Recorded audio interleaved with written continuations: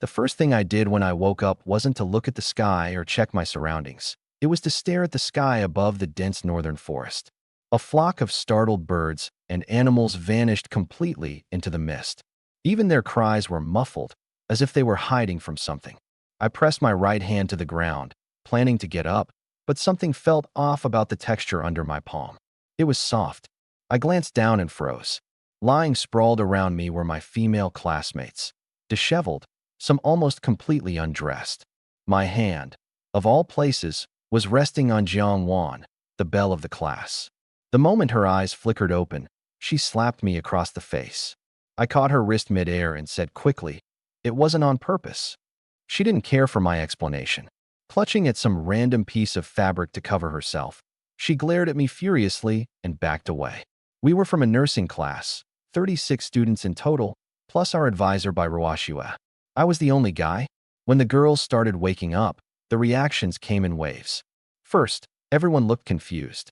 Then came the screams, followed by angry glares all fixed on me, as if I were the one who somehow pulled them all here against their will. By Ruashua, our advisor, reacted fastest. She quickly did a head count and tried to calm everyone down. But what truly silenced the chaos was the voice that suddenly echoed in all our minds. It was cold, solemn, and absolute, leaving no room for negotiation. Welcome to the Primal world. The system laid out the rules clearly. Everyone on Earth had been split according to their classes, families, or companies and transported randomly into the Primal world. The task? Form a tribe from scratch, gather resources, and survive. Each tribe was limited to a maximum of 50 members. Neighboring tribes were separated by at least 50 kilometers and isolated from one another as if on separate islands. The fog around each tribe's immediate area would clear on its own, but stepping beyond this range meant entering the mist zone, a dangerous place that must be avoided. The system emphasized twice: do not, under any circumstances, venture into the mist after dark. I committed that rule to memory.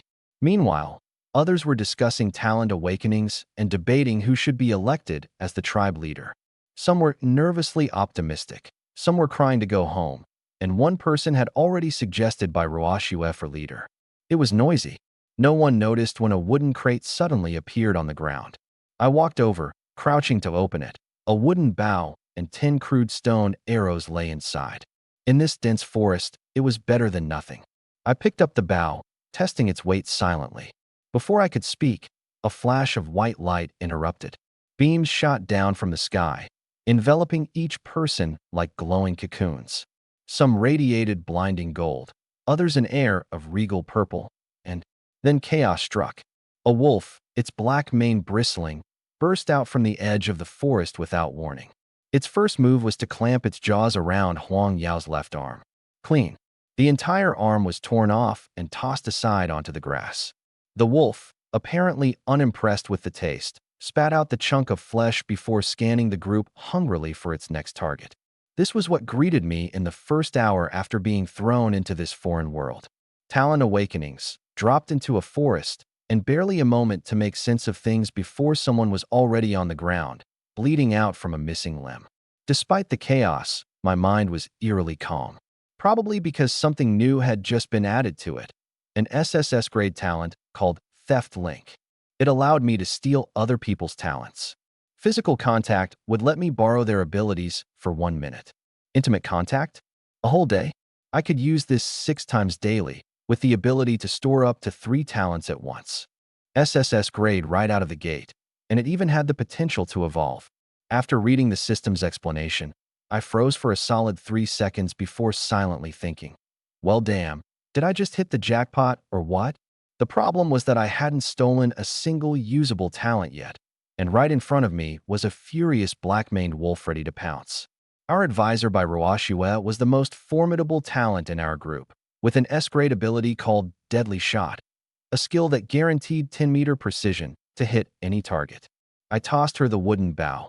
The moment she caught it, an instinct seemed to awaken within her. In one fluid motion, she drew the bow, aimed, and released. The arrow embedded itself in the wolf's chest. Unfortunately, it only sank 2 or 3 centimeters deep, not enough force. The wolf's thick hide absorbed most of it. The strike didn't kill it. Instead, it enraged the beast. Snarling, the wolf turned its attention toward Roashua, sprinting straight for her. My reflexes kicked in before anyone else's. I dashed forward and tackled her out of harm's way. My hand, coincidentally, landed dead center on her chest. S-grade talent. Deadly shot. Stolen. Duration, 59 seconds. Just a touch was enough to count as physical contact. 1 minute of borrowed use. Roashua's face instantly shifted to one of shock and fury. She slapped my hand away, snapping, "What the hell are you doing, Qinyi?" No time to explain. I scrambled to my feet and shouted another name. Zhang Xinhua. She had an A-grade talent for raw strength, a perfect complement to the situation. Right now, though, she was paralyzed with fear, crying while crouched on the ground. I ran over, cupping her tear-streaked face in my hands, and gently wiped the tears away with my thumbs. In Zhang Xinhua's eyes, it looked like I was risking my life to comfort her. The system, however, quietly logged my action. A-grade talent. Super strength. Stolen. Duration, 59 seconds. 2 talents in hand. Deadly shot and super strength. Less than a minute left on the clock. I snatched up the fallen wooden bow. This next arrow wasn't anything like Roashua's. When I pulled back the string, the bow groaned under the strain of my strength. The moment I released the arrow, the sharp whoosh of air it sliced through was deafening. The arrow didn't stop at the wolf's chest. It fully pierced its torso, shooting straight out the other side. The black-maned wolf stumbled forward 2 steps, collapsed, and writhed for a few brief seconds before falling completely still. A moment of heavy silence hung in the air. Then the forest erupted with shocked exclamations. Roashua stared at me with a complicated expression. She had seen the sheer strength behind my shot and the way I held the bow. It mirrored her own stance when Deadly Shot had activated earlier. She didn't say anything. My mind had already moved on to the next matter at hand. Huang Yao was still sprawled on the ground, her severed stump bleeding profusely but not lethally, for now. Earlier, she was the loudest in the group, boasting about her survival talents and declaring herself fit to lead. Now, her arm was gone before she even had the chance to reveal what her talent was. But more importantly, I had been keeping a close eye on Jiangwan. The awakening ceremony was in full swing, but the school beauty hadn't spoken a word. When others were announcing their talents, she only stood at the edge of the crowd, her expression strange, as if she were holding back something. It wasn't fear. It was something else entirely. When I looked over, Jiangwan happened to glance at me. Our eyes met for a split second before she quickly lowered her head. What kind of talent would make someone afraid to speak of it? 3 arrows. The black-maned wolf hung suspended in the air, 3 arrows piercing its heart with deadly precision. Each shot was so perfect, it was as if they had been measured beforehand. The wolf's carcass hit the ground with a thud, collapsing near Jiangwan's feet, the hem of her snow-white skirt stained dark red. As the notification for the first kill popped up, chaos broke loose. Someone was still screaming, while others scrambled closer to me. Yi Ku'er clutched her chest as she bounced over, asking if I could protect her. I didn't respond. My focus had already shifted to another issue, Huang Yao. The girl staggered to her feet. Her arm bore the clear imprint of the wolf's bite, her sleeve soaked in blood. But instead of checking her wound, the first thing she did was unleash her fury. She angrily blamed Jiangwan for drawing the monster near, then lashed out at the instructor Roashua for not shielding her. Finally, she turned to berate me for not stepping in sooner. Her voice rang out, loud and incessant, a stream of complaints uninterrupted. In the shadows cast by the trees, subtle movements began rustling, more creatures creeping closer. This was the real danger. I raised my bow and aimed an arrow directly at Huang Yao's forehead. Everyone froze. Huang Yao paused for 1 second before she smirked. She took a step closer, nearly pressing her forehead against the tip of the arrow, and sneered, "Do it. Shoot me." Thwack. The arrow sailed past her, embedding itself in the tree behind her. Blood splattered, painting a gruesome pattern, and the shot was so precise it sent chills down spines. But it wasn't the tree I had struck. Huang Yao's forehead now sported a bloody hole in the center. She collapsed, silent. Elimination reward. SS rank talent. Resource doubling. I stared at the notification for a brief moment. Doubling, not stealing. The difference between these two words was starkly clear in the talent slot display. The previously borrowed talents, like Sharpshooter and Herculean Strength, had long since expired and vanished. But resource doubling remained. No countdown, no duration, nothing. It was permanent. What I acquired through mere contact was temporary. To obtain permanence, they had to die. Only at this moment did the rule truly crystallize in my mind. And Huang Yao, with her SS rank talent, had just proved it for me. Resource doubling talent doubles consumable resources upon use, does not apply to already used items, nor works on non-replicable special items. In survival scenarios, this talent was a game changer, ranking among the most desirable. Now it was mine. The surrounding female students subtly stepped back, putting a little more distance between us. Only Jiang Wan remained still, standing where she was. I scanned the group before explaining my actions in a single matter-of-fact statement. Losing one arm had rendered her defenseless and of no value, and her incessant screaming would have attracted even more monsters. No one argued. Those who could have made objections had already recognized that I wasn't bluffing. I was serious. Bai Ruoxue, recovering her composure faster than the others, steered the conversation toward the election of a leader. The system rules were clear. The tribe leader, chosen via majority vote, would receive an additional special gift. Once elected, the position was fixed unless the leader died. Smartly, Bai Ruoxue didn't nominate herself. She posed the question to the group instead. Most voted for Bai Ruoxue. She was their instructor, and her stable demeanor had gained her their trust. The silent ones abstained. Only one person, however, raised their hand for me. Jiang Wan. That solitary vote sparked a few sneers. One girl muttered something sarcastic about how the title School Beauty was probably crafted by scores of guys fawning over her. Before the words had even settled, an arrow was already aimed straight at her forehead. My voice was icy, sharper than the weapon in my hand. I don't care why she voted for me, but I won't stand for anyone slandering her. Apologize. If not, you die. The girl dropped to her knees, stammering out 2 hasty apologies. Bai Ruoxue stepped up beside me at that moment, not to defend the girl, but to redirect the conversation back to topic. The rules have changed, she said calmly. This isn't a civilized world anymore. A leader has to be the strongest among us, someone who can actually keep us alive. Then she pointed out my recent actions, taking down the wolf with 3 arrows and making the sharpest decisions in the face of danger. That, she said, was why she supported me. Her speech stopped just shy of declaring me leader outright, but her intent was clear. 15 girls sided with Zhang Jimei, forming their own faction. They didn't stray far, merely lingering on the edge of the mist. The unknown terrain beyond was too intimidating to venture into blindly. They stood there, posturing aggressively, but ultimately unmoving. Before this schism, the vote had already concluded. Out of 35 individuals, I had secured 20 votes. Bai Ruoxue had led the way, and those initially loyal to her slowly shifted their stance, swayed by practical survival concerns. The results weren't even close. But the vote itself was never the real focal point. Zhang Jimei made her stance clear the moment she spoke.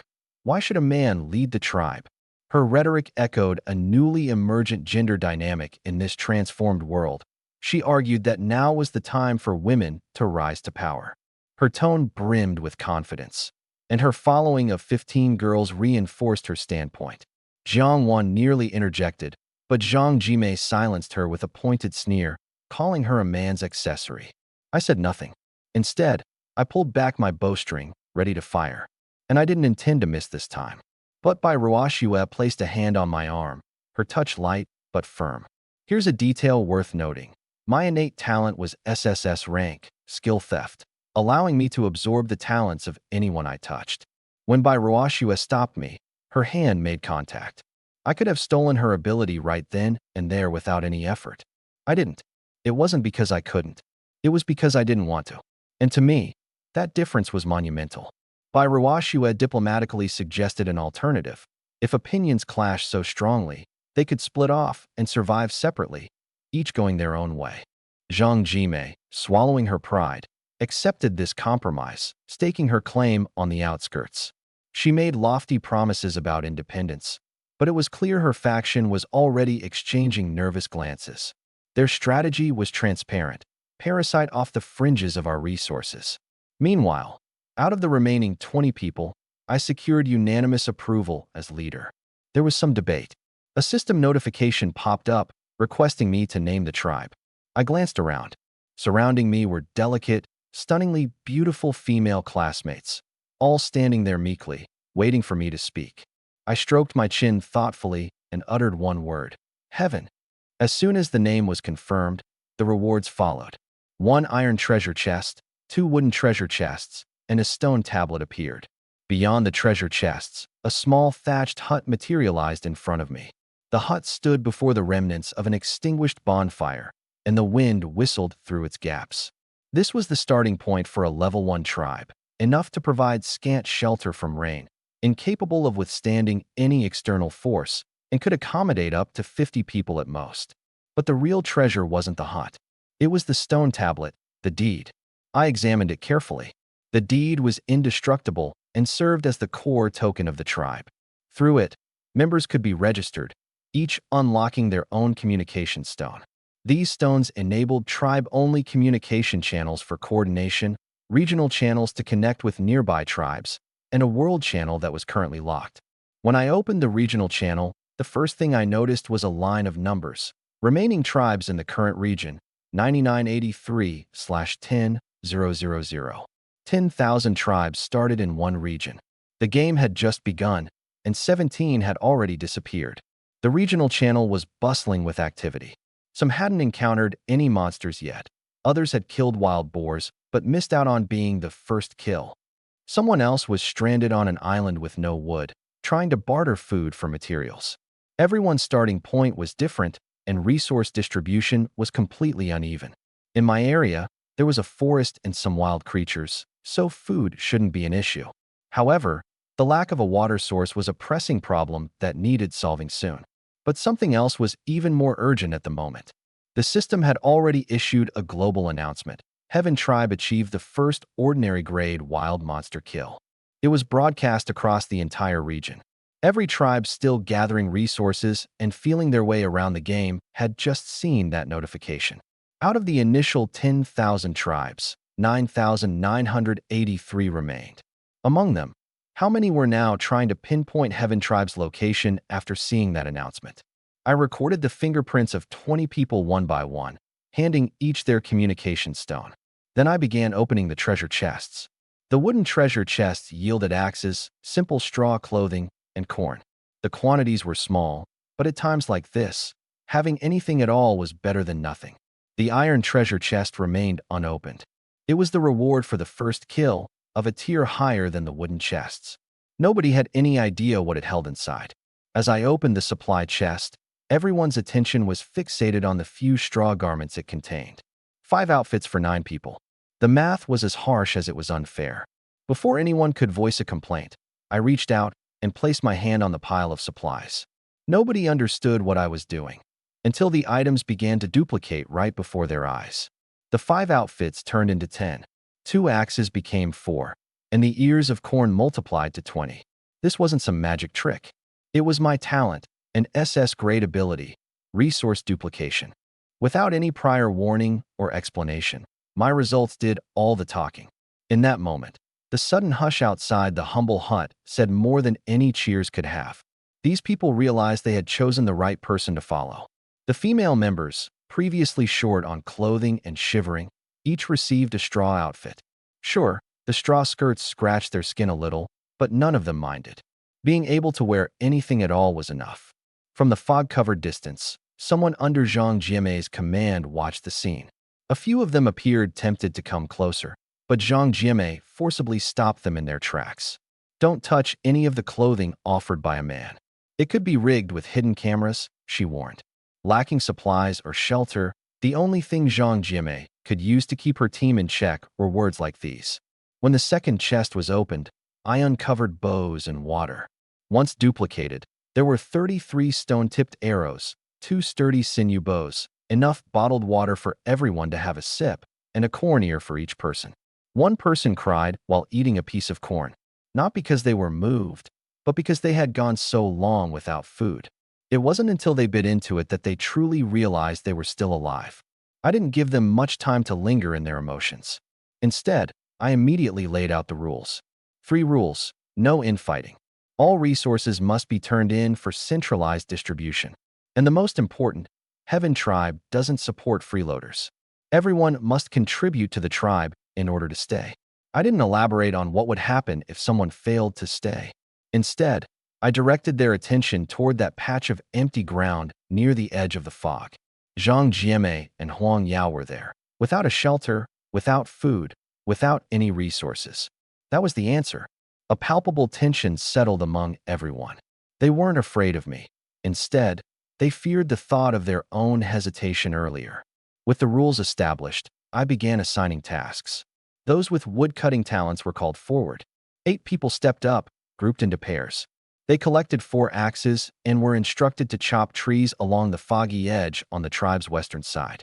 One of them asked how long to chop. I answered, until sundown. The one who chops the most gets meat for dinner. Under the bright daylight. Working until dark was an ominous time frame. But survival, even with a low-ranking D-grade talent, was no guarantee in a place like this.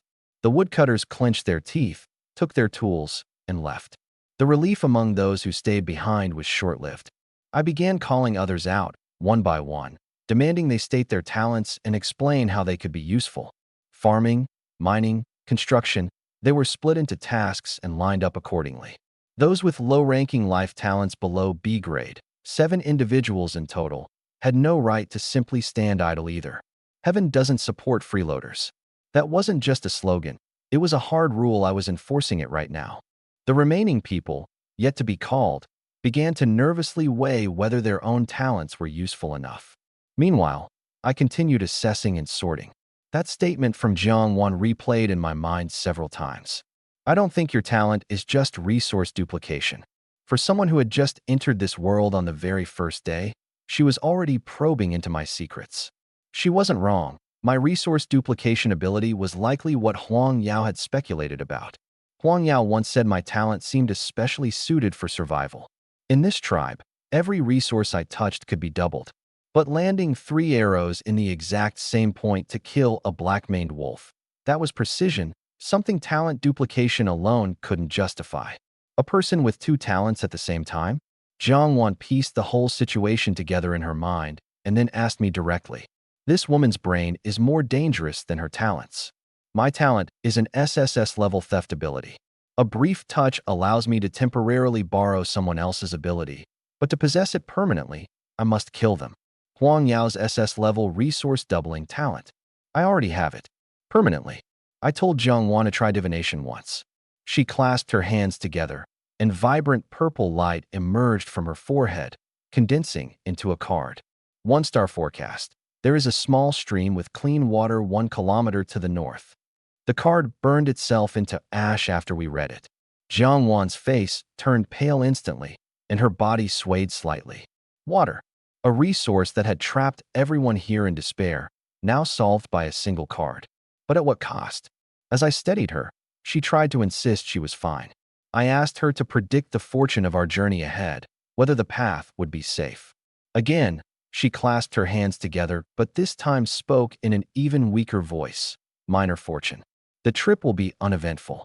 Upon finishing, her legs almost gave out beneath her. After assigning tasks to the others, I grabbed my bow and empty water bottles and set off north with Jiang Wan. The silence along the journey was thick. The fog narrowed our vision, and Jiang Wan instinctively moved a little closer to me. Thankfully, her divination hadn't lied. The journey was smooth, and the stream was indeed there. The water was clear and cool. Jiang Wan, parched from the walk, crouched down and immediately scooped up some water to drink. You didn't even wait for me to drink first, I teased. She froze, almost apologizing. I ruffled her hair lightly. Just kidding. Go ahead. It was the slight relaxation in her demeanor that gave me the opening to ask. Why were you so resolute in choosing me as the leader from the very beginning? The first image that popped into her mind was the moment she had just woken up. She couldn't clearly explain it and brushed it aside. Instead, her final answer was concise. You're strong. Following someone strong is the only way to survive. And I had the feeling your talent wasn't as simple as it seemed. She spelled out her reasoning. Huang Yao's talent for resource doubling could explain the abundance of supplies. The sharpshooting was exposed when I killed the wolves. But it's impossible for one person to have two talents. Which leaves the question, what exactly is your talent? I was silent for a while, then smiled. I told her everything. SSS level theft talent. Brief contact allows for temporary borrowing. To have it permanently, I must eliminate the person. Huang Yao's SS level resource doubling. It's mine now. Forever. Jiang Wan's eyes widened in shock. Her words caught in her throat. SSS level. The highest grade of talent in this world belonged to the man standing before her. And all I had to do was keep killing to collect every talent into one being, myself. After piecing this together, she blurted out her deepest fear. Will you kill me and teach her by, to steal our talents? The sound of the stream trickled on as I turned to look at her and smiled. Jiang Wan made the right gamble. I had no intention of killing her. My logic was simple. Useful people live, useless ones go. She was talented, attractive, and had solid connections with Bai Laosher, teacher Bai. Her value far outweighed that of a corpse. Jiang Wan understood my reasoning, which, in this apocalyptic world, was as good as taking out a survival insurance policy. But Jiang Wan wasn't content to be just a safety net. She wanted a stronger hand in the game. On the way back with the water filled, she didn't hesitate to propose. Do you want to borrow my divination ability? That way, the tribe could have an extra prediction every day, another chance to foresee danger and survive. I said sure. Jiang Wan acted immediately. She grabbed my hand, pressed it against herself, and recited the borrowing command. Nothing happened. Simple touch counts. I chuckled. Intimate touch doesn't qualify. Her face flushed red. Why didn't you say so earlier? Why would I? I figured it wasn't my job to give her a lesson. Embarrassed, Jiang Wan hesitated but held out her hand this time, saying she wasn't experienced and suggesting we try it that way. About 10 minutes passed, and she grew irritated. Did it work or not? I replied, no idea. In truth, I had already gained access to it from the start. But at some point, I forgot to mention it. Whether it was an honest slip of mind or an intentional omission, I left that question for her to ponder. When Jiang Wan realized what had happened, she puffed up her cheeks in frustration and demanded to know when exactly I had taken it. From the beginning, I admitted. Jiang Wan paused for a second, then switched to a different expression entirely. Well, then I guess letting you use my talent every day wouldn't be so bad after all. I carried the bottles back toward the camp, my tone steady. Don't even think about it. If we start something, we finish it. I won't play your games for free. Jiang Wan immediately grasped what I meant. Frustration flared up in her, but died down quickly. Not because she was weak, but because she finally understood. This world wasn't the same anymore. In this dystopia, the strongest men drew people, resources, and women, too. Clinging to the values of the old world only meant digging her own grave in this one. She nodded, her face blank. Fine. I'll make sure to serve you well every day. With our water bottles full, we returned to the tribe. When Zhang Xinyue and Yi Kuer saw the rows of clean water bottles, their faces lit up as if they'd seen salvation. Clean water, something as simple as that, meant survival in a place where even rainwater wasn't safe to drink. The water wasn't even fully set down when someone arrived. 3 female students from Zhang Jimei's group approached, heads lowered, backs hunched. They claimed they'd been deceived by Zhang Jimei and now wanted to join our tribe. I said one word, talent. The 3 exchanged tentative glances before one of them whispered that all 3 of them were minors. I immediately cursed them out. What mines do you think you'll be digging here?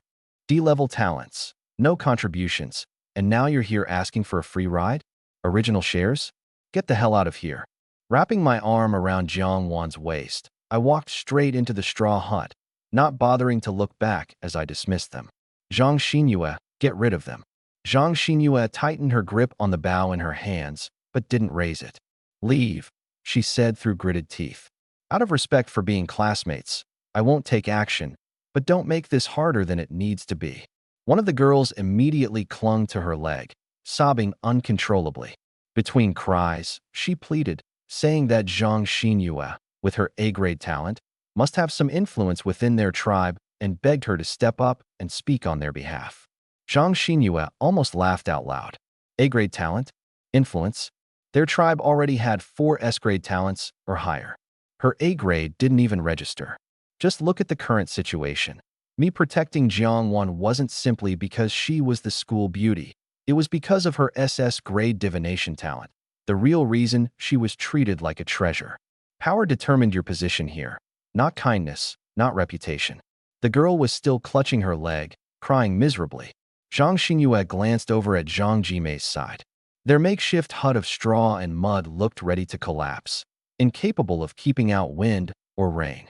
The group had spent the entire afternoon searching and only came back with 2 wild fruits, and even those had gone entirely into Zhang Jimei's mouth. In stark contrast, our group had water, fabric for shelter, and corn I distributed, and I'd even promised meat for dinner. The disparity between the groups wasn't even worth calculating. It was as clear as day. She wasn't going to betray me. She was acutely aware of where her loyalty lay. Zhang Xingyue took a deep breath and, with a sudden burst of energy, kicked the sobbing girl hard. Amplified by her enhanced strength, the girl flew several meters before crumpling to the ground, unable to move. Zhang Xingyue drew her bow, taking aim at the 2 remaining girls. Do you really want to force me to fight? The 2 quickly hoisted their fallen companion and scrambled away, retreating to Zhang Jimei's side. But Zhang Jimei wasn't having it. She outright called them traitors and shoved them away. The 3 girls were left stranded in no man's land, unwelcome on either side. Their cries echoed in the camp. Zhang Jimei felt no pity. She understood the rules too well. Making loud noises out here risked attracting unwanted attention. She had seen firsthand what happened to Huang Yao. Without hesitation, she grabbed clumps of dirt and stuffed them into their mouths to silence them. Zhang Xingyue stood with her back to them, unmoving and uninterested in intervening further. She wisely stayed outside the straw hut, not daring to intrude. She didn't know what I was discussing with Jiangwan inside, but she recognized that some doors simply weren't hers to open. Inside the hut, I was already mimicking Jiangwan's method, preparing for the day's first divination. Dusk hadn't yet arrived, but trouble was already brewing. The divination card revealed a 2-star event. A goblin squad would pass through near sundown. They'd be carrying loot stolen from somewhere, intending to bring it back to their tribe. The card's final words struck a chord. Be on guard. 2 stars might not sound like much, but for Jiang Wan, still at the first level of divination, this was already the highest intensity she could foresee. I casually tested the outcome with a fortune-telling spin. Neutral, not bad, but certainly not good. This would have to be resolved by sheer strength. Without hesitation, I pulled out my communication stone and messaged Bai Ruoxue, instructing her to return immediately. When Bai Ruoxue walked in, still sweaty from a full afternoon of patrol, her eyes lit up at the sight of the 20 bottles of water stocked in one corner. I handed her one, waited for her to finish drinking, and laid everything out for her. SSS grade talent, rule-breaking abilities, the origins of precise shooting, and, of course, the divination card we'd just pulled. Bai Ruoxue stepped back, her face turning pale as paper. It wasn't that she didn't understand. She understood all too well. My calling her back wasn't just to share information. It was a calculated move. Using someone else's talent functioned on a time basis, and the most cost-effective use would obviously be a full day. What a full day of enhanced marksmanship meant was crystal clear to her. I can't do this, she muttered. I stepped forward, standing so close that we were almost breathing the same air. There wasn't the slightest hint of intimacy in my tone, just a coldness that cut like winter wind. Bai, do you think you alone could protect the entire tribe? That one sentence cut off every possible escape. Bai Ruoxue's knees buckled, and she collapsed to the floor. She knew I was right. Among the tribe, the only 2 real fighters left were her and me. With my naturally strong physique boosted by precise shooting and enhanced strength, my combat ability would triple. To survive, sacrifices must be made. This cold, unforgiving logic was unassailable. She fumed to herself for a while, but no amount of frustration was going to change the facts or delay the looming crisis. Finally, Bai Ruoxue asked icily, so what now? Are you planning to target Zhang Xingyue next? I shook my head. No, not necessarily her. I still had one chance left to steal a talent today. Zhang Jimei's group, with its mix of 15 talents of varying quality, might hold something more suitable for the challenge ahead. If I could find one there, that would be the real insurance. Ruashua shot me a glare, her voice dripping with sarcasm. You must have been a prince back in college, pampered by everyone. I chuckled briefly before adopting a dead serious demeanor. Whether they agree or not doesn't matter. What I choose is steal, not borrow. Ruashua froze, stunned. Borrowing means temporarily using an ability and returning it afterward. Stealing means permanent theft, stripping someone of their talent forever. As I spoke, my expression remained calm, as if I were discussing cutting down a few trees. This man, she realized, was colder than she had imagined. But after some thought, Ruashua decided not to argue further. Who knows how many more nights like this were ahead? Perhaps sticking with someone who could calculate every step clearly was the best way to survive in this unforgiving world. Outside, the logging team had cut down enough wood to produce 323 units. The forest to the west was almost stripped bare. The scavenging team brought back 22 red berries and 3 white spirits fruits. At least the water issue was temporarily resolved. Food and combat strength, however, remained pressing concerns. The horizon dimmed as dusk crept closer. The goblins hadn't arrived yet, but my mind was already occupied with a different, more pressing challenge. The 3 white spirit fruits were gone. Standing there, I felt something inside me surging upward, only to slam into an invisible wall. Stuck. Dead. Just one last breath. Just that little bit more. I can't really describe it. I just know the talent is stirring, trembling, as if a door has cracked open slightly, but it won't budge no matter how much I try to push it. Jiangwan stared at me, waiting for me to speak. It can improve, but I can't break through. Something's blocking it. We exchanged a glance and almost simultaneously arrived at the same thought. It's about the tribe's rank. The rules of this world are like a big cage trapping you from the outset. Talent can evolve, but it seems to be limited by stages. Whatever rank your tribe is, it sets the ceiling for how far your people can advance. I've got an SSS grade talent, but it's being suffocated by a level 1 thatched hut. Eating 3 white spirit fruits barely pushed it to the critical threshold. Meanwhile, an A-grade talent only needs 1 fruit to feel the improvement. This gap stings, no sugarcoating it. Jiangwan didn't seem too fussed, though. She laughed lightly and shook her head. Take it slow. I mean, it's SSS grade talent, after all. It's nice of her to say, but reality doesn't care about pep talks. To upgrade the tribe, we're short on quite a bit of materials. Wood, 646 units, already set. Stone, 40 short of the required 60. Rope, not a single strand to our name. And the thing about rope? You either find it or barter for it. The world chat was lively. Some were flaunting bronze chest rewards like shiny new blades. Others were holding up red fruits and asking questions. And there were even comments from someone saying they had an A-grade talent, ate 1 white spirit fruit, and felt a barrier just like me. It wasn't enough to break through. I skimmed through quickly, keeping my mouth shut about the 3 fruits I'd already consumed. It was Jiangwan's keen eye that spotted a golden lead in the regional chat. A tribe calling themselves cultivators was camped in a mining area. Tons of stone. Check. Wood? None.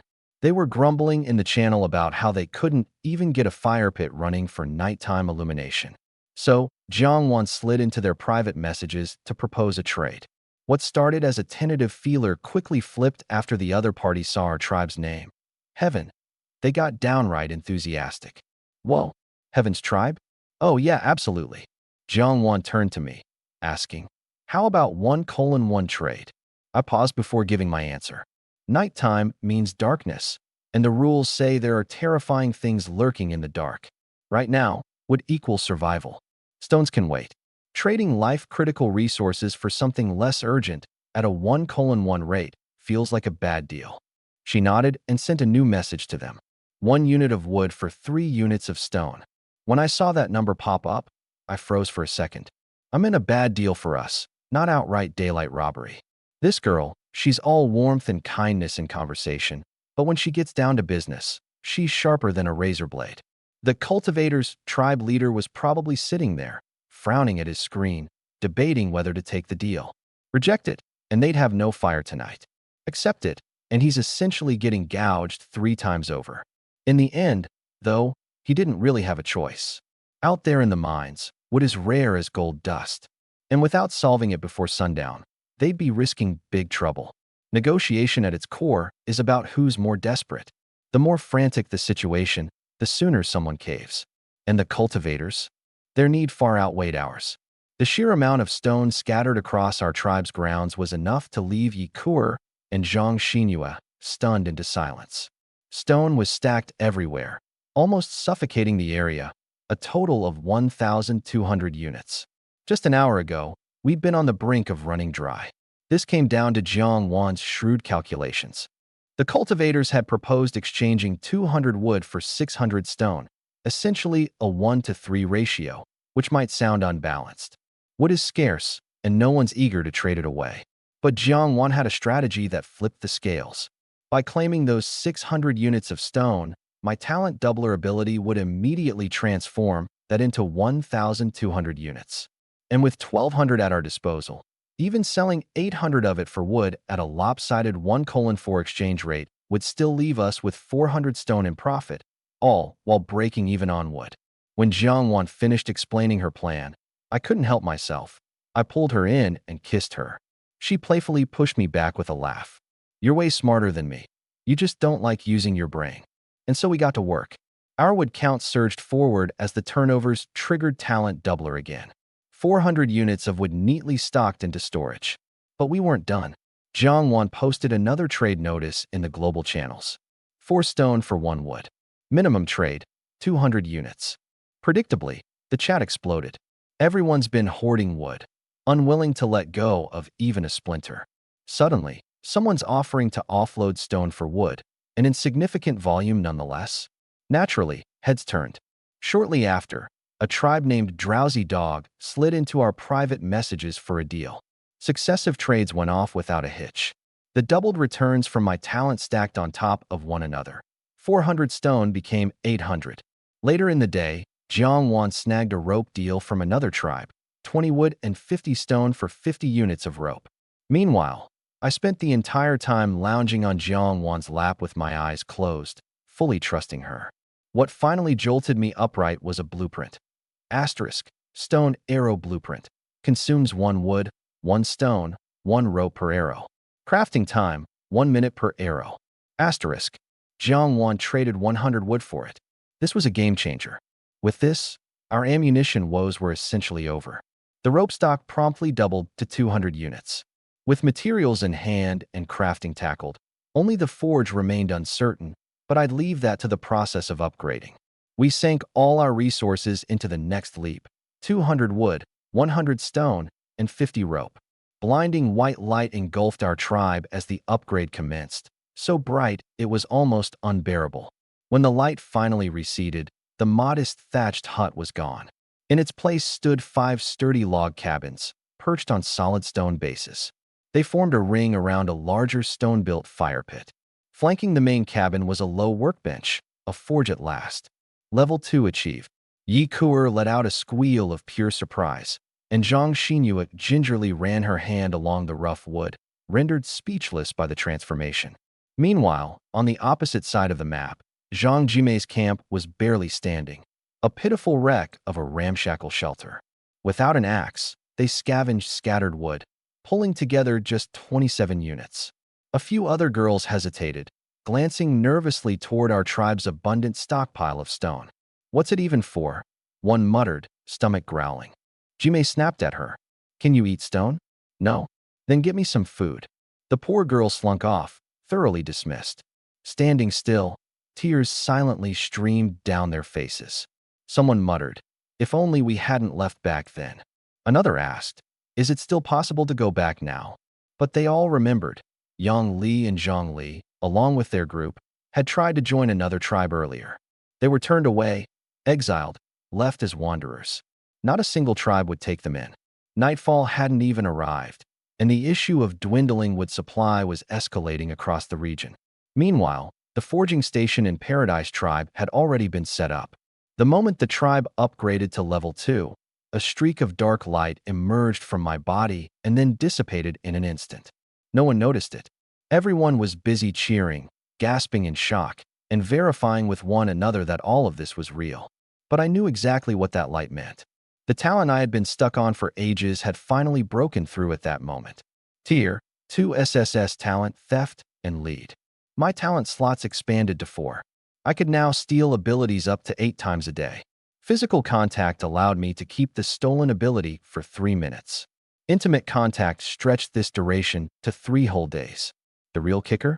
The doubling effect for stolen resources had also leveled up.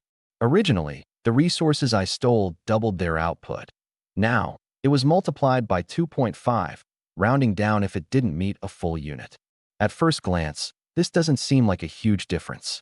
But when scaled to a massive amount of resources, the gap becomes exponential. When I shared the news with the tribe, their reactions were exactly as one might expect. Long live the chief. I'd give myself to you on the spot. You're the god of paradise, tribe. I ignored their raucous exclamations and turned toward the 2 treasure chests in front of me. From the wooden chest, I obtained whole wheat bread, a pickaxe, and a hatchet. Luck was on our side as all 3 were much-needed items. The bronze chest was even better. It contained a bronze dagger, 10 grains of rice seeds, and 2 thick, 10-pound cotton blankets. The moment the blankets were revealed, the shrieks of excitement from the women nearly pierced the air. Worried about attracting danger, they quickly suppressed their cheers. Jiang Wan, clutching one of the blankets tightly, immediately came to me. She was direct, asking for one of the blankets. I gave her a vague response, leaning close to her ear. Come to my hut tonight, and you'll have it. If you don't, then you won't. She didn't say much. Her cheeks flushed, and she nodded slightly. To her, the sense of security was more valuable than any material possession. She had an SS-rank talent, but kept it hidden within the group, worried it would make her a target of envy or hostility. Now that the larger group had split, she trusted me. If safety was to be found here, she would follow. As for my true intentions, she probably had an idea. She just wasn't ready to face it yet. While that matter remained unresolved, another situation began brewing with Zhang Jimei's group. A few women approached our tribe's border, banded together. Faces downcast, they began apologizing. They admitted they were wrong, saying they were willing to do anything, even chop wood, just so they wouldn't die. Their tone was low, their postures submissive. Zhang Xinyue was the first to step forward, holding her bow, positioning herself in front of me. Who told you to look down on him in the first place? Other tribe members quickly joined her, voicing their support, one after the other. No one gave the returning women any leeway. Once upon a time, these people had mocked us, calling others names for their loyalty to me, yet now they begged for mercy. I stayed silent, standing in the back without intervening. In this situation, I wasn't the person who needed to speak. The outcast women hesitated, rooted to the spot, unable to decide whether to advance or retreat. I, however, had already shifted my thoughts elsewhere. With 4 talent slots now available, 8 daily uses of theft and lead, and a group of hardworking tribe members chopping wood and carrying stones for me every single day, it was only a matter of time before I filled the remaining slots. I had already acquired 1 SS-rank talent. The rest was just a matter of time. Twilight hadn't yet descended, but I had already started choosing. Not laborers, not transporters. The women from Zhang Jimei's camp were lined up in front of me. I walked to the lead spot and said one thing: report your talents, one by one. They thought this was their chance. Eagerly, they competed to speak. One mentioned D-ranked lumbering. Another revealed she had a B-ranked cooking talent, claiming that people who ate her meals would sleep more soundly. I frowned. What? Do you spike it with sleeping pills? One particularly desperate individual even dropped to her knees, pleading. I kept my face neutral. I had already made it clear that I wouldn't take these people in. That was a matter of principle. However, I wasn't standing here to show mercy. I had other plans. A 2-star event was scheduled for that evening. Before that, I had 1 talent slot left to fill. A short, stout woman stepped forward. She said she had an A-ranked talent called Heat Generation, allowing her to heat objects up to 100 degrees Celsius. I drew a stone arrow from my waist and asked, "Can you heat the arrowhead?" She nodded eagerly and demonstrated on the spot. Instantly, the arrowhead began to steam, sizzling audibly. I called her into a separate room with me. Jiang Wan didn't comment, quietly organizing the others to remain outside and wait. The surrounding women began whispering, speculating. They wondered why Jiang, the campus queen, had seemingly no reaction to this. Did that stout girl just move up in rank? They didn't know what truly transpired behind those doors. When I emerged, I looked as calm as ever, raising the bronze dagger I always carried. A thin wisp of heat rose from its blade. Jiangwan smirked slightly. Acquired it, heat generation. It wasn't a question, it was a statement. Handing the still warm dagger to her, I said, "You're not trained for battle." She took it without a word, but I could tell something inside her settled. As for the woman who had given up her talent, I kept my promise. 2 pieces of whole wheat bread and 2 bottles of water. That was her payment before I sent her on her way. When someone in the group tried to contest this decision, I raised my bow. The protest died instantly. Better to leave with something than nothing, they'd realized. After the crowd dispersed, I teasingly asked Jiangwan, "Between me and her, who's better?" She chuckled. "Obviously you." Good to know. Yet one talent slot still remained. As Jiangwan passed by the supply stash, I heard her call out, "Zhang Xinyue, come here." The little girl who came running excitedly had no idea what awaited her. 20 minutes later, Zhang Xinyue walked out, her expression a little strange, yet she couldn't hide the trace of delight on her face. As she passed by me, there was a noticeable boost in her confidence. I glanced at her nonchalantly. "You seem quite happy." Zhang Xinyue's face immediately turned bright red, and she quickly slipped away, flustered, back to her post. I picked up 2 cotton quilts and pushed open Chenye's door. "Help me make the bed." By the time dusk had descended, everyone had been called back. Tonight, all work was suspended. Chenye stood at the forge, expertly crafting stone arrows. His proficiency had reached the point where he was producing 1 every minute steadily. With a 2-star rated event looming that evening, running out of arrows would mean meeting certain death. 50 stone arrows were the absolute limit of what their rope supplies could handle. It wasn't much, it was barely sufficient. Chenye stood in front of the group. He didn't waste words. He made it clear, from now on, I was effectively his second in command. My words would carry the same weight as his. And if both of us weren't around, they should follow by Jie's instructions. The chain of command was established in 1 sentence. Someone in the crowd stirred things up, shouting about the tribal chief's wife, but Chenye didn't take the bait. Instead, he immediately moved on to go over the results of the afternoon's divination. A 2-star incident. A goblin squad attacking that night. The fortune prediction was neutral. It wasn't a good omen, but it also wasn't a death sentence. Next came the night's arrangements. The bonfire was to burn brightly, and there would be shifts assigned for night watch. The central fire must never go out. If it did, whoever allowed it to happen would have to leave. The rest of the group would retreat inside the houses, staying quiet and ensuring that nothing outside could find a target. These weren't negotiable points. They were the minimum rules for survival. Chenye then asked, "Who is willing to fight?" Most people remained silent. It wasn't out of cowardice, it was simple survival instinct.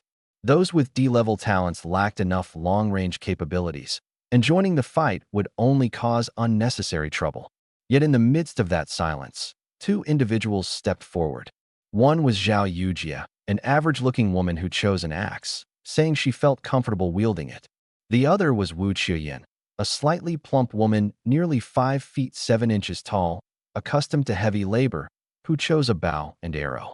Both were just ordinary women with D-level talents, stepping forward against the threat of a 2-star monster attack.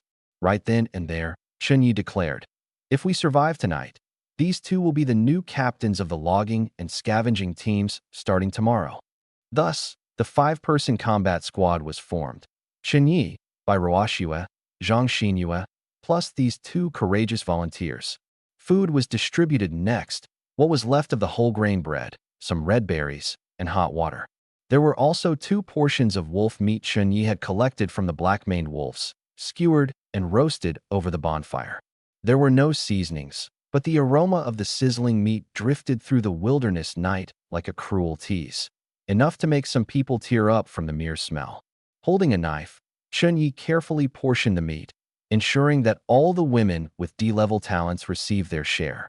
A few of them began crying as soon as they received it, overwhelmed and unable to form words. As everyone was devouring their portions, several women suddenly cried out all at once. "I can feel something in my ability." Before that sentence could be completed, and before the night's battle even began, Chenye realized something. That wolf meat might be more than just a meal. When the goblins appeared, the group had just finished eating. That strange, energizing sensation differed for everyone. Those with lower innate abilities exclaimed out loud. Even the D-level talents sensed noticeable changes. When Bai Ruoxue and I assessed it, we could only feel a subtle improvement, slight but undeniable. But for Chunyi, it was so faintly perceptible that it nearly felt absent. After a moment of introspection, he came to a slightly exasperated conclusion. The higher the talent level, the more energy it required to upgrade. For someone with multiple S-tier talents like him, that single piece of meat felt like throwing a pebble into the ocean. Before there was time to dwell on this, rustling sounds came from the eastern side of the woods. A group of green-skinned, squat figures, each no taller than 4 feet, emerged from the mist, wielding crude clubs and shouting incomprehensible chants. There were 16 goblins in total, 4 of them carrying cargo, a silver treasure chest, a crate of fruit, and a large chunk of beef. Their first sight upon entering the clearing was the cluster of women gathered in the area. The goblins collectively widened their eyes in delight. They dropped their cargo and became visibly excited. Chenyi didn't hesitate. With a single shout, all the women dashed into the wooden shelters. He stepped back 2 paces, knocked an arrow to his sinew bow, and shot. The first arrow, heated to 100 degrees, pierced straight through the skull of the lead goblin, exiting its head in a spray of yellow-green gore before continuing on its path toward their leader. However, it lost momentum upon passing through the first target and was swatted down by the leader's club. The goblin leader's red hair stood on end, and with an angry roar, he signaled a charge. Behind him, his squad pulled out shoddy leather armor as they scattered and began their assault. The battle immediately split into 2 fronts. Most goblins charged toward Chun Ye's side, while a smaller team broke off and headed for Zhang Jimei's camp. On Chun Ye's side, Zhang Xinyue jumped in first, grabbing a fallen goblin's club and engaging in a head-on clash. Club met club, and she wasn't at a disadvantage. Bai Ruoxue followed up by shooting an arrow through a gap under Zhang Xinyue's arm, bursting the left eye of a goblin. Blood splattered across Zhang Xinyue's face. Wu Chuyin fired her first shot, but missed entirely, while Zhao Yujie swung her axe, leaving a deep gash in one goblin's leather armor, but failing to penetrate it fully. The goblin retaliated, raising its club to strike back, but just as it was about to land a hit, my second arrow flew in from the side, piercing cleanly through its head. "Don't worry, I've got your back." As I spoke, I had already shifted position, readying another arrow. Meanwhile, things weren't going so well on Zhang Jimei's side. The women around her, the very ones who had sought her favor earlier only to end up beaten, were unarmed, untalented, and completely unable to defend themselves. The goblins advanced swiftly, not bothering to capture or drag them away. They smashed their clubs down to kill directly. In the blink of an eye, Zhang Jimei's group suffered heavy casualties. Yet, Zhang Jimei herself remained untouched. Not a single hair on her head was out of place. She reached into her pocket and pulled out a handful of stones, hurling them forward. Then came the explosion. The rocks hit the goblins and detonated on impact. The force wasn't insignificant. Hitting a leg directly resulted in it being blown right off. The flurry of stones rained down like fireworks, crackling and chaotic. The goblins were nimble, making it hard to hit them one by one. But she threw so many stones and detonated them in such dense clusters that everything turned into a chaotic mess. At that moment, everyone's attention focused on one thing. What kind of ability did Zhang Jimei actually have? Zhang Jimei didn't hold out for long. She wasn't killed by the goblins, though. It was my arrow that ended her. The events unfolded so quickly. The goblins stormed in, and the girls around Zhang Jimei had already fallen, defeated. She was the only one still resisting, grabbing more explosive stones and throwing them right at a goblin's face. Those stones, inherently volatile, would obliterate a goblin into shards with just one hit. But despite her efforts, she couldn't hold them back. In the end, she snapped. Exhaustion, despair, or maybe pure anger, she turned on us. Screaming, hurling explosive stones recklessly in our direction while shouting, "You bunch of cowards! Leaving me to die? You're all garbage. Go to hell." For whatever reason, attacking her own people was a line I couldn't let her cross. I drew my bow to its maximum tension. One arrow. Straight to the forehead.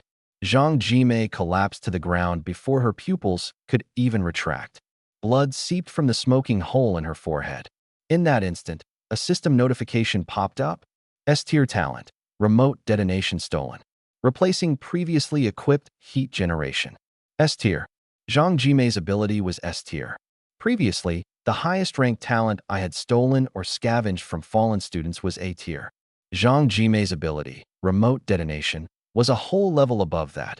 Each ranged attack she made carried an explosive burst equivalent to 50 grams of TNT. And that was just its first tier effect. It was far more potent than the A-tier ability I had before. Before I had the chance to fully process this, another explosion lit up the battlefield. The goblins were still coming. The goblin captain, leading the charge, instinctively tried to block my attack with his club. My first shot hit the club and exploded, shattering it in half. The captain froze for just a moment, confused by the sheer power of the explosion.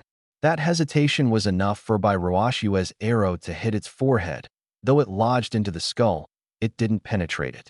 Without missing a beat, I followed up with 2 consecutive arrows to the center of its brow. The explosions left nothing but a ragged gap where the captain's head used to be. With their leader dead, the goblins became chaotic and disorganized. A few even began retreating. Bai Ruoshue and I pursued them relentlessly, refusing to give them any chance to regroup. Bai Ruoshue, her jaw tight with anger, muttered, "For our fallen classmates. For revenge." I didn't say anything, just nodded and followed her. Within 10 minutes, the goblin squad was wiped out completely. The girls, hidden inside the wooden cabin, had watched the entire battle unfold through cracks in the walls. They had seen Zhang Jimei's indiscriminate attacks on her own people. They had also seen me put an arrow through her head without hesitation.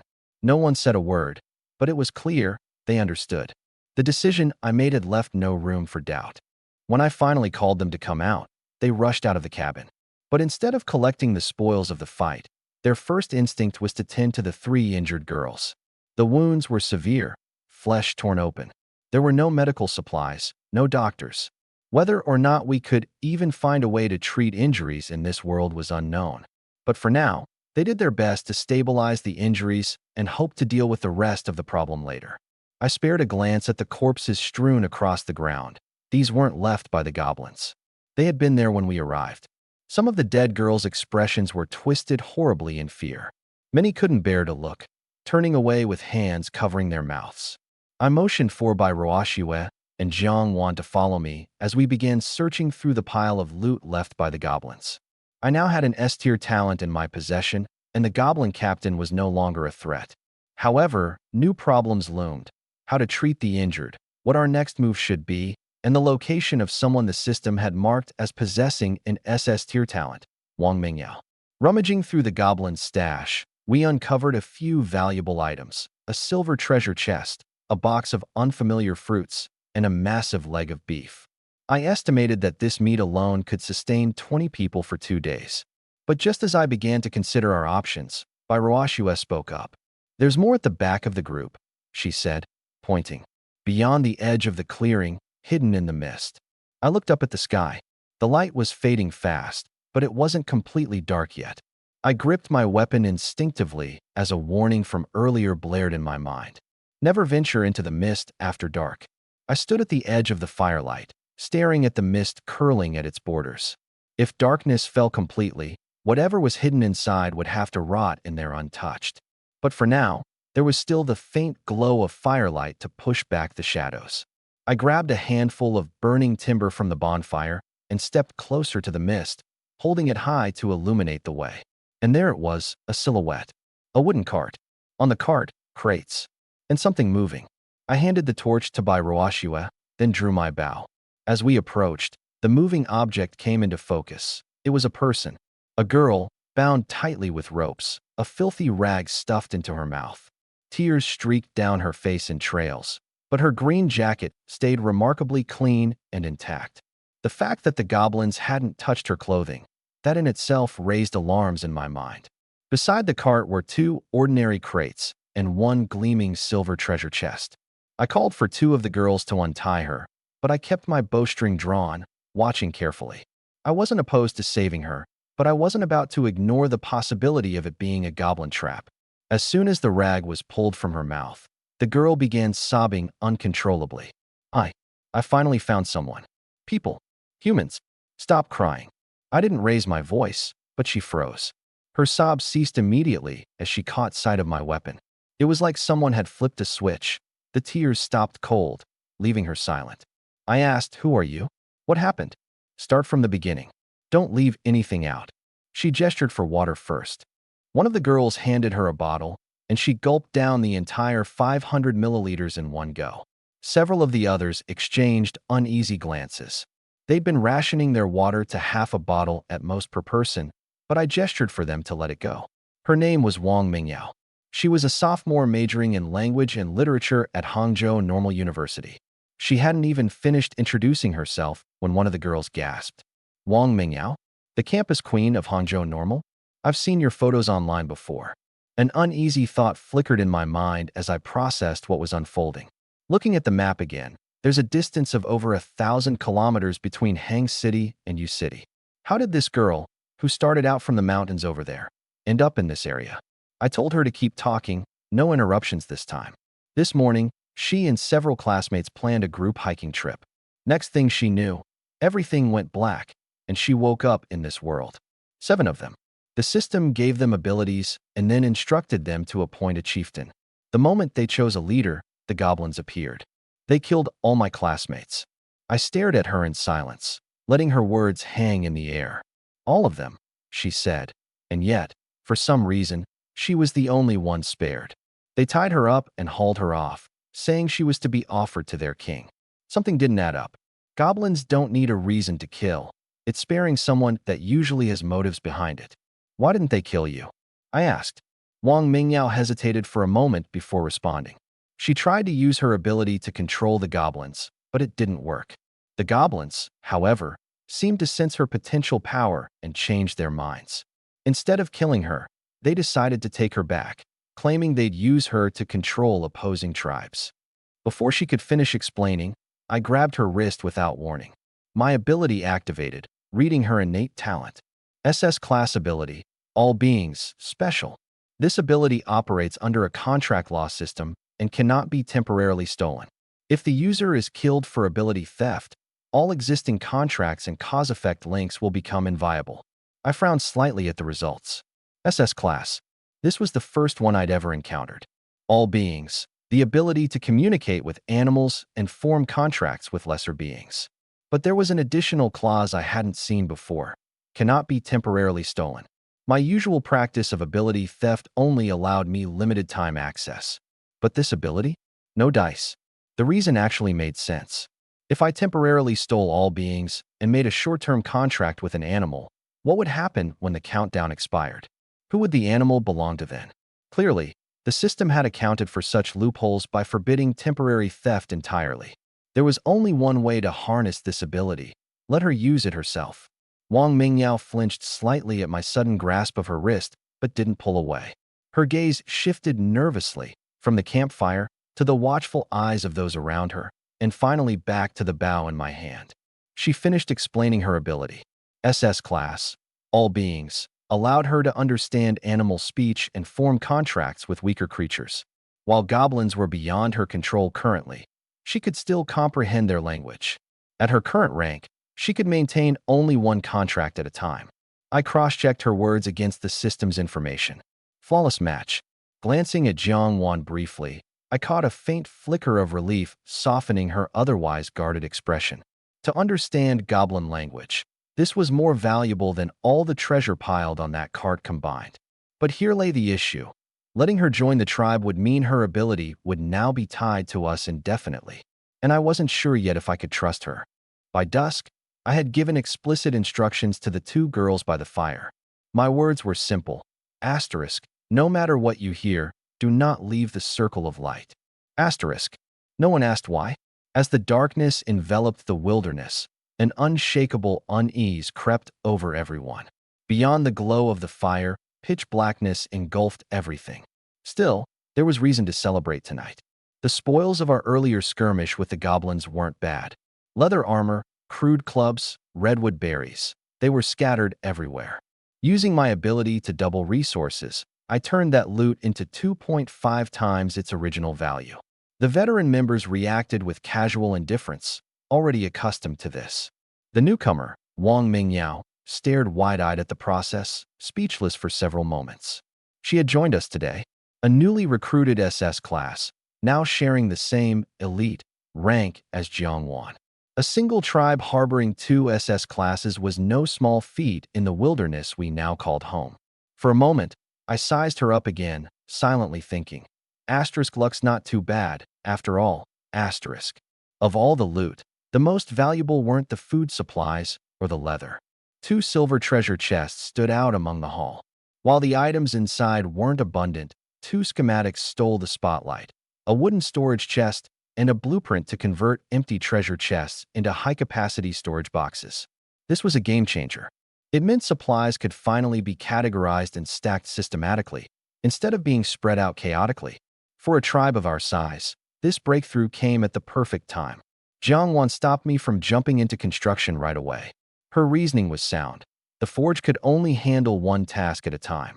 A wooden storage chest would take 4 hours to craft, and considering it was already night, we might as well begin with transforming the silver treasure chests. That would take 12 hours, finishing perfectly by morning. I nodded, setting an empty chest into the forge and watching as the countdown began. The rest of the night was left to the fire and redwood berries. That evening, I told everyone to eat their fill: roasted meat, wild fruit, the works. Celebrate the victory and welcome the new arrival. The 20-some girls huddled around the fire, eating and chatting. The conversation became increasingly chaotic, and eventually, someone even teased about the chieftain's future marriage. Jiangwan didn't say a word, but gave me a subtle pinch on my waist, her silent way of reprimanding me. After supper, the group began to scatter to the wooden huts one by one. Inside the second hut, where about 10 people were packed in like sardines, a small fire from treasure chest charcoal offered some warmth. But no matter how snug it was physically, the uneasy feeling gnawing in my heart didn't subside with the firelight. I couldn't shake the sense that something was out there in the dark. I could only hope the 2 keeping watch stayed within the fire's protection. As for tomorrow, once the storage chests were ready, we could start reorganizing the supplies systematically. Planning the next steps for the tribe would soon take priority. To think this was only the beginning. On the very first day, half her classmates were killed. Anywhere else, such a number would be a shocking tragedy. Here, in this unknown world, it marked merely the beginning. Late into the night, the 10 of us crammed into hut 2 shared a single blanket. Those at the edges couldn't even feel its corners. As the newest recruit, Wong Mingao kept mostly to herself after the introductions. Nobody was unfriendly, just exhausted. Some were already dozing off, leaning on each other for support. Mingao stayed by the fire, silently adding more wood to the flames. For others' warmth, and for her own, the communication stone in her hand buzzed faintly. Come to the chieftain. He has something to discuss with you. At night, Mingao Wong forced a bitter smile. I had considered this possibility, just not this soon, and definitely not that the almighty chief would send someone to summon me. I had no leverage to refuse, that much was clear. So I stood, straightened my clothes, and walked toward the chief's wooden cabin. The moment I pushed the door open, I was stunned. On the very same first day, here in the chief's place, there were 2 layers of comfort, one quilt beneath, one on top. The room was warm, with a cozy glow from the burning charcoal, creating a completely different world compared to the cold corners I had come from. Most importantly, there were only 2 people inside. One of them was Jiangwan, the campus beauty of Hangzhou, whom I had met earlier in the day. She looked at me with a gentle, amused smile. 3 people. I blurted out before I could process my own thoughts. Jiangwan chuckled lightly. I know what you're thinking, but you have no idea what I'm thinking. She motioned for me to take off my coat and crawl into the bed. Swallowing my anxiety, I did as she instructed. Once I was inside, however, I realized all she did was wrap her arms around my waist. Calmly, she said, I can't sleep. Chunyi, on the other hand, is snoring away. I just wanted someone to talk to. This wasn't what I expected. It was just a girl, on the first endless night of darkness, too afraid to fall asleep.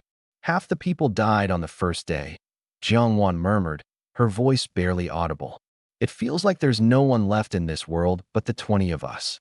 That emptiness, it's suffocating. Hearing that made my nose sting with the threat of tears.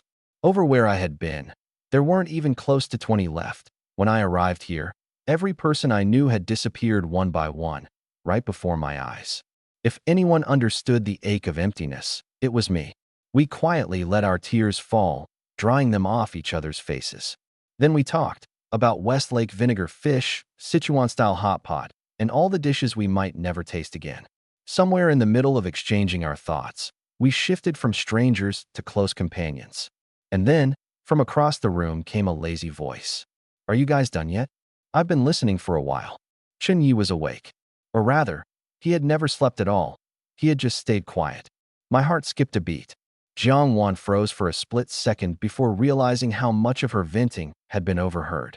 It was clear from the playful reproach in Chun Ye's voice that he had caught every single word. Nobody spoke right away, and an awkward silence settled in the small space under the blanket. On that first night in this world, the three of us huddled together while the charcoal fire crackled in the background. Outside, the darkness was so deep it seemed infinite. Before dawn fully broke, a new notification intruded into Chun Ye's mind. The leaderboard had been activated. Under Land Deed, a new section appeared, listing the top 10 rankings worldwide. First place, Mother Hunter, a level 2 tribe with a score of 3,221. Second place, Cradle, at 3,109. Scrolling downwards, you wouldn't find our tribe, Paradise, until the 8th spot, at 2,176 points. First in the region, but only 8th in the world. My initial reaction was excitement. I clapped my hands, shouting that our score was 3 times the second highest in the region, an overwhelming advantage. But Jiang Wan, thinking more analytically, broke it down. We were only the 6th tribe globally to have reached level 2. That alone had contributed a bulk of our points, on top of which Chun Ye's S-class talent had given us an edge. Yet here we were, ranked 8th. First place was more than 1,000 points ahead of us. What kind of actions had the Mother Hunter tribe been taking in this world to create that kind of disparity? Chen Yi stared at the leaderboard silently. There were 7 tribes stronger than us, none of whom we'd encountered so far. That didn't mean we were safe. It only meant we hadn't run out of time, yet. Then, a sudden scream pierced through the quiet outside, pulling us all back to reality. The 3 of us rushed out of the cabin, finding chaos in the tribe's clearing. Supplies that had meticulously been organized the night before were now scattered all over. Wild fruits had been crushed underfoot, leaving dark stains on the ground. The leg of beef we had rationed for several days had been reduced to polished bones, licked clean as if some creature had been there all night. The girl on guard duty stood trembling nearby, her voice shaking as she stammered out her report. She said they'd heard strange noises in the dark, but were too afraid to investigate. They had waited until dawn before realizing what had happened. The system's warning had been clear. In the darkness, there are unspeakable horrors. That statement wasn't a metaphor, it was a reality. Jiang Wan hung her head, apologizing. She said if she hadn't encouraged Chun Yi to pursue a silver loot box, they could have used a wooden storage chest to lock away the food, and none of this would have happened. Chun Yi shook his head. Nobody had ventured into the darkness. That, in and of itself, was already the best possible outcome. What we had lost was just meat, not lives. Still, from now on, we would need to light more fires and store our supplies securely, because the things in the darkness would come again. Chen Ye's gaze swept over everyone before landing on Zhang Ji. There were some measures that needed to be prepared in advance. The real shock lay within the numbers on the land deed. Out of the 7,211 tribes that had started in our region, nearly 3,000 of them had disappeared overnight. Chen Yi stared at the dwindling numbers, saying nothing. Many of those were likely wiped out by creatures lurking in the dark. Others may have simply failed to light a fire and wandered into the void, never to return. The pile of white bones I had seen earlier this morning was just one small example of the price this world exacted. The region's chat channel remained lively. People across tribes swapped stories of survival, boasted about their achievements, and complained about the horrors of the night. Some reported hearing a monstrous scream before their tribe vanished. Others cried foul play, lamenting that the global first place was an unattainable 10 times their score. One message caught my eye. The Demon Sky tribe had listed 2 excellent-grade blood coagulation herbs for a steep price of 200 units of wood. The channel exploded with activity as everyone clamored to obtain the herbs, but the price was high enough to make them hesitate. No one dared bid right away. Jiang handed me the land deed. Without saying much, she asked simply, Zhang Xinyue and the others' injuries haven't healed yet. Should we go for it? 200 units of wood, at this stage, was an undeniable lifeline for survival. But with the injuries dragging on, how much longer could we last? It was hard to decide. I didn't hesitate for too long, cutting into the private chat with Demon Lord and directly sent a price offer. In response, his counter was immediate and jumped straight to 300. His reasoning? The 200 from earlier was the earlier price. Wong Mingao clenched her fists in frustration. I took a deep breath, swallowed my irritation, and renegotiated with an offer of 250, adding, let's trade right away and maybe become friends in the future. Demon Lord's reply came even quicker than I expected, and not in the way I'd hoped. Not only did he refuse to budge, but he also raised the price to 400, initiating a formal trade request on the spot. 400 units of wood in exchange for 2 stalks of grass. My hand hesitated for a second as I hovered over the trade application. Jiang quietly reminded me, 400 is too steep. Plus, there's no guarantee your talent can double the excellent quality goods.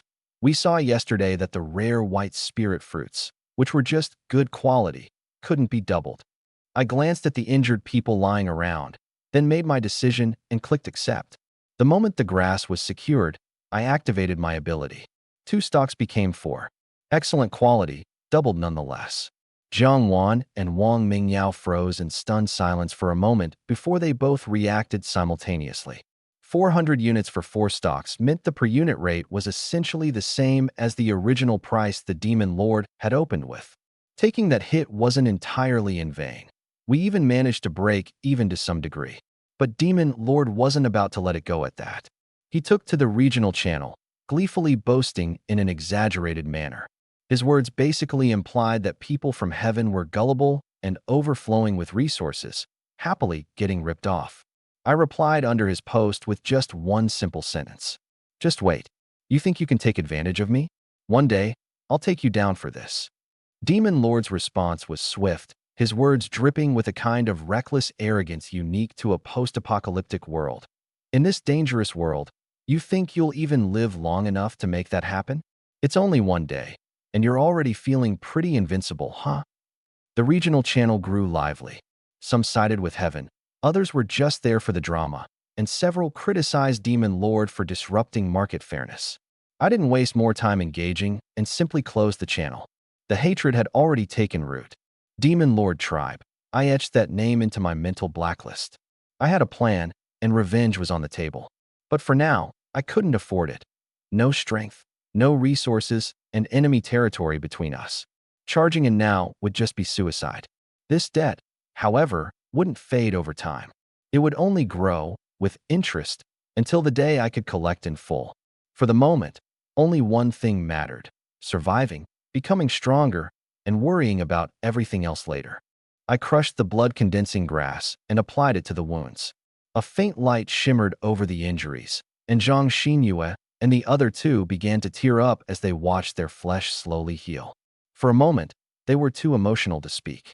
The medicine had come at the cost of a significant amount of the tribe's wood, and some people had grievances about it.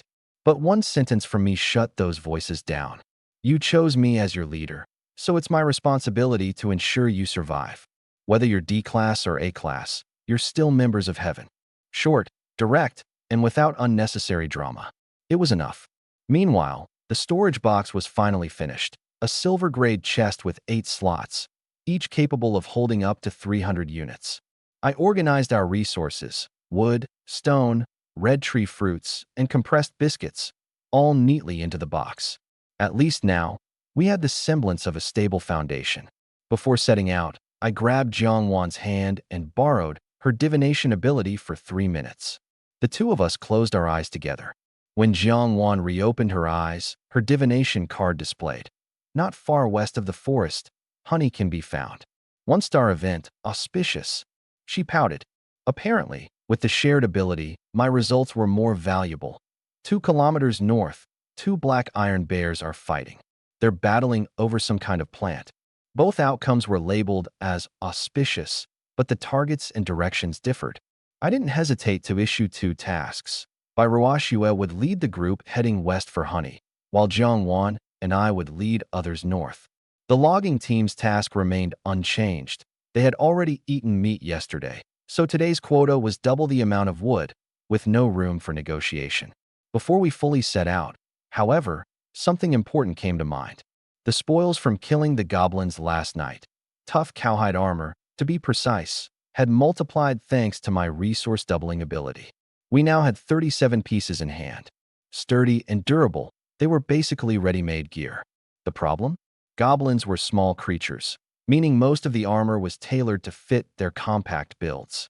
Out of the 37, the majority couldn't be worn by anyone in our group. Only the larger-sized pieces could barely fit the slimmer women. Jiang Wan tried one on but got stuck. Enough said. These pieces of equipment couldn't just sit there collecting dust. My gaze shifted to Yi Kuer. Her talent was S-rank tailoring. Yi Kuer took 2 pieces of armor, activated her ability, and began the slow process of merging and modifying them. The goblin-sized patterns gradually reshaped into something more suitable for humans. The first usable piece emerged after 10 minutes. 10 minutes per piece wasn't great, but it was doable. Keep working on it. The rest of you, forage nearby while she prepares the gear. Once we're ready, we'll move out. 2 kilometers to the north, 2 black iron bears were locked in combat over a plant. Bears fighting wasn't strange. What had me intrigued was the plant they were battling over. What kind of plant could make 2 black iron bears go at each other so fiercely? No one knew, but I was going to find out. Trust me, under the circumstances, this might seem trivial. But in a world like ours, where new threats could appear at any moment, I couldn't let our long-range offense be caught off guard when it mattered most. I called Bai Ruoxue back to the base and got straight to the point. Her expression, when she heard me out, made it clear she wasn't thrilled. I could tell she wanted to walk out of the room on the spot. After all, I'd already called on her for this yesterday. Doing this again today would have absolutely gotten her teaching license revoked if we were in the modern world. But logic prevailed. She knew, as well as I did, that Divine Archer wasn't just an ability. It was a cornerstone of our tribe's defenses and hunting capabilities. Without it, Bai Ruoxue was just an ordinary woman with a bow. After a few seconds of silence, she reluctantly agreed, her cheeks flushed with embarrassment. Half an hour later, she emerged, wiping the corner of her mouth.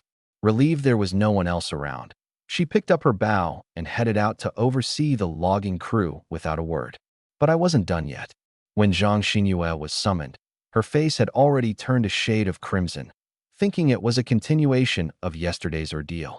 Instead, I waved her off and laid out the real plan directly. "I'm not interested in this at all," he said. "I'm using this opportunity to replicate someone else's talent, tremendous strength. Zhang Xinyue has exceptional abilities, and I need that strength to maintain the fighting capacity of the tribe." Zhang Xinyue was momentarily stunned, then oddly moved. She couldn't quite understand the logic behind someone taking action out of duty instead of personal interest, but every word he said sounded genuine. Within less than a minute, the process was over. As she left, Zhang Xinyue found herself repeatedly reflecting on what had happened. The tribal leader wasn't lying. He truly had no interest in this at all. While I gained the ability, the work on my end never stopped. Yi Kuer had already finished cutting up the pile of animal hides. Not every piece was successfully tailored into usable gear. A few failed attempts were reduced to scraps. But from the batch, 3 pieces turned out to be of exceptional quality. It was a surprising stroke of luck. Now, the tribe had 12 sets of standard leather armor made from cowhide, along with 3 superior-grade pieces. For the first time, our exploration team truly had defensive equipment. I gathered everyone together to announce the distribution plan. The 3 superior-grade pieces would go to Jiang Wan, Bai Ruoxue, and Wong Mingao. I would stick with the standard armor for myself. The 3 women almost simultaneously tried to decline. Jiang Wan pointed out that if there were only 3 superior pieces, what would I wear? Wong Mingao said she was new and shouldn't take the best equipment. By Ruashue gave a direct order for me to keep the superior armor for myself. I shook my head, not giving them the chance to continue. The reasoning was simple. Jiang Wan and Wong Mingao didn't have combat talents, and if something went wrong, they'd take the brunt of it first. Giving them the superior armor would maximize protection. Bai Ruashue, as a sharpshooter, needed proper positioning to attack effectively. If one hit took her down, the whole plan would collapse. She needed to hold her ground to ensure continued firepower. As for me, I was the tribe's top-level combatant. A standard set of armor was enough to protect my vital points. This was a leader's order, non-negotiable. Reluctantly, they accepted the gear. When they put on the loose-fitting leather armor, something unexpected happened. Yi Kuer had mentioned before that the tailored items would automatically adjust to fit the first person who wore them, and from then on, the gear would belong solely to that individual. While this detail didn't get much attention when she first said it, the result was now evident. The brownish-yellow leather armor clung to their bodies, curving perfectly to their shapes, with the leather's texture adapting to their outlines. Jiang Wan even dragged me aside, insisting I take a look and see if it looked good. "It looks good," I said simply. But deep down, I knew this wasn't just about appearances. With defensive gear in place, the team was ready to move. We split into two groups. My group headed north, pushing deeper into the mist. That haze never dissipated, even in daylight, and from a distance, it resembled an endless, boundless wall. No one knew what lay beyond it, but heading north had been on the tribe's plan from the very first day we established a settlement. Now it was time to act. Within the fog, we hunted a wild rabbit. To our surprise, the loot included just a rabbit leg and some fur. After a quick scan, I confirmed the rabbit leg had no special properties. It was merely a basic food item. Tossing it to the team, we resumed our journey. When we reached a small clearing, part of the mist suddenly dispersed. Two massive shadows loomed ahead, locked in a deadly struggle. Each clash shook the air around them. My eyes didn't focus on the bears at first. Instead, I fixated on what lay beneath them, a boulder with a short tree growing beside it. Dangling from its branches were 5 golden, shimmering fruits. The energy emanating from them was unmistakable, eerily similar to the white spirit fruit we'd encountered before, but much stronger. Golden spirit fruits. 5 of them. The 2 iron-black bears were clearly fighting over the tree. Blood streaked their bodies, their old wounds barely scabbed over as fresh injuries opened anew. It was impossible to tell how many hours they'd been battling, with no victor in sight. I made a quick decision, crouched low, and signaled the others to stay silent. The smartest plan was to let the bears wear each other down and then swoop in to claim the prize. We waited and watched for an entire hour. These bears were no joke. Their strength was formidable, unlike anything I'd dealt with before. But patience was key. The longer they fought, the more injured they'd be, and the fruits weren't going anywhere. When they were both hanging by a thread, we'd strike. But the bear on the right made a bold move. Seizing a moment when the left bear paused to catch its breath, the right bear lunged sideways, knocking its opponent to the ground. In the split second the left bear was down, the right bear swiped for the golden spirit fruits. It almost succeeded. The left bear clung to the right bear's leg, refusing to let go.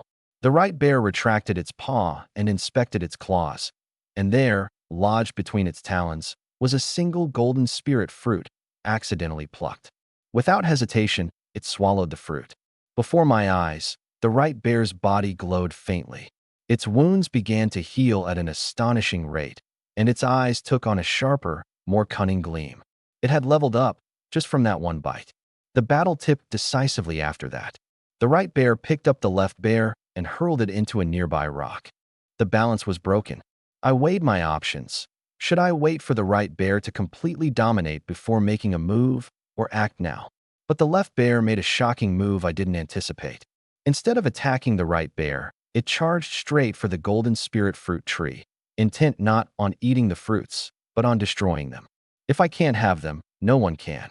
The logic was so brutal and clear that I found myself breaking character, emotionally caught off guard.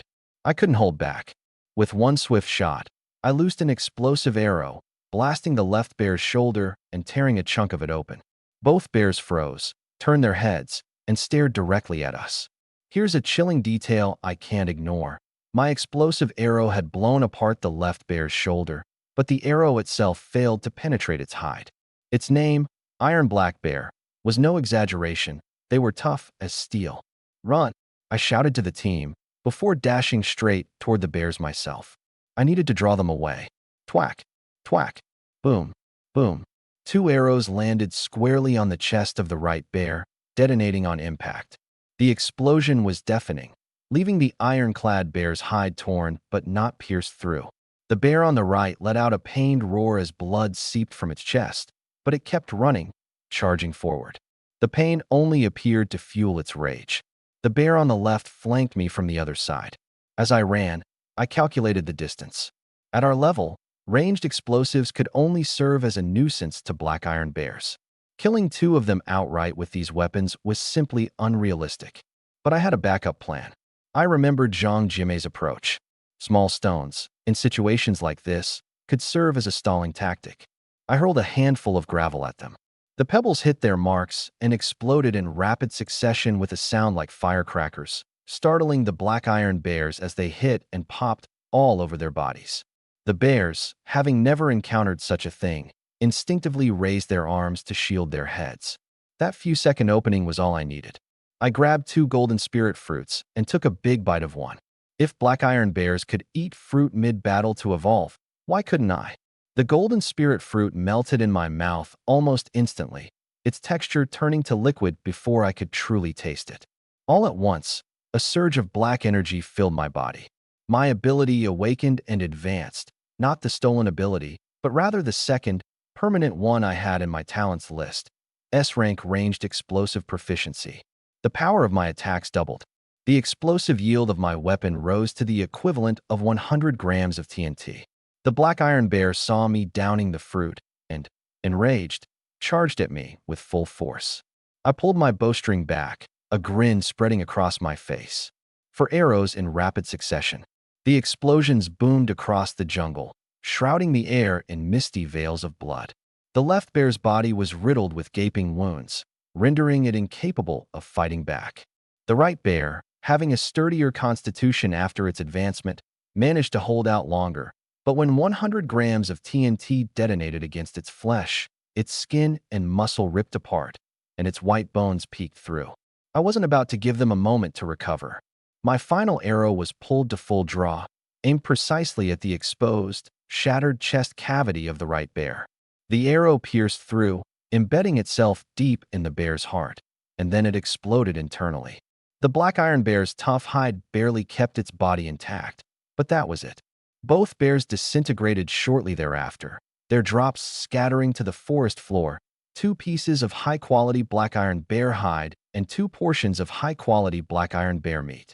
From behind a nearby tree, a group of girls emerged. Jiang Wan, the first to rush to me, threw her arms around me, her eyes rimmed with red. I briefly recounted the battle, including the part about the 2 golden spirit fruits. When Jiang Wan noticed that 2 fruits still remained on the ground, she immediately suggested that I should eat them as well. Maybe I could level up again. I shook my head, plucked the fruits, and held one up to her lips. Jiang Wan hesitated at first, but I firmly nudged it toward her until she relented and ate it. My reasoning was simple. Using the fruits on myself would still leave me far from the next advancement, but for Jiang Wan, it was just enough for her to reach level 2. As soon as she consumed the 2 golden spirit fruits, her body began glowing softly with a faint golden hue. After a moment of closed-eyed concentration, she reopened them. A new divination card floated into view before her. A 3-star prophecy, good fortune. It directed us further north, to the foot of an unusually large tree that stood out from those around it. Beneath it, something seemed to be hidden. Jiang Wan's brief excitement faded almost instantly, her smile vanishing. I asked her what was wrong. She didn't answer directly, instead saying, "Try stealing my ability now. You'll understand." I touched her hand gently. The talent information presented itself. SS rank talent, Divination, Special. Available for 3-star events and above. Anything above 3-star is considered a heavenly secret and cannot be stolen. Asterisk asterisk. And just like that, it was locked. Before, I could borrow her ability every day, allowing the 2 of us to divine 1 event each. a total of 2 pieces of information daily. Now that she had reached level 2, she gained access to higher star events, but her talent had become solely her own, no more borrowing from me. It was a net gain overall, but from my perspective, it was like losing her talent permanently. Jiangwan leaned close and whispered softly in my ear, "I'll find a way to reward you later tonight. Don't be upset." I chuckled, more amused by her worry than anything else, and replied, "I'm not upset at all. Honestly, I think this is better. If I could still use your divination, your standing in the tribe wouldn't mean as much.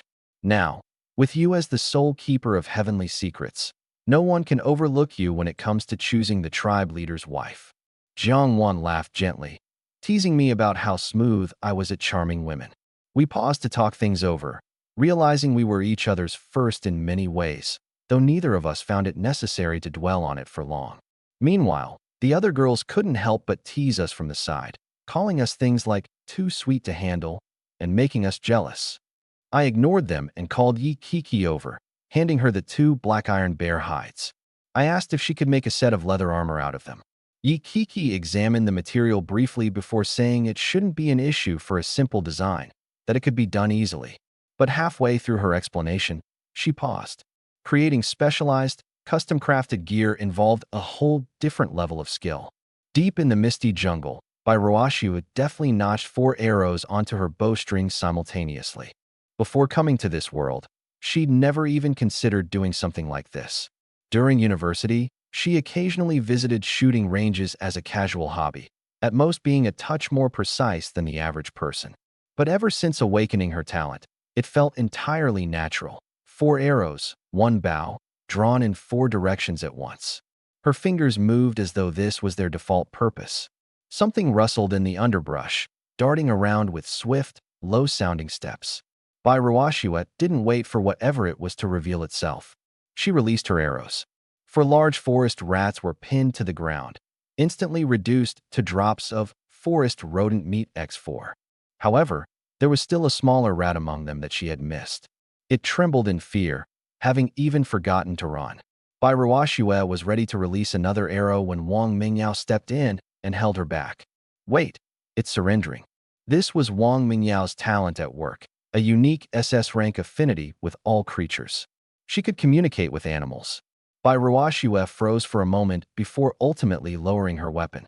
It was small and defenseless. It hadn't attacked anyone. She let it go. Wong Mingyao gently picked up the little forest rat, whispering soft reassurances about how it wasn't their fault, that they were simply trying to protect themselves. The little rat squeaked a flurry of frantic sounds. Wong Mingyao turned to the others and said, "It says the ones who just died were its 12th uncle, 17th uncle, 9th brother, and 7th sister. But don't mind them. It has a big family and forgives us. Just don't kill it," she said. The group of girls around her didn't quite grasp the situation right away. This mouse's family must have an incredible survival instinct. It left everyone speechless. Wong Mingyao didn't dwell on it. She crouched down and made an offer to the little mouse. "Lead us to the honey, and I'll let you go." The small field mouse tilted its head, squeaked a few times, and then turned around, motioning for them to follow. Turns out, they had walked right past it. The beehive was back on the big tree from earlier. No one said a word as the group silently trailed behind the tiny mouse back the way they came. Every now and then, the little creature turned to look over its shoulder as if to say, "Hurry up." At the tree, Wong Mingyao gave it a cheerful bye-bye and released it. I looked up at the canopy above. The dense mist made it impossible to see clearly, but I could hear it. Ever since my ability activated, pinpointing sounds came naturally to me. From up high in the tree came a gentle, steady buzzing, subtle, but undeniably there. Wasting no time, I knocked an arrow and took a blind shot. The buzzing erupted. What was once steady now turned chaotic and furious. Wong Mingyao's expression darkened. "Mr. Bai, we've been spotted," I heard them. "They're saying, kill them." The air thickened as the swarm descended, a dense, furious mass of bees attacking with unrelenting force. Luckily, the group had prepared. They threw on makeshift straw coverings over their heads to protect themselves. The thick straw repelled the stingers, and armed with crude goblin clubs, they swung wildly. fending off the bees with limited success but enough to hold their ground. Then the big ones appeared. Two oversized black bees, thicker and faster than the rest, zoomed straight toward me. 2 arrows, 2 kills. Even I was surprised by how quickly that resolved, until 8 more emerged from the hive. "Mr. Bai, there are too many. You can't shoot them all," Wong Mingao called out. "Then what do we do?" I shouted back. "Listen carefully." Her voice lowered, but her tone was urgent. "The queen bee's buzz is different. It's slower and more deliberate. Buzz, buzz. One sound at a time, steady in." Her words cut off as the sound abruptly changed. The hive hit the ground with a resounding thud that seemed to ripple through the forest. Honey oozed from the shattered comb, and the sweet scent filled the air instantly. Whatever fear lingered from the battle moments ago dissolved. Everyone was too dumbstruck to focus on anything but the honey-coated wreckage. And then, from the debris, something emerged. It was no ordinary bee. This creature was no bigger than the palm of a hand, glowing a vibrant golden hue with long, delicate antennae. It stumbled from the impact, trying to take flight, but zigzagging clumsily. The queen. I instinctively raised my bow, ready to take the shot. "Stop," Wong Mingyao said firmly. Her voice halted my draw. She stepped forward, her gaze locked on the queen bee, her voice quick as if racing her own thoughts. "I want to make a contract with it. If it works, the whole hive will be ours." Her ability, as far as I knew, had never truly worked before. She extended her hand, her palm glowing faintly as she approached the dazed queen bee. 2 seconds passed in complete silence. Contract successful, floral queen bee. The transformation was immediate. The queen bee seemed to be washed clean by some invisible force. Its aggressive energy vanished completely. It fluttered over to Wong Mingyao, brushing its soft, delicate antennae against her hand in a surprisingly gentle motion. The remaining swarm hovered in stunned disarray. For a moment, even Wong Mingyao seemed stunned. Then she snapped out of her daze. "Mr. Bai," she whispered, I did it." For the first time since entering this strange world, she had touched the edge of her own potential. No one said a word. I lowered my bow, and we all waited for Wong Mingyao to take charge. She pointed at the queen bee's head. "From now on, your name is Xiaohua. Now, tell your swarm to gather the hive and load it onto the cart. We're leaving." There was a moment of humming communication. Then, as if choreographed, the swarm descended onto the remnants of the hive, honey and all, lifting it piece by piece and depositing it carefully onto the cart. The bees, having worked tirelessly to create their precious honey, now watched helplessly as their queen's new owner and her companions helped themselves. They buzzed pitifully but didn't resist. The haul was unbelievable. Honey, the hive, and an entire swarm of bees they could now command at will. Meanwhile, on the other side of the forest, Chunye's team was still digging. The location their divination had pointed them to was a bizarre tree surrounded by moss, its bark oddly smooth and devoid of the same moss that covered the rest of the area. 2 girls with mining talents swung pickaxes tirelessly around the tree's roots for nearly 2 hours. The first layer yielded nothing. Jiang Wan paced nearby, trying, but failing, to get a clear read with her talent. Chen Yi, growing impatient, barked orders for them to dig deeper. The girls didn't argue and kept going. The second round, still nothing. It wasn't until Jiang Wan stood still, her eyes narrowing on the roots, that she spoke up hesitantly. "There's something tangled in the root system. Dig deeper." Another half-hour of effort revealed the culprit. The roots had wrapped tightly around something at their core. Something gold. I fired an explosive arrow into the roots, severing them clean. The object fell to the ground with a dull thud. A golden treasure chest. 2 hours of hard labor, and suddenly no one cared about the exhaustion. The chest was brought back to the village without being opened. For one, they had already been out in the wild for too long. And for another, no one wanted to squander something so valuable in the middle of nowhere. Back at the camp, the woodcutters had been hard at work. Piles of fresh lumber were stacked neatly, proof that no one had been slacking off. Wong Mingyao had already returned. She sat casually nearby, Xiaohua perched on her hand, nuzzling her fingers like an affectionate pet. The spoils from both teams were laid out. A mysterious golden chest, an entire swarm of bees, a cart brimming with honey, and a divination predicting great fortune. It was time to open the chest. But while everyone else was focused on the treasure, Wong Mingao was busy handing out honey water to the villagers. When she saw me and Jiangwan return safely, she ran over with excitement. First, she hugged Jiangwan. Then, turning to me, she saw my arms already outstretched. Her face was left hanging awkwardly, drawing laughter from those nearby. After handing the honey water to Jiangwan, she said, "Try it. See how it tastes." Jiangwan had barely taken a couple of sips before I snatched it from her and chugged the rest. I'd been dehydrated all afternoon. As soon as I finished, Wong Mingyao clapped her hands with a sly smile, and the buzzing of wings stirred from every direction. A few oversized black honeybees drifted over, hauling a water bottle between them, even twisting the cap off with the help of two others. A water delivery service. I blinked in disbelief for a few seconds, accepted the bottle, and finished the rest. Only then did I ask her what was going on. Her explanation exceeded my expectations. She had bonded the queen of a honeybee hive using her universal contract powers. This entire swarm of bees was now part of Paradise Tribe's extended family. At first glance, it didn't seem particularly useful. Bees were tiny, with virtually no combat potential or intimidation factor. But in that moment, I immediately realized their true value.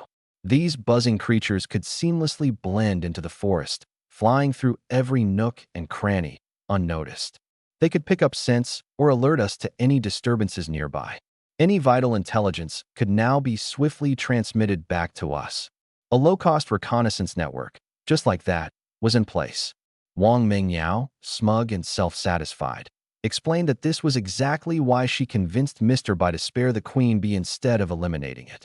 I didn't shower her with excessive praise. I simply ruffled her hair and let her bask in her own sense of accomplishment. The three of us returned to the tribe leader's cabin. I grabbed the deed and checked the regional updates channel. The situation outside was evolving even faster than I'd anticipated. Most tribes had already upgraded their status from level 1 to level 2. The dizzying confusion of the first day had passed, and those weathering the learning curve were now pooling their efforts into gathering supplies. I scrolled to check Paradise Tribe's current stats: a level 2 wooden cabin, a rating north of 2,500, with a headcount of 21 members. Then came the upgrade requirements for level 3. 5,000 units of wood, 3,000 units of stone, 1,500 units of rope, 500 units of iron ore. I froze for 2 seconds, staring at the screen, and uttered a single word: wow. This didn't feel like a gaming mechanic. It felt like a test. Tease you with bite-sized goals within reach, then abruptly crank the stakes sky high once you think you've got the hang of it. For axes had been in constant rotation all afternoon, yet we'd only managed to amass a few hundred units of wood. Now we're looking at 5,000. And as for iron ore, we've no clue where to even begin mining it. Jiangwan glanced over, refraining from uttering a single anxious remark. She merely patted my back, urging me to shake off the day's mental fatigue and deal with the materials quandary later. Wong Mingyao turned to me, asking if there were other pressing tasks. Yes, there were. But higher on the priority list was pinpointing the location of iron ore and figuring out how to orchestrate the work effort among 21 people in the tribe. Wood could be gathered in bulk if we threw enough manpower at it. Stone could be managed with a strategy. But without a lead on iron ore, that level 3 upgrade was shaping up to be an insurmountable hurdle. To lighten the mood, we opened the golden treasure chest we'd earned earlier. Beforehand, there's always this flicker of anticipation: what would emerge? Jiangwan personally lifted the lid, all three of us watching intently. The rewards didn't disappoint. A bottle of rare-grade spiritual salt, an excellent quality titanium steel machete, and a memory foam mattress with a thick, cozy comforter. The spiritual salt, stored in a small glass vial, looked like coarse table salt but glimmered faintly in the light. A mere whiff of it caused my innate abilities to stir as though resonating. The density of spiritual energy inside was far superior to any common material I'd encountered. The titanium machete was light yet balanced, over 3 feet in length. A fine weapon, but as someone specializing in long-range abilities, it wasn't practical for my combat style. Both these treasures, for now, had to be shelved until we determined their best use. We set up the mattress and blanket, and Wong Mingyao wasted no time flopping onto it. Her eyes shut immediately as her whole body melted into the plush softness, a look of sheer indulgence across her face. After splitting the loot, next came the housing assignments. My approach was straightforward. Living conditions would correspond to innate talent levels. SS rank members got private rooms. SA rank members shared rooms in groups of 3. Everyone else packed together into 2 shared cabins. The mattress and comforter would follow the same arrangement. Hearing this, Wong Mingao quietly exhaled in relief. Being SS class meant she'd live in comfort and relative luxury. But the real intrigue came when Jiang Wan finally spoke. She didn't chime in during the treasure talk or intervene in the housing decisions. Instead, she'd been mulling the tribe's current situation. Her first observation was as blunt as it was accurate. The tribe's combat structure was fundamentally flawed. Our only offensive method was basic archery, with all our firepower relying on me and Mr. Bai. Zhang Xinyue had sheer physical strength but lacked close combat technique. If we encountered a real threat that required melee engagement, it'd turn into a liability instead of an advantage. Her suggestion? Trade the titanium machete for something else, preferably a high-quality bow and arrow, along with materials to accelerate the tribe's upgrade to level 3. Her focus was clear. In the short term, prioritize leveling up the tribe. Then she dropped the bombshell. Chenyi, you're currently the least efficient person to invest resources into leveling up. That stung a little, but when I looked at the bigger picture, her reasoning was spot on. Elevating Mr. Bai's innate abilities to the 2nd or even 3rd tier would yield far greater returns. When his foundation was solid, the two of us could make synergistic gains in combat effectiveness. I couldn't argue with her logic. She was right. The implication, though, was sobering. For the time being, I'd have to forego personal advancement and funnel all resources elsewhere. Paradise Tribe was still in its infancy stage. At this point, even something as small as a blanket, a machete, or 3 grams of spiritual salt could steer the entire tribe's strategy. Every choice we made now dictated how far this tribe could go in the long run. And here I was, the leader of Paradise Tribe, sitting in a wooden cabin, frowning over something so ridiculous it sounded like the plot of a badly written novel. Despite having a 3S talent, an unfathomable ranking most people could only dream of, I found myself caged by my own strength. 5 slots for skills, yet no worthy abilities around to steal, and no enemy strong enough to give me a challenge. My true opponent wasn't some external force. It was the ceiling of my own potential. I was stuck, and I'd been blind to any potential solutions until Wong Mingao casually, almost teasingly, kicked at my foot and asked, "Do you even remember how I ended up joining Paradise Tribe?" I was stunned. It was a group of goblins that had originally dragged her away from her tribe, forcibly taking her over 50 kilometers. The system had set a rule. There had to be at least 50 kilometers between 2 tribes. In other words, those goblins had managed to transfer her to another tribe in just 1 day. Wong Mingyao's thoughts started to expand from that point. If the goblins could cover that distance, why not turn it to our advantage? Capture the next goblin squad, force them to show the way, and locate the surrounding tribes. That was just step 1. The real essence lay in step 2. Conquer an entire goblin tribe, make them pull carts, and use their speed and familiarity with the mist-covered terrain to cover a round trip in a single day, bringing back people. Wong Mingyao explained her plan with a sly grin on her face, clearly still holding a grudge from being abducted by them in the first place. I was completely impressed. This plan was utterly insane, but every step was grounded in practical limitations. It was nearly impossible to navigate in the mist without a guide. The goblins were ready-made guides and pack animals. It would be foolish not to exploit them. Once we reached another tribe, my targets were clear: individuals with high potential and strong laborers. However, I added one condition: only women. Jiang Wan didn't object and even expanded on the reasoning. Women in other tribes were often treated as less than human. So once they came to our place and were treated with respect and dignity, their gratitude would naturally translate into loyalty. Men, however, were different. After their basic needs were met, it wouldn't be long before they started questioning why they weren't the ones in charge. That kind of thought, once it took root, would only bring endless trouble. Cutting off this problem at the source would eliminate it altogether. I sneered. saying it wasn't about fearing men. It was simply about avoiding unnecessary risks. As for any strong, dangerous men we encountered, they didn't need to be recruited. Killing them would suffice, and their permanent skills could be taken directly. From securing resources to maintaining internal stability, this entire approach locked down almost every variable. And the starting point was Wong Mingyao's offhand remark about using goblins to pull carts. Before this crazy plan could be put into action, there was a knock at the door. Yi Kutter stood outside, holding 5 freshly crafted suits of black iron bearhide armor. When I took one in my hands, I could immediately feel its quality. It was durable, sleek, and dark, with an outer layer that no ordinary blade could hope to pierce. This was high-quality armor. The best I'd seen up until now had been rare-grade gear. I hadn't yet had the chance to encounter anything beyond that. Each of us put on a set, knowing the day's work wasn't over yet. Where were the goblins? Where was the next tribe? And were the people worth taking already waiting somewhere deep in the mist? These questions were only just starting to unravel. Returning to the settlement, I immediately sensed something was off. Several piles of supplies outside had been tipped over, and drag marks could be seen on the ground. Something had happened at camp while we were out fetching water. Bai Ruoxue stood calm and composed, gripping her bow tightly. Beside her, Zhang Xinyue held a club we'd confiscated from the goblins. On the ground lay the carcasses of 2 black-maned wolves, their blood still warm. 2 black-maned wolves tried to sneak into the camp. We took care of them, Bai Ruoxue stated. I glanced briefly at the dead wolves, saying nothing but mentally noting her remarkable growth. Bai Ruoxue was becoming steadily more reliable, her skill with the bow visibly improving.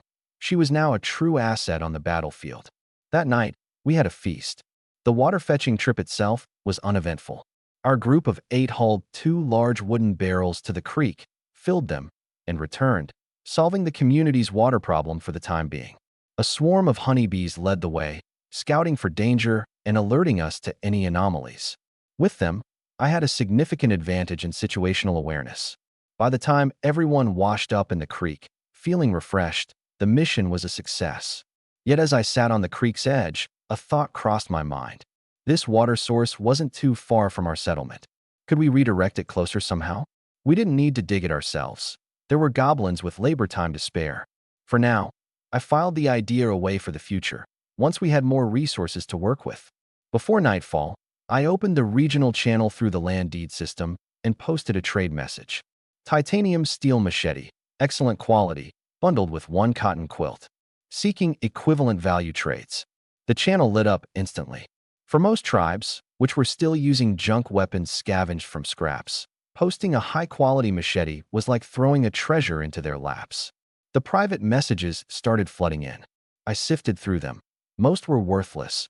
Those without excellent grade items tried offering high-quality ones instead.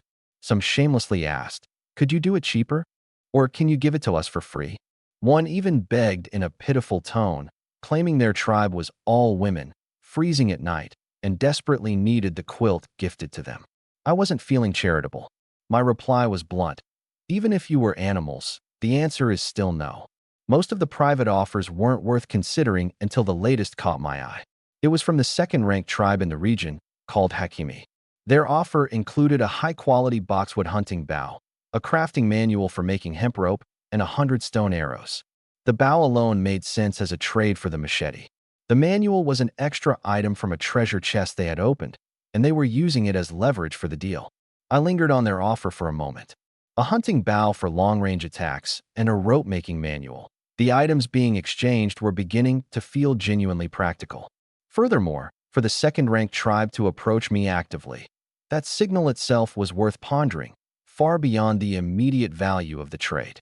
While the logging crew unloaded their haul, I'd already done the mental math. 743 units of wood, 32 units of stone, 72 red berries, plus the day's hunt of a forest rodent and the black-maned wolves. It was decent enough, just barely enough to get by. And then, I triggered the multiplier. The wood climbed to 1,857 units, stone to 80, and the berries rose to 180. The hunted prey was laid out in the tribe's clearing, doubled in abundance, piled so high it was almost spilling over. The tribe members who had been bustling around all day froze for just a moment, staring at the sky-high hall that was somehow twice the size they'd expected, their efforts multiplied seemingly out of thin air. For 2 solid seconds, silence. Then everything exploded into chaos. Cheers of "Long live the chieftain," and "The chieftain is the best, better than the rest," drowned out the entire clearing in a cacophony of excited voices. Jiang Wan uttered just one sentence. "Quiet. Wash up. We're about to eat." Her voice wasn't particularly loud, but there was one undeniable truth that commanded attention more effectively than anything she could say. She was dressed in the exact same black iron bear armor as me. That alone was enough to bring everything to a halt.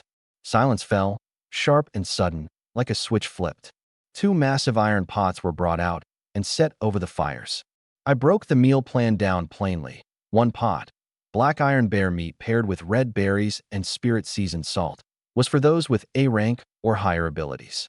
This dish, infused with a special energy, could directly enhance their natural talents. The second pot, filled with everyday wolf and rodent meat, was for everyone else, simply to fill their stomachs. No one had any objections. Being able to eat hot meat at all in this world was a privilege few could dream of. Spirit salt was a rare commodity. Jiang Wan frowned, heart aching as she watched me empty the entire stash into the pot without hesitation. But I was firm. We needed strength right now, not frugality. Once the pot began to boil, Bai Ruo Shui took the first sip of soup from her wooden bowl. She froze for a moment, astonished. It wasn't gamey at all. On the contrary, it was flavorful and rich. Normally, meat this wild and fresh, simply boiled in a pot, would be so pungent it would make your stomach turn. But spirit salt was clearly more than just a seasoning. As she sipped the soup, she could feel it working, her inner talent slowly unlocking, pressing outward. Half an hour later, faint glimmers of light began to emanate from the core group of tribe members. Bai Ruo Shui was the first to speak, her voice trembling with barely contained excitement. "I broke through. I'm now a Tier 2 sharpshooter. My precision range has jumped from 10 meters to 50 meters. My eyes lit up in an instant, and I locked my gaze on her. She knew that look all too well. It meant I was about to claim my prize. It was the same every time, straightforward, no preamble, just a direct demand. She sighed internally, about to voice her exasperation, when she suddenly caught herself. A faint, unexpected anticipation crept up inside her, and her cheeks flushed slightly as warmth spread unbidden. On the other side of the clearing, Zhang Xian didn't say a word. Instead, she turned to the pile of wood beside her and drove her fist into it. The wood split apart. That meal provided more than just a sense of fullness. It became a threshold for strength. By the end of the night, every member of the core group had achieved Tier 2. I understood better than anyone what this meant. From here on out, we'd face threats that couldn't be tackled with the strength of Tier 1. Wong Mingyao's Tier 2 talent upgrade was particularly critical. Her most significant gain wasn't merely the ability to seal a second beast contract. It was her newfound potential to bond with elite creatures. The primary condition was that the target needed to be sufficiently weakened first. My mind churned. That right bear, an elite tier creature, had been stagnating on the edge of a breakthrough ever since consuming the golden spirit fruit. It hadn't fully transformed yet. It was still firmly within the bounds of an elite beast, which meant it could be contracted. The honeybee queen didn't provide direct combat power, but its intelligence network was the tribe's eyes and ears, non-negotiable. The key win now would be recruiting an elite threat like the right bear. If successful, the tribe's strength would jump to an entirely new level. SS-level talent indeed deserved its reputation. I made an announcement then and there. Wong Mingyao is the third in command. She's the second lady of the tribe. Her word is only below mine and Jiang Wan's. There was a round of playful teasing from the women of the group. Jiang Wan laughed and chimed in, saying she had personally arranged for this second lady position. Wong Mingyao, her face tinged a deep red, used her new title to issue her first command: eat properly. Stop messing around. The whole event seemed playful at first glance, but it held a serious undertone. Wong Mingyao was an outsider, new to the tribe, and being handed such a high rank immediately. While some people would acknowledge her officially, true respect wasn't built so easily. To solidify her position, she'd need results derived from her ability, as well as my open endorsement. Tonight, both of those boxes were checked. By Ruo Shui, for her part, voluntarily stepped aside. She said managing people in college had been exhausting enough, and she had no desire to lead here. I didn't push her but assigned her a role with equal authority to mine. If there were ever problems, others could approach her for a second opinion. This wasn't a demotion, it was a parallel role. By the end of the night, every A-rank individual had successfully reached Tier 2. Except for me. My talent remained as insatiable as ever. Jiang 1 was nearing Tier 3 already, yet my main talent showed no movement. By now, I had a clear understanding of the rules. It wasn't just a single talent holding me back.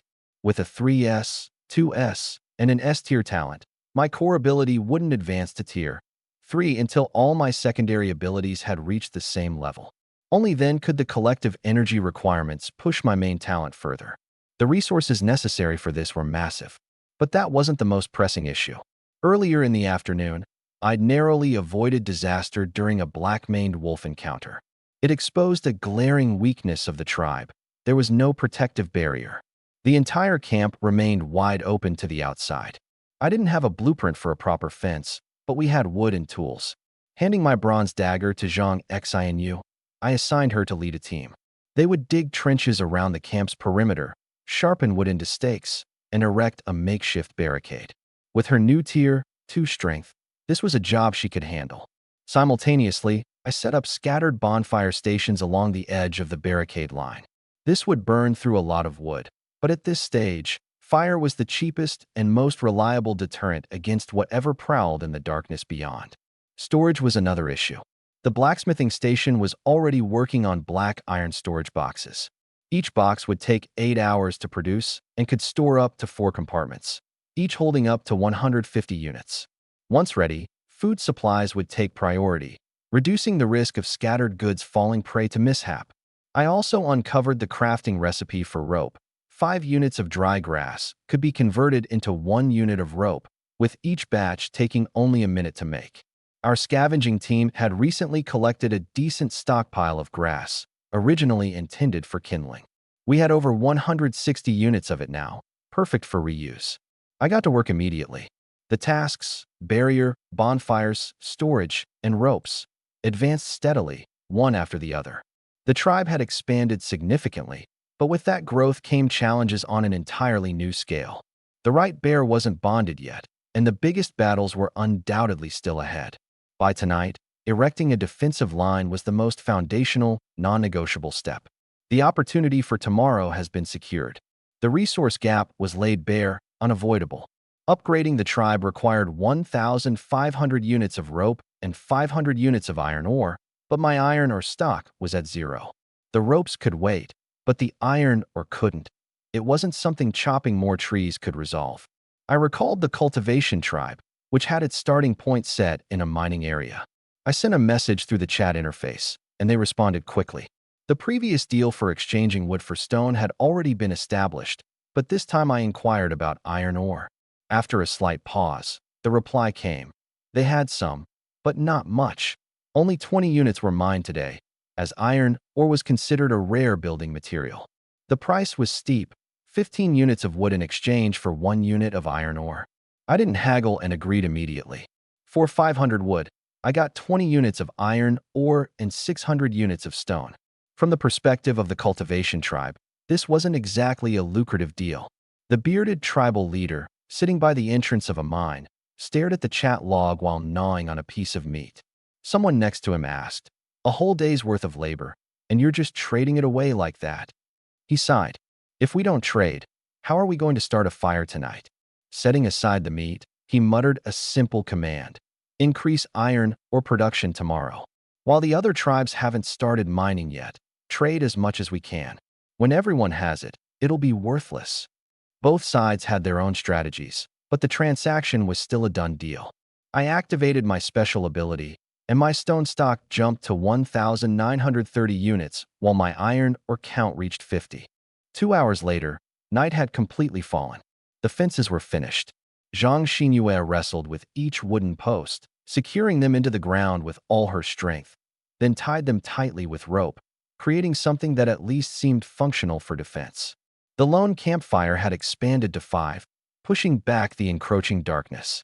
I stepped inside the wooden cabin designated for by Ruoxiue and a few others, calling Zhang Xinyue and Yi Kiki outside to warm themselves by the fire. Zhang Xinyue's face flushed red as she grabbed Yi Kiki's hand, walking out briskly without looking back before the door shut. Inside the cabin, the fire flickered, the only light in an otherwise pitch-black night. A mattress, blankets, full stomachs. Within that rare, fleeting semblance of stability, the atmosphere naturally seemed to head in a specific direction. But this time, I wasn't the one to initiate things. Bai Ruoxiue had already set her leather armor to the side, and the courage it took for her to say what she did was evident. Since it's already happened, why not make it into something mutually beneficial? I stopped in my tracks. We don't have any means of contraception right now. Have you thought about the consequences of accidental pregnancy? Especially in this chaotic world. My tone wasn't rejecting her. It was just analytical. We've only survived for 2 days. Who knows what's coming next? There's no rush for this. If I'm not in a rush, why are you?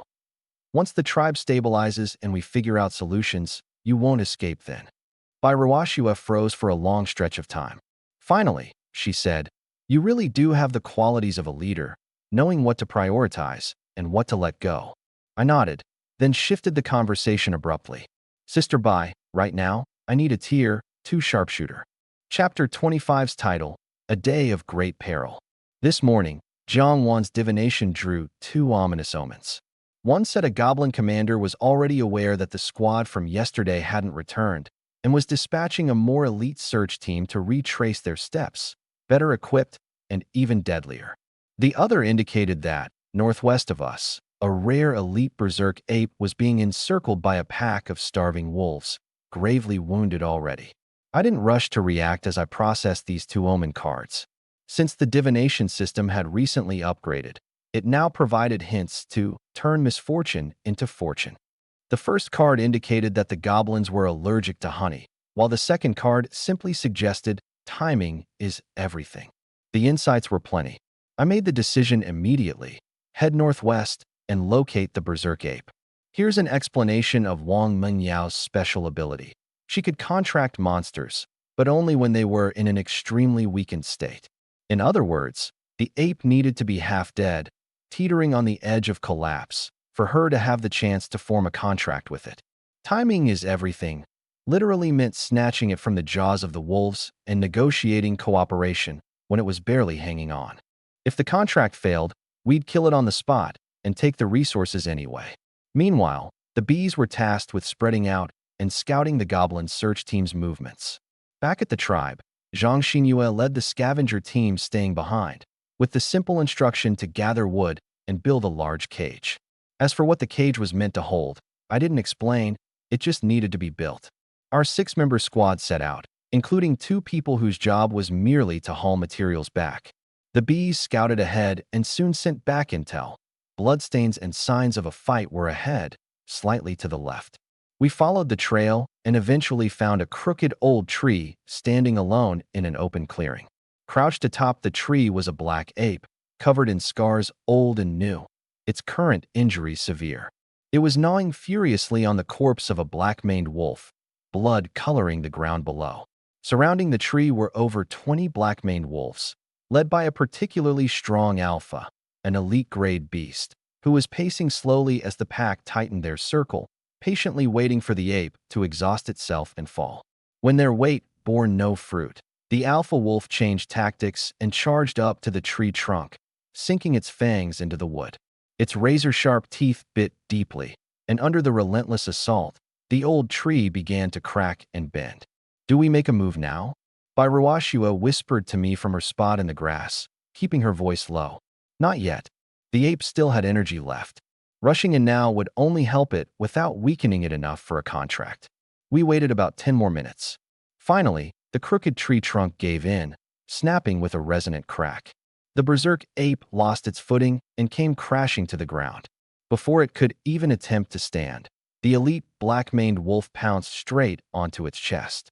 Its sharp fangs sank into the ape's left side, puncturing through the muscle, and blood gushed out like a fountain. The ape let out a despairing, guttural roar. I watched the scene carefully, unmoving. Now was the moment. The elite black-maned wolf already knew its own fate was sealed. Its hind legs had been blasted open. A gaping, bloody wound marred its side, and its two nearby companions vanished in the explosion.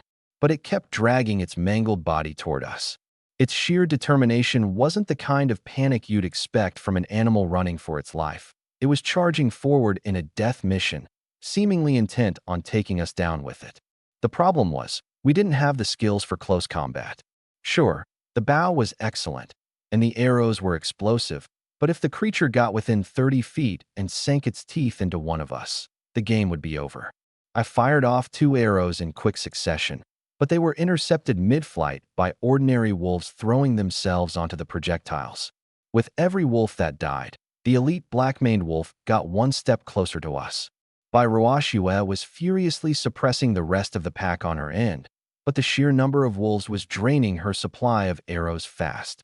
The distance shrank to just under 30 feet, and at that moment, the berserk ape, which had collapsed on the ground, completely spent and on its last breath, suddenly leaped into action. It soared nearly 30 feet into the air and brought its twin fists crashing down like a falling boulder, slamming the elite black-maned wolf straight into the ground. The remaining wolves took one look at the motionless lump of fur on the ground and bolted, tails between their legs. Their leader was gone. There was no fight left to fight. The berserk ape collapsed as soon as it landed. It had spent its last ounce of energy, but it had used it where it counted. Wong Mingao was the first to rush over. She knelt down, gently patting the ape's massive head, easily the size of her torso, and asked if it wanted to become her dog.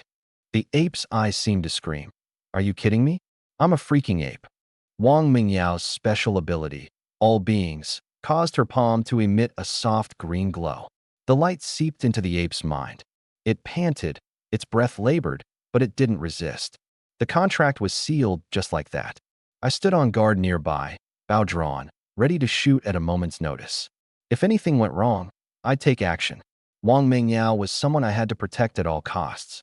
Luckily, everything went smoothly. Our newly recruited Little Black was in terrible shape. It struggled to its feet only to collapse again, then stubbornly tried standing once more. Wong Mingyao didn't force it to perform tricks or stand at attention. Instead, she urged us to hurry back to the settlement, mentioning that they still had coagulant herbs there. She said she'd check the regional chat channel later to barter for medical herbs if needed. On the way back, Wong Mingyao sat on Little Black's shoulder. I frowned and told her it wasn't a good idea, given how injured it was. But she just brushed me off, saying, "Little Black is huge. An extra passenger won't make a difference."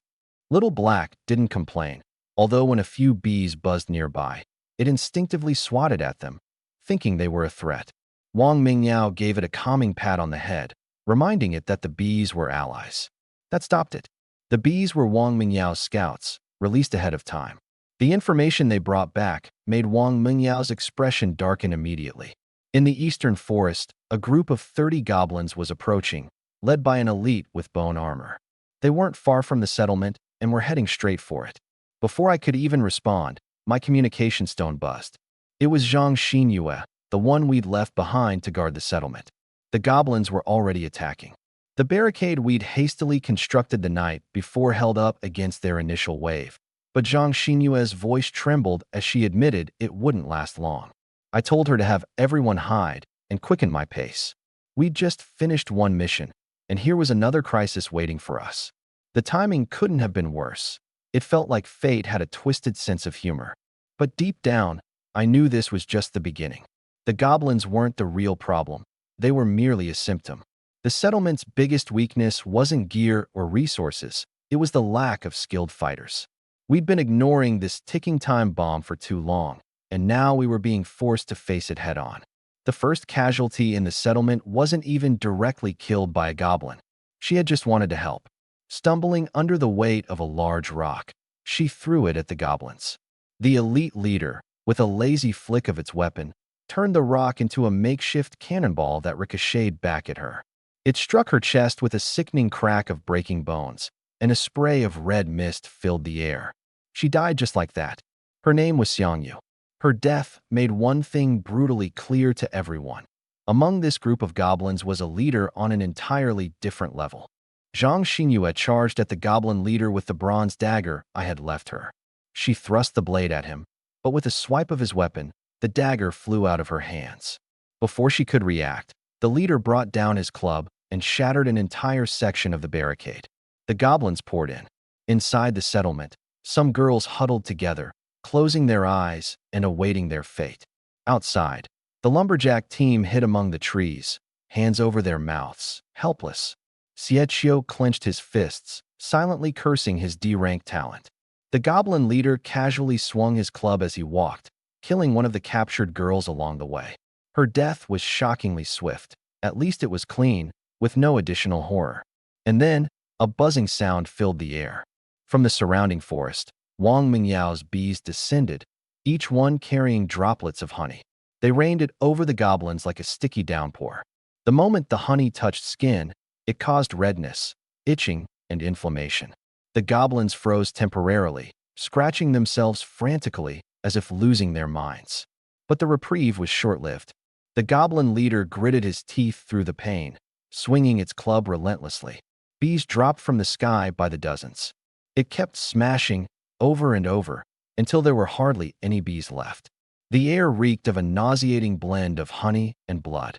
Brushing off the remaining honey, the leader snarled, ignoring the swollen, inflamed patches on its body. With slow, deliberate steps, it approached the girls who were still curled into a terrified cluster. Fwip, fwip, fwip. Arrows whooshed in from the west, one after another in rapid succession. The leader's gaze sharpened. It swung its club, deflecting one arrow, then another, and a third. The fourth arrow exploded. I had arrived. I knew right away brute strength wouldn't cut it. Little Black, injured as it was, had no chance of defeating this elite goblin leader. The disparity in power had been obvious from the first exchange. One swing of that club had sent Little Black recoiling from the impact. This wasn't a gap that could be bridged with sheer force. But I didn't need Little Black to win. I needed it to stall. Little Black, don't engage directly. Just keep it occupied. That one command completely shifted the dynamics of the battlefield. Little Black switched to a defensive, harrying strategy. It no longer aimed to land a hit, only to keep the leader tangled up and unable to focus on anything else. Meanwhile, I retreated to a safe distance, knocked another arrow, and prepared to fire. The first arrow, the second arrow, the third, all explosive. None were aimed at the goblin captain's body, but at the bone mace it wielded. 3 muffled blasts rang out in quick succession. The mace shattered into fragments, and a jagged, glaring gash opened up in the bone armor. This was what Xiaohei had been waiting for. Without hesitation, it lunged forward, slamming the goblin captain to the ground and pummeling its face with relentless blows until the armor was entirely destroyed. The problem for the goblin captain wasn't just losing its armor, it was what lay beneath. The ground had been prepped with a layer of honey. When the armor broke apart, the goblin's exposed skin came into direct contact with the honey and instantly erupted into red welts. Its entire body was consumed by itching and stinging pain, leaving it completely helpless. No weapon, no armor. What happened next was inevitable. Xiaohei grabbed the goblin captain as if it were a helpless chick, lifting it by one hand and pounding its own chest with the other. The gesture wasn't merely bravado. It was a demonstration for all the goblins still standing. Their leader was alive but completely defeated. For the rest of the goblins, any semblance of resistance completely crumbled. Wong Mingyao stepped forward slowly, using her universal comprehension ability to speak directly to the goblins, commanding them to lay down their weapons and surrender. The goblin horde began murmuring amongst themselves. Some hesitated, some were inclined to surrender, while one sneaky goblin started inching toward the edge of the group, clearly intending to slip away and sound the alarm. Wong Mingyao spotted it instantly and called me out by name. The goblin's head exploded in a burst of crimson mist before it could take a second step. This was the final warning. After that, not a single goblin dared to move. Wong Mingyao strode right into the middle of the group, pointing to the black iron bear pelt draped across her shoulders. She leaned into a goblin's face and sneered. Look closely. This is the skin of an elite monster. And what are you compared to that? Without waiting for a response, she slapped the goblin across the face. It wasn't to injure it, just to humiliate it. The goblin instinctively bared its teeth in defiance, but Xiaohei's fist came down like a hammer, reducing the goblin standing beside it to a splatter on the ground. The remaining goblins instantly fell into line. Wong Mingao flicked her hand with a look of disdain. Blood mixed with honey made an unpleasant sticky mess on her fingers. But the triumphant gleam in her eyes showed that she didn't care in the slightest. The tide of the battle had turned. Moments ago, it was the tribe that was surrounded. Now, it was the goblins who were corralled. What to do with these surrendered captives, though, was the real challenge that lay ahead. How to use them, if at all, was a question that came with no easy answers. Two of our classmates had already lost their lives before anyone had even had the chance to properly remember their names. Wang Mingyao stood over a goblin tied to a wooden stake, tears streaming down her face. She slapped it again and again, not screaming, not wailing, just crying silently. Her red, swollen eyes bore into it as her hand fell relentlessly. The goblin could only endure the blows, glaring in suppressed fury but saying nothing.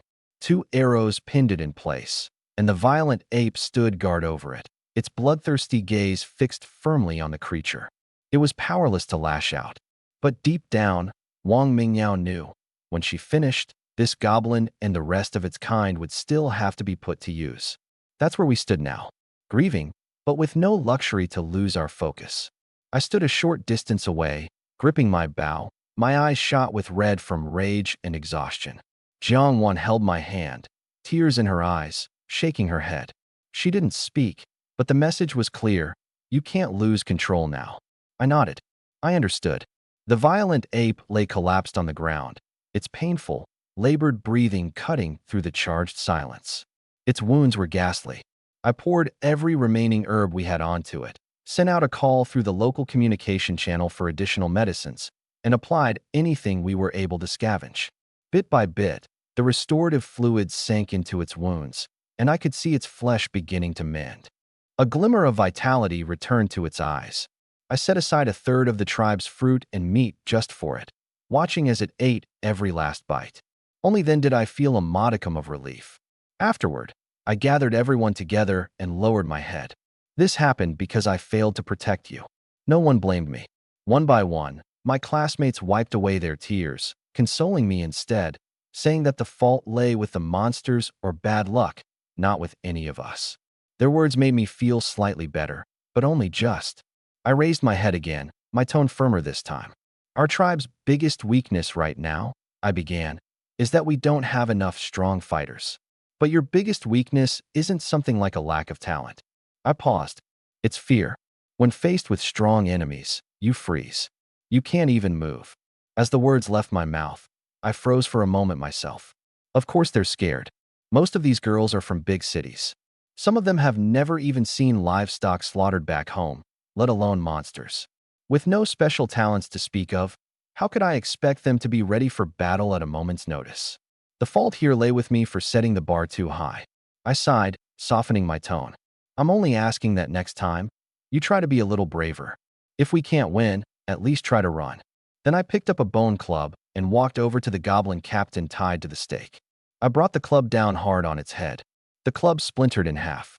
Blood spurted from the goblin's forehead as its scream tore across the clearing. Look closely, this is all elite goblins amount to, I said, sweeping my gaze across the group. Each of you is going to come up here and take a swing. Call it practice. Call it payback for those we've lost. The word revenge settled over the group, and every girl clenched her fists. Zhang Xinyue was the first to step forward. She picked up a new club and swung it with force. The resounding crack wasn't enough to placate her. She hit the goblin again and again before I had to stop her. We needed to make sure there was enough of the goblin left for the others. Next was a quiet girl who rarely spoke. 2 days of chopping wood had caked her clothes in mud and sweat, rendering her unrecognizable. She raised the club with trembling hands and screamed, "Die!" as she brought it down. The blow had the force of a soft slap, nothing more than an unpleasant thud on the goblin's body. Harder, try again. Again. Put your strength into it. As the coaching continued, the fear and hesitation that gripped her started to ease, little by little. The farther down the line we went, the harder the swings became. The bodies of the two classmates we had lost had already been buried. There was no ceremony, no prolonged mourning. The logging crew still had to return to their work. We dealt with what needed dealing, and then the living returned to the lives they still had to lead. But you could feel the shift in the atmosphere of the tribe. It wasn't panic. It wasn't chaos. It was something colder. Wong Mingao stood next to me, her usual lightheartedness missing entirely. The mischievous spark on her face had dimmed, leaving a steely, hardened mask in its place. 表情都远远高于普通生物，连对战的感觉都完全不同。还记得当初对付小黑时，整整一支队伍才勉强拿下。如今面临战降级的存在，只怕我们连挨近都难，更别提生还。She didn't show much expression. Using her unique ability, she understood the garbled chatter of the goblins in the cage. Turning her head, she simply declared, "Long story short, they're scared." That's exactly what we wanted. Now, our tribe had a new trump card, a berserking elite guerrilla named Blackie. The moment this massive beast joined our side, melee combat was elevated to a whole new level of dominance. Those goblins locked in the cage had just witnessed their comrade being pummeled by a mere human girl, and now they huddled in the corner of their cage, too scared to even look up. I walked beside Wong Mingao toward the goblin leader, Kargan. This elite goblin was battered and breathing weakly, but its eyes still burned with something. Maybe resistance, maybe cunning. Hard to say. I got straight to the point. Ask if it's seen any other human tribes. Wong Mingao activated her ability, speaking in a slow, almost taunting tone. Hey, ugly. My boss wants to know if you've seen other two-legged sheep like us. Kargan spat on the ground. Wong Mingao paused, turned to me, and translated. It says it can't remember, but claims a few good slaps might jog its memory. I laughed, a short, contemptuous laugh. All right, tough guy? Let's test that theory. What followed in the next half hour doesn't need much of a description. I'm strong, and Kargan's face bore the unmistakable imprints of my palm by the end. The goblins in the cage watched every punishing moment, each one silently thinking the same thing. Death would have been preferable. Wong Mingao signaled me to stop, then readdressed the goblin in a tone laced with tangible threat. Do you know where other two-legged sheep are or not? Because if you don't, I'm cutting off a hand to start. And then I'll ask your cage mates. The moment any one of them spills, you're useless. She bit out the last words deliberately, and useless trash dies a very ugly death. Then, she turned and walked toward the other cages. Kargan lasted about 3 seconds. I know, it cried out. Eastward, 30 miles. Over a hill, there's a small stream. Follow the stream upstream for 70 miles, and you'll find plenty of two-legged sheep there. Wong Mingao nodded calmly, patted my shoulder, and strolled away. Kargan watched us leave, letting a sly smile creep across its beaten face. But that smile didn't escape Wong Mingao. Walking ahead, with her back turned to Kargan, she relayed the intel word for word, then bluntly stated, "It's not trustworthy." I nodded in agreement. A goblin leader discovering a human settlement wouldn't just sit on that information. It would instinctively lead an assault. If that didn't happen, it meant either the place wasn't real, or there was something there so terrifying even goblins feared it. Neither possibility boded well for us. Essentially, the so-called location was akin to walking into a death trap. Jiang Wan entered the scene, carrying 2 bottles of honey water. After hearing our discussion, she raised an eyebrow and quickly proposed a plan. Go to the goblin cage and tell them we're planning to take them to that place. Say they'll pull the carts as guides. Then observe their reaction. She paused for effect. If they panic just at the mention of the direction, it means Kargan was lying, or it's somewhere even goblins wouldn't dare go. Use their reaction to fake your anger and press them for the truth. If they show no reaction, don't go at all. Too dangerous. Wong Mingao walked alone to the cage holding the goblins. The green-skinned creatures stared at her, trembling. She suppressed her disgust and spoke with nonchalant ease, like she was talking about grocery shopping. We've decided not to kill you, but we're heading somewhere, and we'll need you to pull the carts and guide us. The destination is eastward, 30 miles over a hill, then along the stream upstream for. She didn't even finish her sentence before the goblins reacted. Kargan's death was absolute.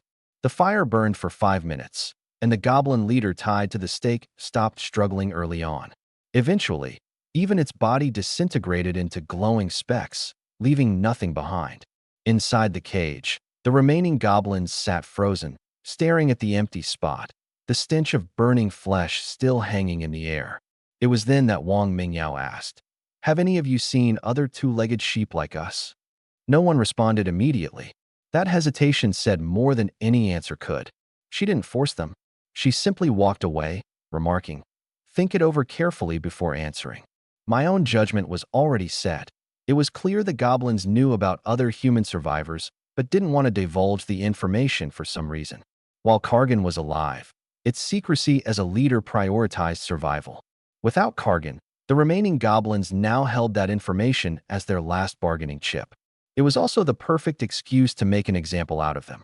The wooden stake was moved in front of the cage. Kindling was neatly stacked, and the moment the fire ignited, the smoke billowed. Goblin number 1 raised its hand first. It spat out the intel. Southeast, about 70 kilometers away, there's a human settlement, roughly 40 people. It claimed to have seen them personally, but didn't dare attack. Supposedly, one of the males there could smash wood with his bare hands, and another, a female swordsman, scared it off when she was alone. Hearing this, I casually asked what was in the other direction Kargan had sent us toward. Goblin number 1 trembled noticeably and muttered a few words. Warlord-level monster. White tiger of chaos. That's its territory. Anyone who goes there dies. It further explained that Kargan had accidentally stumbled onto the creature's land once. The moment it heard the tiger's roar, it lost complete control and fled. After barely surviving, it repeatedly warned the others never to go there. And yet, that's the place Kargan directed us toward. I said nothing, but a curse escaped my lips. The warlord level was something we couldn't even begin to gauge. But one thing was clear, the gap between common monsters and elites was enormous. Having struggled to take down Blackie, an elite, with an entire team, facing something like a warlord-level creature wasn't just reckless, it was a death sentence. Physical strength wasn't even in the same league. A warlord surpassed an elite, and the goblin captain wet himself from a tiger's roar. This fact alone was enough. Kajan was leading us straight to our deaths. The three of us exchanged glances. The intel seemed reliable, but remained unverified. Wong Mingao instructed Xiao He to drag out Goblin 1, tying him up tightly, and escort him to the spot where Kajan had just been. Goblin 1 was utterly terrified.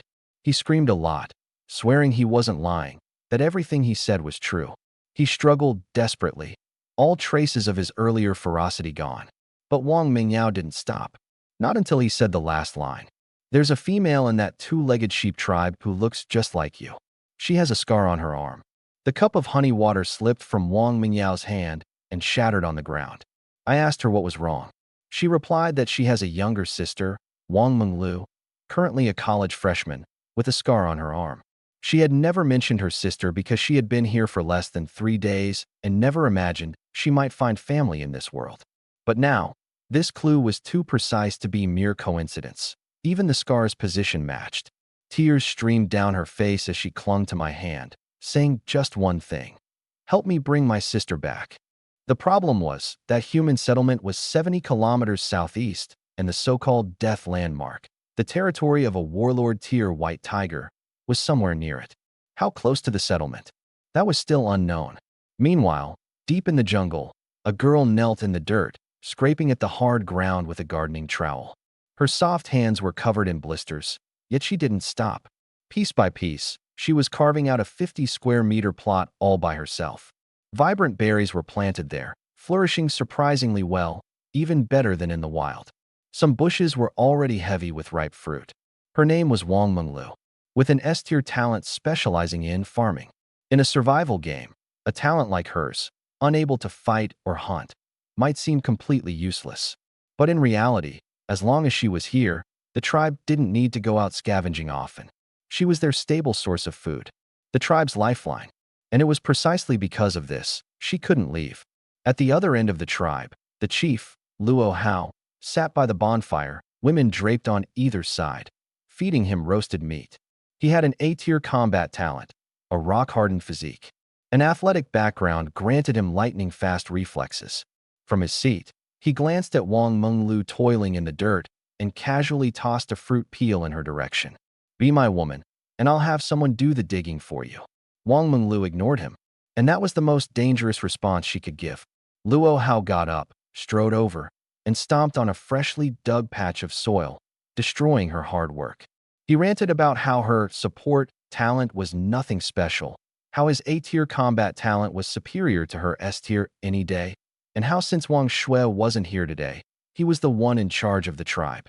That's when his expression changed. Wang Menglu backed away, her foot slipping on the discarded fruit peel, sending her sprawling into the dirt. Tears filled her eyes as she shouted, "If you touch me, I'll die right here. Without me, you'll all starve." Her words made Luo Hao pause, but only for a second. In a flash, he kicked the trowel from her hand and reached for her. Then a lithe figure shot in from the side, her foot slamming into Luo Hao's waist. Luo Hao's reflexes kicked in instantly, half of his body hardening into rock. The impact sent her foot recoiling off the stone. She flipped midair, drew the steel sword at her waist, and slashed at his arm. Rock armor. The blade bent without so much as a scratch. Wang Shui stood between Luo Hao and Wong Menglu, her gaze as sharp as a knife. The two of them were the tribe's strongest warriors, both A-tier. Confrontations like this weren't new. Luo Hao roared at Wang Shui, saying their internal conflicts were ruining the tribe, daring her to see who'd die first. Wang Shui replied with just one line. "I told you, don't touch my junior." And it wasn't just some casual camaraderie. They were truly mentor and student. Wang Shui and Wong Menglu had attended the same university, studied in the same program under the same professor. On the day they were transported to this survival world, the two had been out shopping together. Since then, Wang Shui had vowed not to abandon her bright, spirited junior. But no matter how fiercely Wang Shui protected her, she couldn't shield her forever. She could fend off today's attack, but tomorrow Luo Hao would still be chief, still wield absolute authority within the tribe. At that same moment, elsewhere, I received the information. Wang Mingyao's sister was trapped in another tribe. I glanced at Wang Mingao. With a 2S tier talent, her abilities spoke volumes. If her sister bore even a fraction of that potential, she'd be invaluable. Even if she were a niche role or simply symbolic, we could afford to keep her around. Besides, they were family. "Don't worry, I'll bring your sister back," I said. "You track the goblins' movements and see if you can locate their route again. I'll handle the tribe and cross-check the land records along the way." The issue wasn't just finding their location. To rescue her, we'd have to get past Luo Hao first. An A-tier, stone-armored combat chief who wasn't about to let go of his food source without a fight. This wasn't going to be a negotiation. Wong Menglu crouched on the ground, her hand covering her tear-streaked face. Her crying was subdued and quiet, almost like she was trying to stay invisible while still unable to hold it all in. This wasn't the first time she'd been bullied. The tribe now had an unspoken rule. The higher one's talent tier, the more their words carried weight. Luo Hao, an A-tier, took this hierarchy as a license to treat anyone useful to the tribe however he pleased, including blatantly pushing someone down in plain sight. Li Wei tried to intervene, urging harmony as a resolution. Luo Hao's response: a mocking snort. "You, a C-tier, dare to talk respect to me, an A-tier?" Li Wei stood frozen, stunned into silence, before eventually walking away. The tiers in this world were devouring humanity, and doing so openly, without shame. Wang Shui helped Wong Menglu to her feet, brushing the dirt from her clothes. She offered no grand speeches, no lofty words of comfort. "He lays a hand on you again, and I'll make sure he regrets it for life." Wong Menglu kept her head down and softly asked, "Senior sister, when do you think these days will finally come to an end?" No one could answer her. Inside the clan leader's cabin, I scanned the local chat channel, casually declining a private message from the Cultivation clan. They were offering to trade a fine-quality star iron sword for resources. A good sword, no doubt, but not something I needed right now. I shelved the thought for later. When Jiang Wan and Wang Mingao entered, I was preoccupied with another matter, something more urgent than swords. The goblins had provided clear intel. They could use their carts to transport people, making a round trip in a single day, provided we treated their injuries and kept them well fed. Wang Mingao nodded reluctantly, biting her lip. She hated goblins with a passion, but her little sister was still out there. She didn't have a choice. I began mentally assembling a rescue team. Both Wong Mingao and I had to go. That was non-negotiable. The tribe couldn't be left unguarded, so Teacher Bai would stay behind. But her combat strength alone wouldn't hold against an attack. Xiao He had to stay back to protect her. Then again, with Xiao He's size, putting him on a cart was already a logistical headache. Jiang Wan suggested we take Zhang Xinyue along. Her strength would certainly come in handy. I shook my head. My mind wasn't on configuring the rescue team. It was on addressing the critical gap before we set out. We need a second elite tier contract beast. The two of them froze for a moment. Our first elite contract beast was the Honeybee King, versatile for both attack and reconnaissance, but one beast wasn't enough. Dangerous incidents could happen en route to the rescue, and we couldn't rely solely on Xiao He to defend the tribe. Instead of hastily setting out with what we had, I'd rather fill this gap now. The honeybee had scouted the northern woods and found an elite tree vine monster. It was rooted in place but could extend its vines for devastating attacks, perfect for defense. The goblins, too, had mentioned another possibility, an elite leopard flower cat. Small in size, incredibly fast, with razor-sharp claws and fangs. I barely hesitated. The leopard flower cat's speed was impressive, no doubt, but agile creatures were the hardest to track and subdue. Even if we found it, we'd likely face a costly, drawn-out struggle before claiming victory. The tree vine monster, on the other hand, was stationary. Its position was confirmed. Capturing it would immediately give our tribe a major defensive boost. Vines coiled around the fences would reinforce the perimeter, while also serving as an intelligence network. It was an obvious choice. The first time Xiao He saw the tree vine monster, he paused for a second, then pounded his chest twice and let out an ear-splitting roar as he charged. Wong Mingyao's face darkened. She could understand Xiao He, and his roar translated roughly into two crude words, not fit for polite company. The tree vine monster didn't waste time on pleasantries. Its vines shot out in every direction, wrapping up the 5-meter-tall Xiao He like a cocoon, lifting him straight into the air. Xiao He thrashed wildly, snapping one vine after another, but they were as tough as steel cables.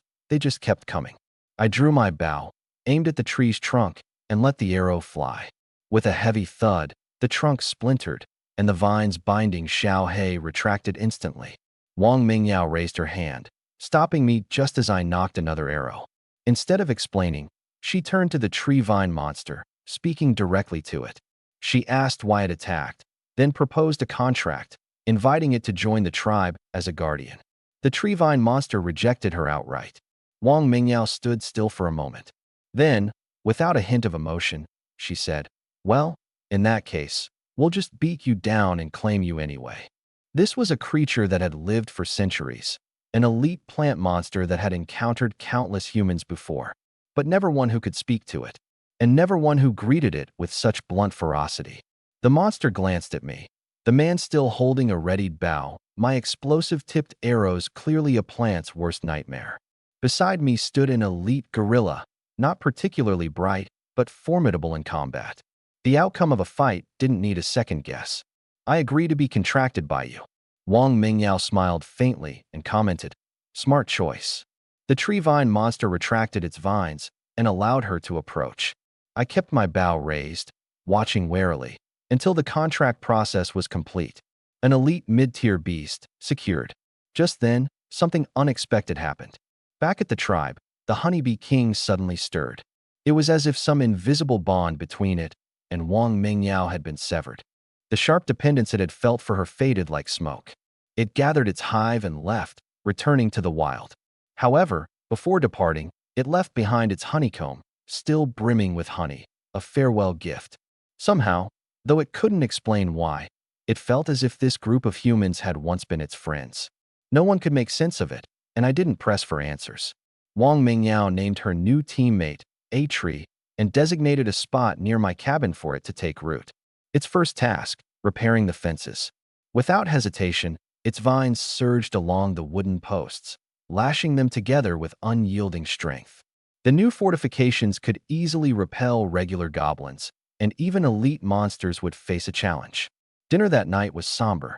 Two of our tribe members who had worked alongside us in the morning were gone by the afternoon.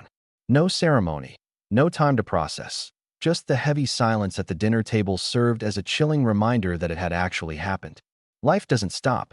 I knew that all too well. I had already decided. Tomorrow, we'd depart to find Wong Mingao's sister. The goblins would also need a full meal tonight. If we expected them to pull carts all day, we couldn't let them go hungry. Injured ones without the strength to move weren't part of the deal. I wasn't interested in extending any kindness to them beyond pragmatism. Wong Mingao knew about the plan for tomorrow but kept her thoughts to herself. Still, I could sense that something inside her was shifting. Later that evening, Jiang Wan announced she'd stay the night on Teacher Bai's side, saying they needed to discuss leadership matters. As the tribe grew, Bai would inevitably play a bigger role in governance, and the sooner they coordinated, the better. It made sense. I didn't object. That left me alone in the cabin, a rare quietness that felt unnervingly empty. Outside, Wong Mingao washed herself with cool water. Then, silently, she stepped inside. She unclasped the buckles of the black iron bear leather armor, letting the armor drop in a circle around her feet. Then, she slipped under the blanket, her back turned toward me, her face already red. For a while, there was silence. Then, she spoke, her voice small, thanking me before asking softly, "Do all guys like this kind of thing?" I replied, "Yes. I've always been straightforward when I speak, and that was the honest truth." It was a sincere response to her genuine gesture. But deep down, I knew better than anyone why Wong Mingao had done this. Her SS-level talent was the foundation of our tribe's combat potential. Helping her find her sister was a win for both of us, no matter how you calculated it, not to mention the importance of the task itself. Still, she didn't fully understand me. It's not that I was oblivious to these things, nor did I take them lightly. But before being a leader of the tribe, I am, first and foremost, a person. Helping her wasn't about benefits. It was about doing what was right. The cold came suddenly, not like the gradual transition into winter, but more like someone had flipped a switch and icy winds seeped through every crack, impossible to keep out. On my side, after saying her piece, Wong Mingao turned away, curling herself into a ball, her face still flushed. What she said wasn't complicated. It was clear she knew I already had plans to bring back her sister. Her offer wasn't entirely a trade. It was her taking a step forward. She understood. She was willing. From behind, I wrapped my arms around her. Staring at the side of her face, I couldn't help but find it endearing. Normally sharp-tongued, yet endearingly fierce, seeing her sleeping figure softened my heart. I, however, didn't sleep. Instead, I opened the deed documents and browsed the regional chat screen for a while. The night channels were always livelier than during the day. Sleep-deprived leaders chatted with fragmented sentences, some cursing the cold, others bragging about having someone to keep them warm, while a few squabbled over petty things.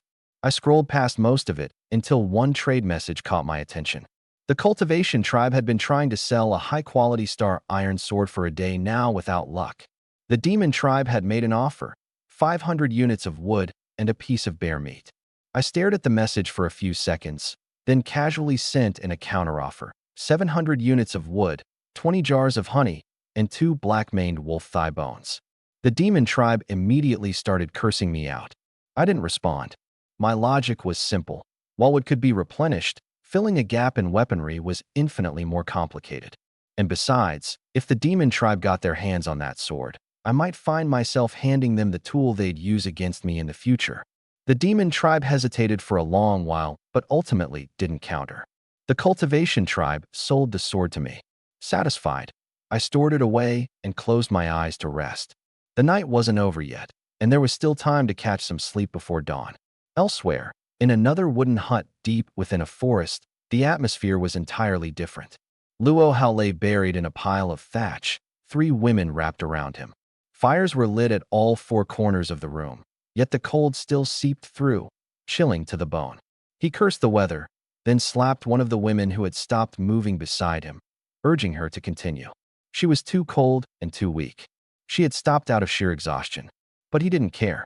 His slap landed hard anyway. This was what people in another part of this frigid night, under the same cold front, were doing. Before dawn, the temperatures were expected to drop even further. In this fog-shrouded world, the night was never just about darkness. Wong Minglu lay on a pile of straw, staring at the gaps in the wooden ceiling above. Over a dozen girls huddled together nearby, sharing body heat for warmth. A single fire struggled to hold back the piercing cold. She didn't cry aloud, but tears silently slid down her cheeks, soaking into the straw below. She missed her sister. She didn't know where she was, didn't know if she was even still alive, didn't know if she was suffering or worse. I'm the one being protected now. No answers. In this place, most questions had none. Elsewhere, in the clearing of another tribe, things were moving in the opposite direction. I donned a new set of leather armor, crafted overnight by Yi Kud using materials from the elite black-maned wolf we'd taken down yesterday. There was only enough to make one set, so naturally, the leader wore it. The old black iron bear armor was set aside to be converted into general-use pieces. Standing in the clearing, now clad in fresh gear, I may not have radiated heroic grandeur, but there was a grounded sense of steadiness in me, something that gave my people reassurance. What I was about to announce completely took everyone by surprise. We're going to recruit from neighboring tribes. The crowd broke into murmurs. Some questioned how we'd navigate the mist. Others voiced concerns about losing our bearings. A few even outright doubted if those we recruited would be skilled enough to contribute. I didn't explain much. I simply said, "What needs to be figured out, I'll handle it." The expedition squad consisted of just 3 people: me, Wang Mingao, and Xingyue. Jiang Wan and Bai Ruoxue would stay behind to hold the fort. Before we left, Jiang Wan took Bai Ruoxue's hand, pulled her aside to give me a firm hug, and whispered a request: bring her back safely, referring to Wang Mingao. For her part, Bai Ruoxue uncharacteristically asked if I needed to extend her abilities, a first from her. It caught me off guard. I thanked her sincerely but said we'd address it when I returned. It was a small moment of change, but in a world riddled with daily risks, such changes often signified a relationship starting to solidify. Our cart was rigged from 2 goblin carts tied together with hemp ropes, goblins strapped in a line as beastly draft animals. Wang Mingao stood at the front with a vine whip.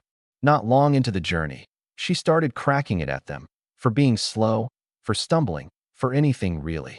A goblin slacked off, slowing down the overall progress. I resolved the issue swiftly with a single arrow. The 3 of us ventured deeper into the fog. No one could predict what we might encounter, but those left behind in the tribe understood better. True danger sometimes hides among your own people. Luo Hao was still sitting by the campfire today. 2 new faces accompanied him, while he leisurely toyed with a red berry in his hand, looking as relaxed as if he didn't have a care in the world. Over by the farmland, Wang Minglu was hunched over, watering the crops.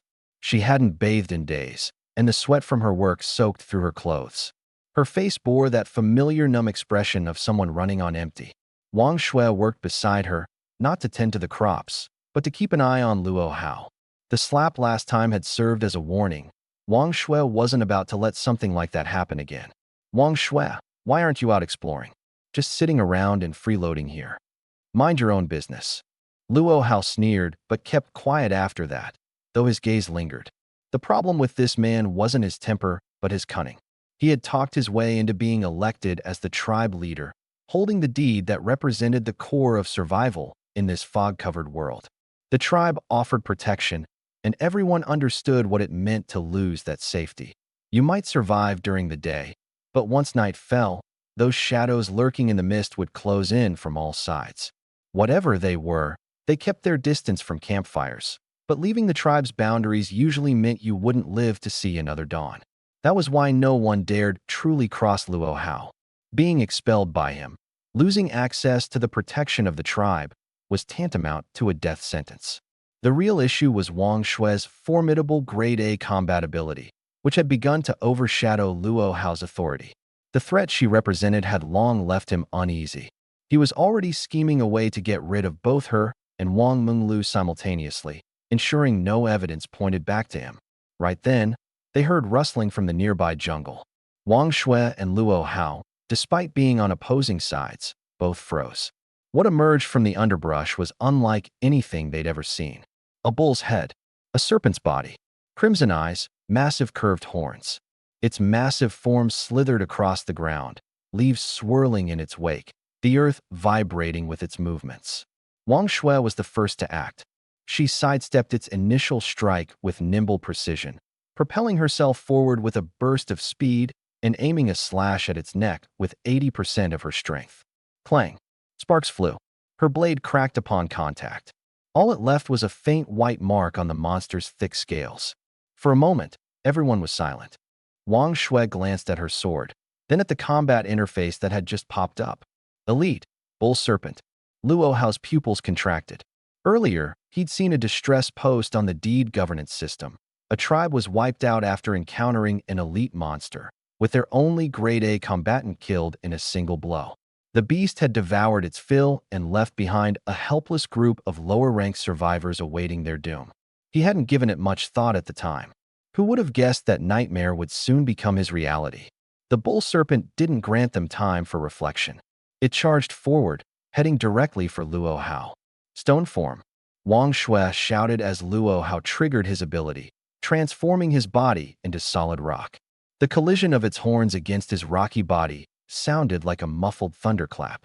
Luo Hao was thrown through the air, crashing into a wooden hut. The structure collapsed with a deafening rumble, burying him under the wreckage. Wang Shui spared him a glance, but showed no emotion. A grade A talent, and all he could do in a critical moment was serve as a glorified projectile. She activated her Sword Shadow's ability, her speed spiking as her iron sword flickered into afterimages. In under a second, she unleashed 3 rapid strikes. The scales cracked, but only slightly. Her sword tip shattered in the process. The bull serpent's tail lashed out, sending her flying several meters. She hit the ground hard, blood already trickling from the corner of her mouth. The bystanders, paralyzed with fear, broke down entirely. Some curled up on the ground in tears. Others lost all control and began sobbing uncontrollably. The bull serpent didn't follow up on its attack against Wang Shui. Instead, it shifted course, slithering toward the farmland. It opened its massive mouth and swallowed a tree laden with yellow fruit in one gulp. Someone whispered, "So it's a plant eater. Maybe it'll leave once it's full." But then it turned its gaze back, sliding toward the cowering group of people. Those quick enough scrambled to flee, but its tail swept across the ground, knocking down anyone too slow. And then it opened its massive jaws, swallowing someone whole. A mixed diet, it seemed. Screams erupted, the air thick with terror. Several people fainted on the spot. My bloodshot eyes locked onto the scene as my tribe members were devoured like fodder. Gripping the remains of my broken sword, I charged forward again. This time, I didn't waste effort hacking away. I went straight for its eyelid, its most vulnerable spot. Sword shadows activated, my strikes too rapid and dense for the bull serpent to react. One of its eyes went blind. The beast roared in fury, its massive tail sweeping wildly, smashing indiscriminately. It knocked down huts and scattered people across the clearing. From the wreckage, Luo Hao crawled out of the rubble. He lunged at the bull serpent, his stone form enhancing him as he unleashed a full-strength punch on its spine. Not even a scratch. The bull serpent turned, jaws snapping down at him. Stone form. Luo Hao activated his ability again.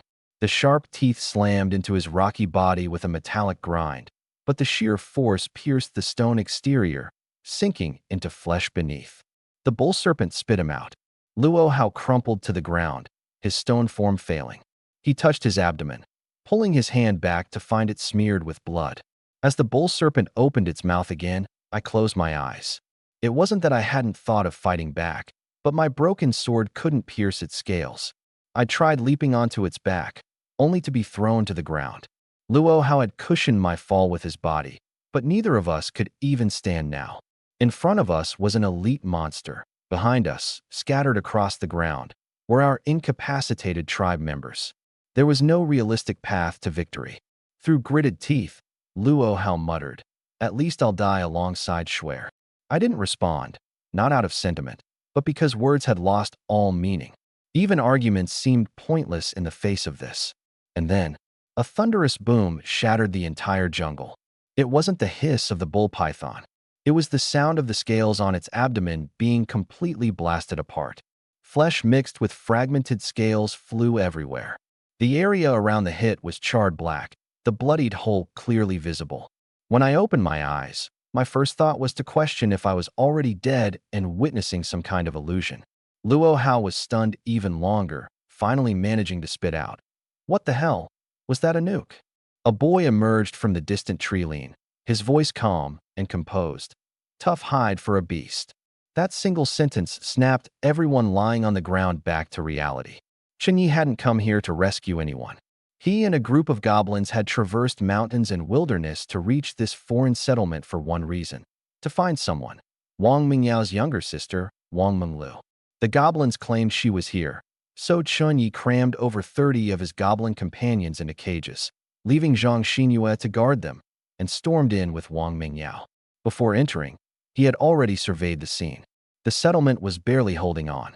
The woman was fast, but her broken sword couldn't pierce the snake's scales. The man's punches might as well have been tickling the serpent. Everyone else was being knocked breathless by a single lash of its tail. His assessment was straightforward: kill the beast first, then ask about Menglu. One arrow wasn't enough to finish it. The bull python went berserk, turning its monstrous body to charge straight at Chen Yi. But it was already nearing its end.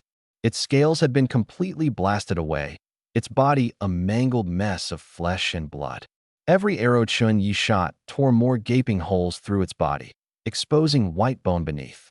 From the settlement's east side to its west, he led the raging creature on a relentless chase until it finally collapsed, disintegrating into fragments of starlight. He hadn't sustained a single injury throughout the entire ordeal. The survivors hiding behind wooden huts began to whisper amongst themselves, tossing around phrases like S-rank ability and missile-grade attack, though even they seemed uncertain, given that S-rank abilities are incredibly rare, 1 in a million. Most eventually consoled themselves with the thought, there's a wide range of strength even within A-rank abilities, right? Luo Hao clutched his wounded side and struggled to stand. His mind raced. Someone like this was worth recruiting at any cost. He leaned close to me and whispered that he planned to send 2 women to serve him. I didn't have much of a reaction and merely replied, "People like him won't be swayed by women." Luo Hao mulled it over and figured men might work too. The settlement had no shortage of those either. He was strategizing confidently, but there was one detail he hadn't noticed. I had. Behind one of the wooden huts stood a young woman, dressed in a sleek-looking black fur armor that clearly wasn't cheap. Her exposed skin was immaculately clean.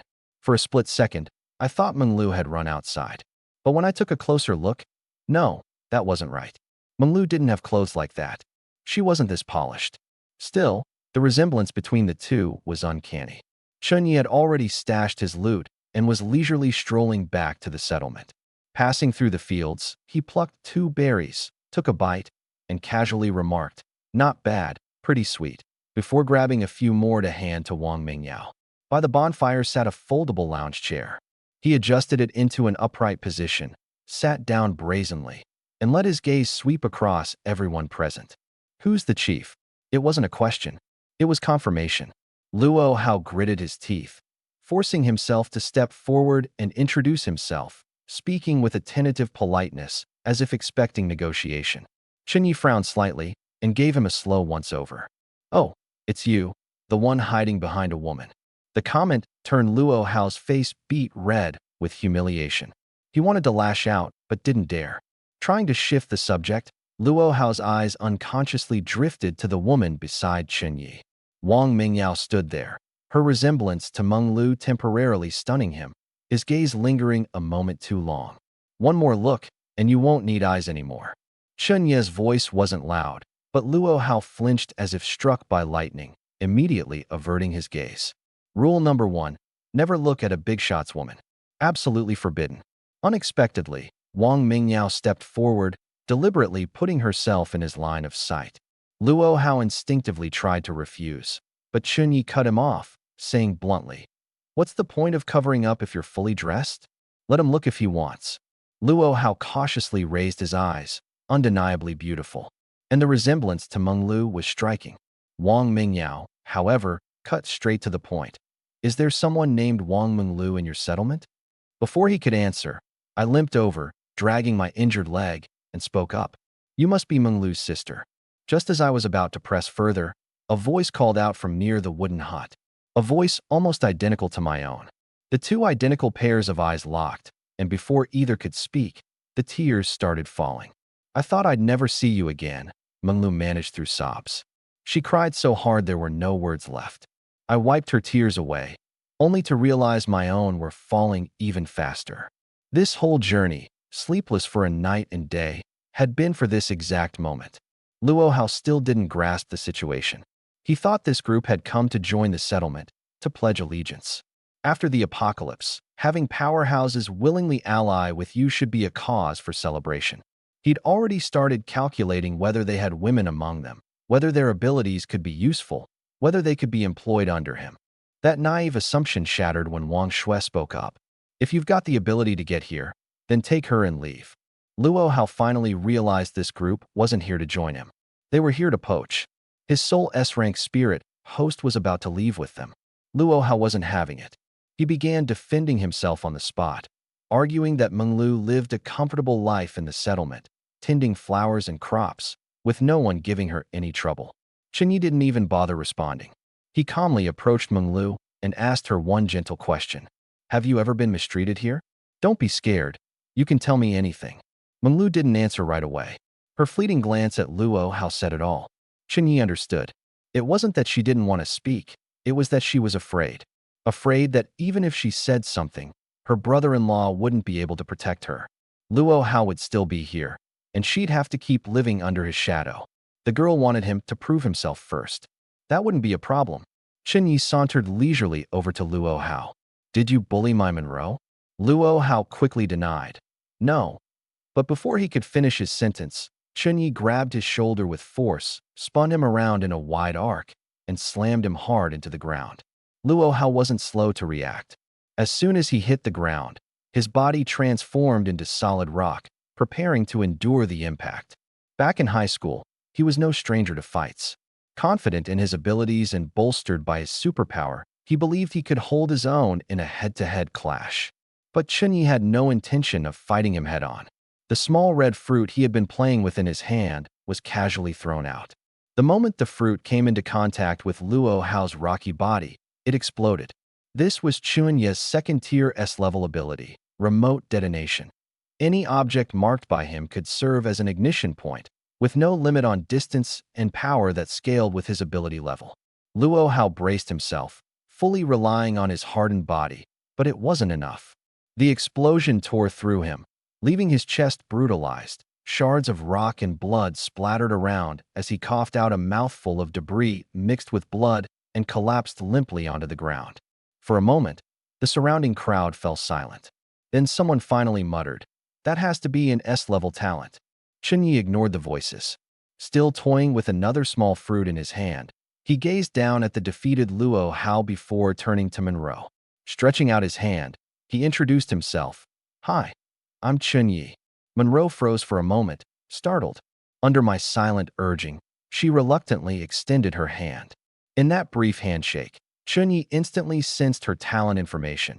It was a first-tier S-level ability called Spiritual Seed, which could accelerate the growth cycle of crops, increase harvest yields, and very rarely cause ordinary crops to mutate and gain spiritual properties. Chenyi gave a faint smile and said, "Your ability is impressive." Monroe had no idea how he knew that, but after witnessing the earlier exchange, the grievances she had been suppressing finally overflowed. Through tears, she narrated everything that had happened over the past few days. As soon as she finished speaking, I walked over to Luo Hao, who was still sprawled on the ground. Grabbing hold of the tattered collar of his shirt, I delivered a loud, resounding slap across his face. The sharp crack echoed throughout the camp. Luo Hao, livid, tried to retaliate, but Chunya's fist was already there. With overwhelming strength, he landed a blow that shattered Luo Hao's teeth. Blood spilled from his mouth as he collapsed once more. Chenyi wasted no time on unnecessary words. He knocked an arrow, drew the bow, and released. The arrow pierced right through Luo Hao's skull. Chenyi chose not to use his remote detonation, avoiding the gruesome spectacle of blood mist engulfing the entire camp. Instead, a single, ordinary arrow did the job, clean and efficient. Luo Hao's pupils slowly dilated as the life left his body. The rocky exterior of his skin faded away with death. A notification appeared in Chun Ye's mind. Permanent talent acquired. Stone skin, first tier A level. Chun Yi glanced at it, considering briefly. The stone skin ability turned the body into rock, likely becoming even tougher as it upgraded. But with the 4 talent slots he currently used, none were expendable. Replacing any of them would be a poor trade. A level. Not interested. Chun Yi muttered to himself before dismissing the notification. Turning back to Monroe, he extended his hand again. Come with us. And then, the countdown began. 10 minutes. This world didn't allow for hesitation. 10 minutes after the death of their chief, Luo Hao, the protective barrier that shielded the Brave League tribe would vanish. It wasn't a threat. It was the cold, unyielding rule of this world. Without a leader, you cease to exist as a tribe. Panic spread quickly. Decisions were made instantaneously. Every vote was cast toward Wang Shui, the tribe's quiet yet steady backbone. She had been the one to hold things together time and time again, shielding the group whenever tempers flared and chaos erupted. Now, with Luo Hao gone, she was the clear and natural choice. Wang Shui hadn't yet spoken when a hand was suddenly extended toward her. Hi, I'm Chun Yi, leader of the Paradise Tribe. The area went silent for a moment, then erupted into chaos. Paradise, the most powerful tribe in the region, and standing before them, calm and commanding, was its chief. Alone, and scathed after defeating an elite beast, and now here, extending an invitation to their leader. Wang Shui took Chun Ye's hand. She didn't have much time to overthink it, but Chun Yi didn't mind. With the contact, he had already gleaned the information he wanted, an A-level ability known as Phantom Blade, a talent rooted in speed and agility, making her a valuable combat asset. But it wasn't the name Paradise that truly swayed Wang Shui. It was the next sentence Chun Yi spoke. Our tribe is made up entirely of women, apart from me. It's a very harmonious living situation. Just that one sentence did more to convince her than any mention of region's top tribe or premium resources. Standing nearby, Wang Mingao chimed in to help persuade her. As one of my earliest tribe members, she had first-hand experience of how other tribes treated women compared to Paradise. Clear and direct, she said, you already struggled with one elite beast. Soon, you'll face more general-level threats. Without a strong, reliable team, survival will be impossible. While she was speaking, I lazily rested a hand on her shoulder, cracking a playful remark. Wang Mingyao immediately punched me in the shoulder, scolding me for calling her Old Meng. The small exchange wasn't lost on Wang Shui and Monroe. In the Brave League tribe, no one dared joke around with Luo Hao because he saw women as objects, nothing more. But the way Wang Mingyao and I interacted felt different, like comrades who had gone through hell together. It was real, not an act. Monroe's hesitation was simpler. Her talent was purely supportive without any direct combat capabilities. She feared being a burden to the group. Wang Mingyao shut that worry down instantly. The second in command of our tribe, my best friend, also has a support-based talent. Now, she lives better than she ever did before, not lifting a finger for hard labor. That put Monroe's doubts to rest. But Wang Shui still lingered. She glanced back at the small wooden hut behind her. Inside were a group of girls, dirty and frightened, with eyes full of despair.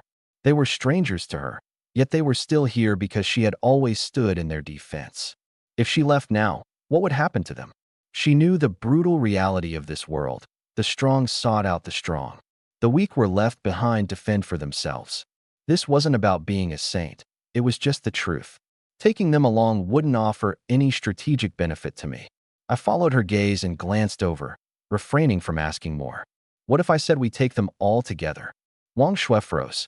I didn't give her too much time to process it and quickly added something practical. Not everyone, though. You pick them, Wang Shui. Select the ones who are capable of working and trustworthy. Anyone that Wang Menglu doesn't like, leave them. The only condition, once they join our Paradise tribe, they must follow my orders. But I won't force anyone into doing those things. The rules were clear, and so was my stance. This was my way, no pretending to be merciful, but also no denying the importance of ground rules. I knew taking more people back was valuable, but I also knew who was worth bringing and who would cause trouble. The inventory check had already started, and no one knew better than I that this trip couldn't be for nothing. Timber, stones, hemp ropes, and all those fruit trees and shrubs from their farmland. I wanted to take it all. The tribe wasn't powerful, but its resources were relatively abundant, just what we needed to fill the gaps in paradise. 3 storage crates, none spared. Wong Minglu walked over with her head down, her fingers nervously twisting together, and she finally spoke. Brother-in-law, senior sister has chosen a few people already, but the ones left out. She didn't even finish her sentence. This was the real difficulty. The group had split into 2. To the left stood about a dozen girls, heads down, utterly silent, as if all the life had been drained from them. To the right were people on their knees, every single one of them sobbing, pleading to Wang Shui, confessing their mistakes, swearing they'd be willing to do anything, even degrading themselves, claiming their previous support for Luo Hao was coerced. Wang Shui stood motionless, unable to respond. She wasn't in a position to make that call. And then, without warning, one of the boys on the right pulled out an axe from behind him. His name was Li Wei, Luo Hao's close high school buddy. He had awakened a C-level physical ability, faster running, more strength, and used that advantage in the apocalypse to bully the female members of the tribe along with a few of his friends.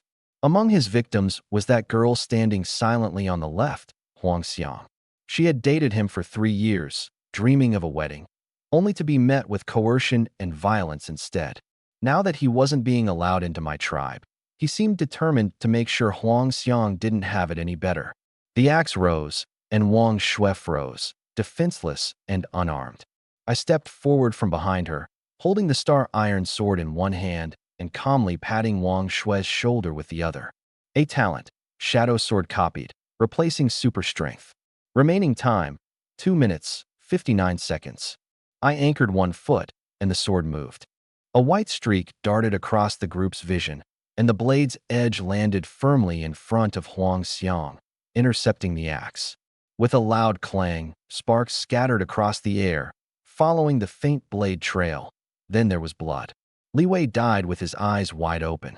The crowd erupted in screams, some of the girls witnessing a killing this close for the first time. I didn't dwell on it, turning slightly to give Wang Shui a glance. My tone was calm, yet laced with intention. Why didn't you protect one of our own people? Wang Shui bit her lip and lowered her head. I didn't have a weapon. I didn't think he'd suddenly, sorry. With a flick of my sword, the blood splattered to the ground. The star iron sword, now activated by fresh blood, gleamed with a faint, luminous blue. I reversed my grip and tossed the sword towards Wang Shui. Consider it a gift for joining the tribe. Next time you have a weapon, don't freeze up. She gripped the hilt, staring at it. After a long pause, her hoarse voice murmured, exceptional quality. That sword. She'd never even had the privilege to touch one like it before. Then I turned to the group of selected girls, 13 people in total, dressed in tattered, filthy clothes, their faces blank with numb exhaustion. I didn't waste my words, laying out the rules straight away.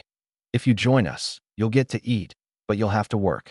I won't force you to do anything else, but from sunrise to sunset, you pull your weight. However, there's one thing you need to know. You don't disobey me, and you don't do anything to sabotage the group. If you do, I won't hold back. In low murmurs, they agreed. The moment I said, don't disobey me, they probably lumped me into the same category as Luo Hao, maybe just slightly better. But honestly, they had no choice. For people like them, having a place to hide and a meal to eat was already everything. The group was ready to leave. Right then, a girl from the ones left behind rushed over, wrapping herself around my leg. Her trembling hands reached to tear at my clothes, her voice desperate as she stammered that she had skills, and she could serve me right then and there. I kicked her, sending her sprawling backward as she clutched her chest. Get lost. Lying on the ground, she shot me a glance, no longer one of pleading. In her eyes, there was hate. I hated this the most. Being hated. Leaving someone like this behind would be trouble sooner or later. My hand instinctively moved. We'd barely set out with the caravan when I suddenly called the group to halt. Without explaining, I told everyone to stay put and went back alone. No one knew what I was going to do. Wang Mingao watched me disappear in the distance and asked, but I brushed it off, saying it was something minor and wouldn't take long. What turned me back came from Jiang Wan's single message through the communication stone. Be careful of the resentment. Those girls left behind will suffer. It clicked then, that lingering unease I couldn't shake when leaving. I knew we'd left something unfinished. Returning to the tribe, I found no one outside. They had all huddled into the wooden shack. Getting closer, I overheard some of their conversations. Voices filled with bitterness and rage. One said, "If we're dying anyway, might as well enjoy ourselves beforehand." Another said, "If we're all gonna die, I want to vent my anger first." Someone else growled, "If I get another chance, I'll kill that Chunyi." Any ounce of guilt I had disappeared. Boom, boom, boom.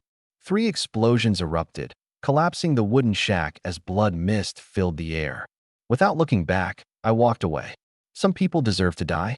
For some, living in hell is worse than death. I told myself this as a sort of justification. After all, if you don't pull the weeds by the roots, they grow back when the spring winds blow. Jiang Wan was right. I returned to the group without saying a word. Wong Mingao glanced at me, but didn't ask much. The goblins began moving again, and I casually grabbed a vine whip and lashed it across their backs. Move faster. The faces of the new girls in the cage instantly changed. They had just experienced horrors at the old settlement, enough to break anyone down.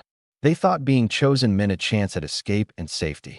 But now, confronted with this so-called chieftain wielding a whip without hesitation and devoid of any warmth in his eyes, what was the difference between him and a tyrant? Had they escaped one nightmare only to fall into another? Even Wang Menglu was a little shaken. She softly asked Wang Mingyao, "The goblins pulling the cart didn't do anything wrong, so why hit them?" Wang Mingyao's smile evaporated in an instant. Instead of answering directly, she started talking about herself. These goblins had killed her classmates and tied her up as an offering for the tribe leader. It was me who saved her. She thought joining the Paradise tribe meant she could finally settle down and farm peacefully. But within 2 days, these goblins attacked again, costing 2 more lives. We only survive because we dominate them. If we were weak, we'd be the ones dead. It's no different from you running into a bull python out there. Would you pity the python for its fate? She pinched Wang Menglu's cheek lightly, her voice gentle but her words unmistakably clear. So, never feel sorry for these beasts. The girls in the cage began to reassess me. They had seen this before, a classmate with poor skills begging on their knees to stay, only for me to kick them aside without hesitation. They had seen me take all the supplies and load people into goblin cages like cargo to be transported. I wasn't talkative, and when I did speak, my words were cold and efficient, with not a single wasted breath. In this world, survival wasn't something you achieved by being soft-hearted. By now, they likely started to understand. Although many things had changed from the old settlement to this team, one thing had not. The weak in this world had no right to demand fairness. The only difference was whether someone out of sheer convenience decided to leave you a way out. I didn't turn back to look at them. The goblins were sprinting with all their might, the cart speeding up. The direction of the tribe drew closer and closer. The tranquility by the creek lasted only a few seconds. Just as the goblins bent down to drink, 2 large, blue-black pincers suddenly shot out from beneath the water. One goblin's head was skewered, and another was crushed immediately. Without any warning, 2 elite-level blue steel crabs leapt out from under the stream. Their glossy, armored shells reflected the sunlight, and their pincer blades were razor-sharp, ambushing anything that came close. As I jumped down from the cart, I brushed my fingers lightly across Zhang Xinyue's face, silently stealing her brute strength ability. 3 minutes on the clock. The battle erupted instantly. Wang Shui lunged at one of the crabs with her sword, using 70% of her strength. Sparks flew as her blade struck the pincer, but the impact pushed her back by several steps. The blue steel crab remained unmoved. She glanced at her sword, a star iron blade still intact, but it wasn't the weapon that had failed. The problem lay in the crab's armor. Ordinary attacks had no chance of penetrating it. Another crab lunged from the side while it saw an opening, but my stone arrow met it head-on. The resulting explosion blew it back a bit, but when the smoke cleared, only a few tiny chips of its armor had been shattered. Zhang Xinyue swung her star iron sword again, managing to crack a thin fissure into its shell, proving her strike caused more damage than the explosive arrow had. Wang Shui quickly deduced a strategy to break the stalemate. External blasts wouldn't work, and arrows couldn't pierce its shell. The key was targeting the joints in its legs. Once those were disabled, the crab would be immobilized. She immediately dashed across its back, slashing at 3 leg joints in quick succession. Her sword's energy managed to cut into the soft areas slightly, but didn't sever anything completely. The blue steel crabs were exceptionally cunning. Their soft joints contracted defensively in an instant, exposing only their hardened leg shells. Even with my follow-up arrows, the result was the same, nothing more than muffled impacts with no real damage. By now, the crab's defensive patterns were clear. External explosions were ineffective, regular arrows couldn't puncture their shells, and their leg joints were the only weak spot, which they actively protected. The only tool effective enough was the star iron sword. Its small edge could create the intense pressure required to forcefully cut through joints. But with the joints contracting tightly, it was nearly impossible for the blade to sink in. At this critical moment, Wong Mingao gave the order. Send the goblins to buy us time. The goblins didn't budge. A warning was necessary. Zhang Xinyue decapitated one goblin on the spot. The effect backfired. The goblin group froze for a second before they started biting through their restraints. In their minds, the situation was crystal clear. Elite monsters ahead, humans with swords behind. Either way, they were as good as dead. Better to kill the 2-legged sheep before meeting their end. Chaos broke loose as the goblins charged, targeting the weaker side where Wong Mingyao and Wong Menglu stood defenseless. Meanwhile, the 2 blue steel crabs exploited the disorder and launched themselves at me. Threats closed in from 3 sides simultaneously. Wang Shui stood between me and the crabs, raising her sword to block a pincer strike. The force behind the blow sent her stumbling, barely able to hold her ground. The cage still had people inside. The goblin situation was spiraling out of control, and the elite crab's vulnerabilities hadn't been exploited yet. The opening, where was it? The battlefield was pure chaos. As I shielded Wang Shui for a moment, one of the crab's heavy pincers swung full force from behind. This wasn't a probing attack, it was an all-out sweep. The massive force sent both of us flying several meters. When I hit the ground, the shock radiating through my back was intense, but most of it was absorbed by my elite-grade black, main wolf-hide armor. Without it, this hit wouldn't have left just a bruise, it would have left me disabled. I gritted my teeth and got to my feet, scanning the situation quickly. The goblins had gone completely off the rails. Zhang Xinyue was tangled with 3 of them, while Wang Mingyao and Wang Menglu were fully exposed, with no cover whatsoever. I broke my orders down fast, tossing the star iron sword to Zhang Xinyue, sending Wang Shui to protect the 2 sisters, and turning around myself to focus entirely on the blue steel crabs. Wang Shui reached her position just as a goblin pounced at her. A particularly vengeful one marked by multiple scars, its yellow fangs aimed straight at Wang Mingyao's throat. Without hesitation, Wang Shui's sword flashed. She pierced its throat in one clean strike, so swift the goblin didn't even have time to scream. Yet, and then there were 14. She shielded her 2 sisters behind her, thrusting herself into the swarm of enemies. Her blade flashed repeatedly, felling the first 3 goblins as effortlessly as slicing grass. But the goblins were unarmed, and soon enough, they figured something out. They could use rocks. Wang Shui couldn't maneuver, forced instead to block with her sword. The battlefield came to a stalemate, her every movement accompanied by the relentless clang of metal on stone. Each clash whittled away at her strength. My situation was even messier. The moment I held Wang Shui, the system fully synced. Asterisk blade shadow asterisk and brute force, 2 talents activated at once. With a low grunt, I pushed off the ground. A faint afterimage trailed behind me as I charged straight for the crab leg joint Wang Shui had struck before. The steel crab was faster than me, its massive pincer sweeping through the air with a wind-whipping whoosh. Sparks flew as our weapons collided, the sound sharp and jarring. But this was when brute force made itself known. The sheer power of the clash drove the steel crab back half a step. Tiny cracks formed along the surface of its pincer. Following through with the momentum, I swept my blade in a precise arc. The sword tip grazed the joint, severing through the crab's durable exoskeleton. Greenish-blue fluid gushed from the wound. The crab let out a screech and leapt away. I tightened my grip on my sword, but my heart sank. The effort it took just to deal with one leg was immense. And there were still more of them. Then, the bushes nearby rustled. The noise was loud and paired with a low growl that exuded menace. It took me half a second to remember. A towering black figure, over 5 meters tall, burst out of the forest. Its landing shake froze the girls in place, their faces pale with shock. It was Xiaohei, the raging ape, with its hulking shoulders, carried someone on its back. Jiang Wan dismounted briskly, walking over to my side with a calm expression as though she'd anticipated this chaos the whole time.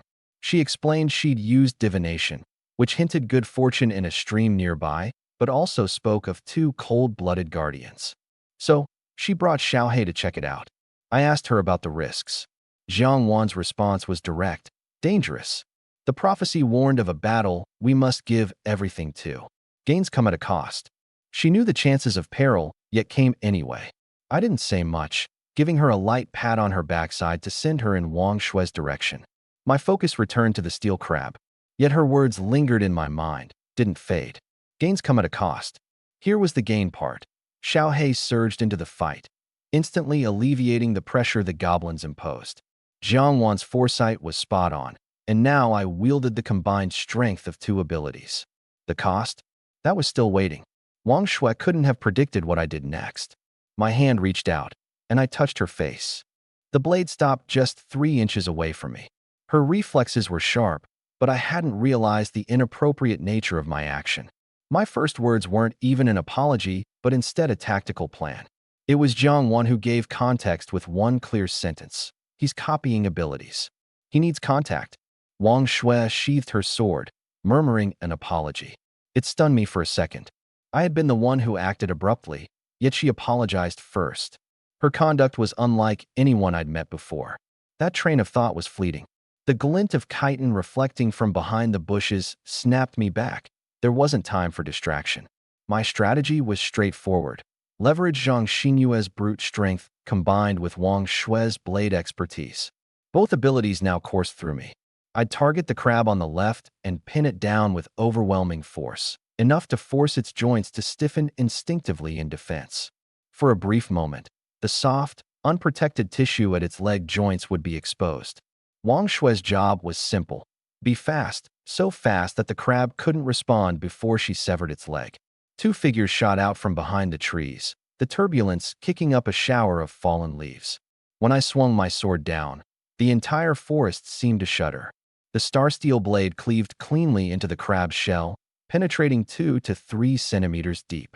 Driven down by sheer power, its 5 legs sank into the soft mud under the strain. Instinctively, it curled inward to protect itself. This was the moment. Wang Shui was already on its right side. 3 blade slashes. Swift and seamless, the sword cut through the joint crevices in a single breath, as though the sound came from one continuous stroke. Dark green liquid splattered onto the ground as 3 legs fell cleanly away. The massive crab tipped over, its pincers flailing aimlessly in the air but no longer able to reach anything. But my hands were trembling. The wounds from my previous fight with the bull python hadn't healed. Those 3 powerful strikes had drained me completely. The steel crab on the right didn't hesitate for even a second. As its comrade hit the ground, it leaped, a green missile rocketing toward me, its pincers aiming straight for the back of my neck. Chun Yi pulled 3 fiery red berries from his pocket, tossing them with a flick of his wrist. A muffled triple explosion reverberated, the shockwave visibly rippling through the air. The crab's armored shell withstood the blast, but the force threw it off its trajectory for just a moment. And a moment was all it took.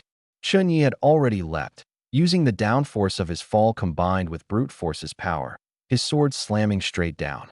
The crisp clang of star steel striking exoskeleton echoed along the stream. The steel crab crashed into the shallow water, mud and water bursting like fireworks. Its back shell was partially caved in, and it let out a pained screech. I stood still, watching Chun Yi's silhouette. Moments before, he'd been holding the line. The next, he'd thrown explosives mid-combat to intercept and follow up with a direct blow from above. Just how many aces did this man have up his sleeve? Elsewhere on the battlefield, Xiaohei had mostly dealt with the remaining goblins. Chen Yi yelled for him to leave 2 of them alive. Xiao He complied, slamming the last 2 goblins into the ground until they lost consciousness. 2 goblins left breathing, bound tightly. Chen Yi didn't need to say it. Make an example of them was written all over the air. Everyone could sense it. The victory of this battle wasn't yet complete.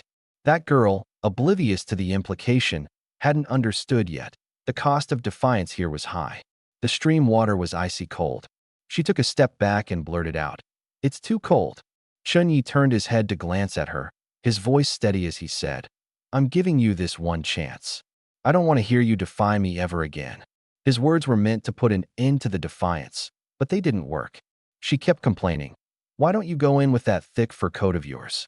If the water's so cold, why are you making us do it?" The girl next to her tried to pull her back, but failed. She didn't even get the last word out. The sword pierced through her chest, straight into her heart. Chen Yi withdrew it with a swift, practiced motion, so clean that only a faint trace of blood stained his sleeve. No screams, no arguments, no second chances. Every girl by the river froze in place, their faces pale, their breaths barely audible. This all happened less than half an hour after the end of the battle. 2 elite-level steel crabs lay dead at Chen Ye's feet. Xiao Hei's fists were more effective than Chen Ye's blade. Once the cracks formed in the crab shells, he slammed down with sheer brute force, shattering them entirely. The crabs didn't even get a chance for a desperate, dying counterattack. The fight was efficient, clean. 0 casualties. Jiang Wan and Wong Mingao rushed up to him almost simultaneously, each throwing an arm around him in a relieved hug. In the misty wilderness, 2 of the campus beauties embracing the same man made the freshly recruited girls blink in confusion, unsure what to say. Chen Yi gently patted their backs and nudged them away. "We still have work to do. Let's not waste time." He glanced quickly at the spoils, 2 sets of excellent-grade crab pincers, 2 excellent-grade chunks of crab meat. All top-notch, an impressive haul even compared to their past encounter with a bull python. "This isn't just luck," Jiang Wan murmured. "This is skill. How many tribes in this whole misty expanse could take down 2 elite steel crabs teaming up?" Chen Yi grinned at her praise, but deep down, he knew this wasn't the ultimate prize the Oracle had foretold. The Oracle's precise words had been, "Something valuable lies by the stream, guarded by a relentless figure." The crabs were the relentless figures. The prize lay beyond them. In the shallows, Wong Mingyao was the first to spot it, some water plants growing in a cluster. At first, it looked ordinary, but there was a distinct energy around it, a hint of spiritual essence. Chen Yi approached to confirm. Yes, this was it. That's when he decided to open the cages and release the new girls they had captured. Orders were given. Everyone into the stream to collect the plants. And then, the scene unfolded. After killing the girl, Chen Yi sheathed his sword without sparing her another glance. I stood still, saying nothing. In my gut, I agreed. She shouldn't have kept challenging him. But was the punishment too harsh? The thought lingered briefly before I buried it. The lives of over a dozen people depended on Chen Yi. Crossing him now wasn't the kind of gamble a smart person would take. Jiang Wan and Wong Mingyao turned their backs, avoiding the sight. It wasn't about sympathy. They both knew this wouldn't be the last time something like this happened.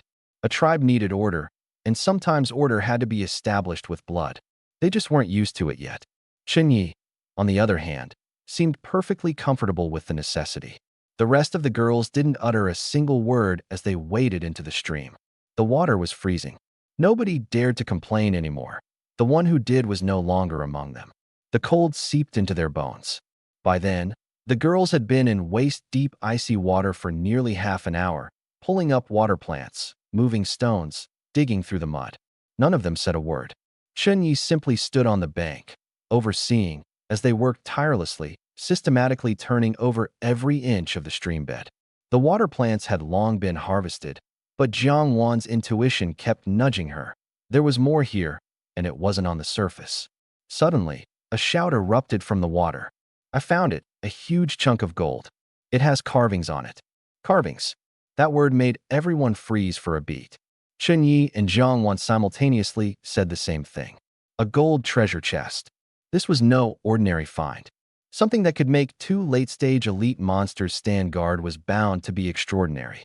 A group of girls worked together, dragging the ancient, intricately carved golden chest out of the mud and onto dry land. It was the second one I had ever seen, but it hadn't come without cost. 2 goblin cart pullers had died in the earlier battle. They'd now have to rely on Xiao He to pull the cart, which meant fewer people could ride back. The girls who had been in the icy water had no choice but to walk back on foot, shivering as they went but thankful for the slightest warmth that came from keeping their bodies moving. Their clothes had been soaked through and were already beginning to rot to shreds from the exposure. They huddled together for warmth, pressing close to share body heat. I didn't look away, but I also did nothing to help. There were colder decisions that I could make, and later I might have to. But right now, it wasn't worth the trouble. These girls still had their uses, and more would be demanded of them soon. The group trudged past the forest's misty edge until the tribe's settlement came into view. For the newly arrived girls, their steps visibly faltered as they got their first look. A wooden stake wall fortified with dark green vines surrounded the settlement. The 5-meter-wide entrance gates opened and closed in an orderly rhythm. As they stepped inside, the first thing their eyes latched onto was the massive bonfire at the center. Its roaring flames burned as if fuel was endless, glowing bright against the twilight. Nearby were 2 iron cauldrons and large wooden barrels, brimming with clean water. Clean water. At the Adventurers Guild, water was rationed according to one's abilities. Ordinary people rarely even got a decent sip. Before being brought here, these girls had resorted to gulping down creek water, fearing that the new place would deny them even drops of fresh water. Then they walked in and saw barrels of it, just sitting there. Lumber and stone were stacked neatly in piles on an open patch of ground. A quick glance revealed at least 1,000 pieces. At the guild, chopping wood left your hands blistered and raw, only to result in 2 or 3 measly planks per tree. Worse, some of the forests were so impenetrably tough that axes couldn't even dent the bark. But here, materials sat ready in abundance as if conjured from nowhere. I didn't explain how we got all of it, and no one dared to ask. The golden chest was secured on the cart. I gave it a once-over, my gaze lingering for a moment. From what I remembered, the last golden chest we'd uncovered had completely altered the tribe's trajectory. This one would undoubtedly be just as extraordinary. The Paradise tribe promised a future. The first impression wasn't of the 5 wooden cabins, nor of the ever-burning bonfire. It was that tree. Behind the large cabin stood a massive tree, overgrown with twisting vines. Suddenly, it moved. The vines coiled and writhed, like living serpents. Several of the girls instinctively staggered back, one of them letting out a sharp yelp. I calmly added, "Don't worry, that's the tribe's guardian. Elite level." It dawned on them then. The Paradise tribe didn't just have the gorilla that could venture out on missions. One guarded the home, the other handled offense. It was a balanced system, both powered by extraordinary creatures. Such a setup wasn't something luck could freely grant. Only true skill and resources could sustain it. Wang Shui had been quietly observing the whole way here. The density of the trees, the strategic positioning of the compound, even the bonfire. While a bonfire itself was not uncommon, the continuous burn told a tale of heavy wood consumption. This meant that either their wood collection was exceptionally efficient, or they already had an abundant stockpile. Whichever it was, this tribe wasn't ordinary. Then, Yi Kiki came barreling out, a bright-eyed little girl practically skipping, carrying an armful of 15 leather armors. She had that unrestrained joy only children seem to embody. That detail said more than just words. Before I left, I had reported the number of newcomers. She had worked through the night to prepare everything, so the moment the recruits landed, their gear was ready for immediate use. The 15 girls donned their basic leather armor and emerged, dazed. They still seemed uncertain if such treatment could be real. But Wang Shui and Wang Menglu didn't take that batch of armor. It wasn't because they weren't offered. I had stopped them personally.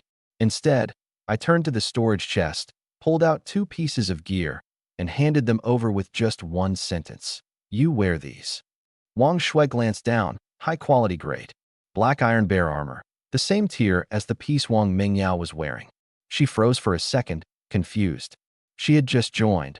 Why was I giving such exceptional armor to her so soon? There wasn't time to overthink it. She quickly swapped her gear. Afterward, the tribe's senior members were summoned into the main cabin, where they got their first true look at Paradise Tribe's foundation. And it wasn't just about weapons or manpower. Even the basics, like mattresses and bedding, were thoughtfully provided. Compared to her earlier life, Wang Shui realized this wasn't just a different place. It was a different world entirely. But what truly left everyone holding their breath were the two golden treasure chests brought out next. Jiang Wan and Wang Mingao worked together to open them. For items spilled out, a blueprint for crafting an excellent grade green steel bone sword, another for an excellent grade green serpent recurve bow, a field guide for crafting fine grade bone arrows, and finally, 2 seeds for excellent grade white spirit fruits. Golden treasure chests typically yield items in the fine to rare range, with rare items being almost impossibly rare. Most people would be pleased with even fine-grade items. This time, 3 excellent grade drops made it one of the best outcomes within this rarity class.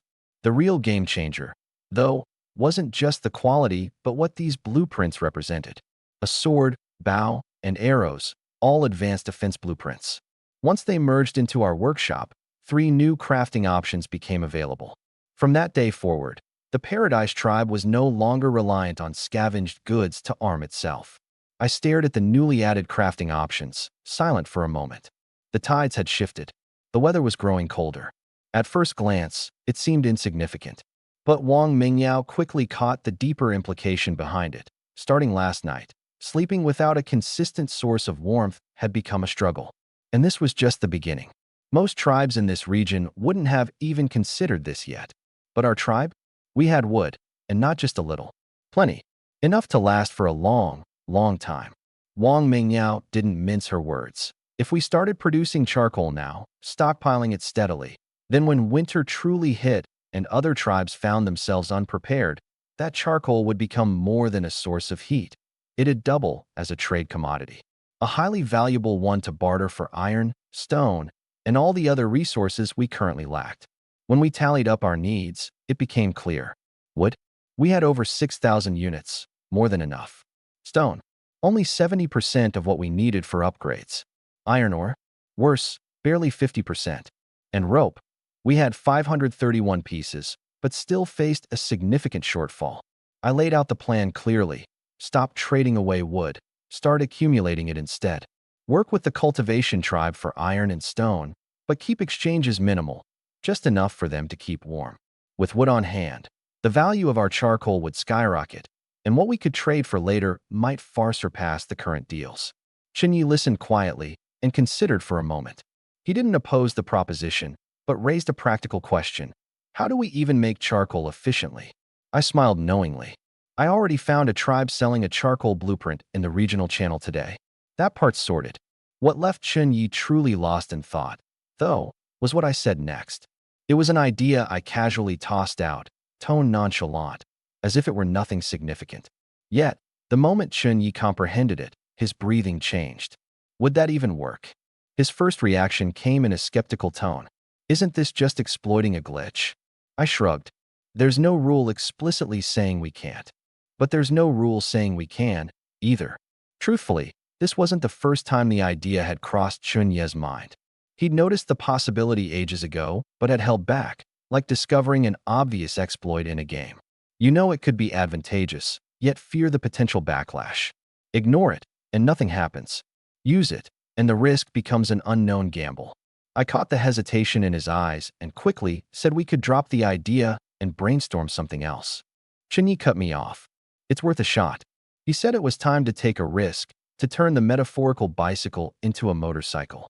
He admitted he'd been too cautious before and that maybe there'd actually be no consequences. Then he added, his voice laced with a long-suppressed ambition now fully unleashed. Tonight, we go all in. Straight to level 3. Wang Shui had been standing nearby the entire time, silently listening. From start to finish, she hadn't spoken a word, her lips slightly parted in awe. She didn't fully grasp the entire plan just yet. But judging by the intensity in the conversation between the two of us, she could discern one undeniable truth. This could go one of 2 ways. Either nothing happens, or everything drastically changes tonight. That's where the fun begins. I was chewing on strips of bland snake meat, tough and gamey, with no seasoning to mask the strong, fishy aftertaste. Every bite was unpleasant and required me to swallow it down with extreme willpower. But I still forced myself to eat, piece by piece. Why? Because it was infused with spiritual energy, and that energy was exactly what I needed right now. My innate talent still had some ways to go before reaching its limit. Shinyi had suggested a strategy to me. Hold off on consuming high-grade food, and instead use the regional trade board to exchange for decent-grade food. The quantity matters more than quality at this stage. Just get enough to meet your needs. So, I listed an offer on the board: wood and stone in exchange for decent or high-grade spiritual energy food. The Hakimi tribe, one of the most active groups on the trade board, was the first to hit me up with an offer: 2 firegrass stalks for 600 wood. Deal. The moment I got my hands on the 2 stalks of firegrass, they turned into 5. Wang Shui and Wang Menglu, who were standing beside me and witnessing the process, couldn't hide their shock.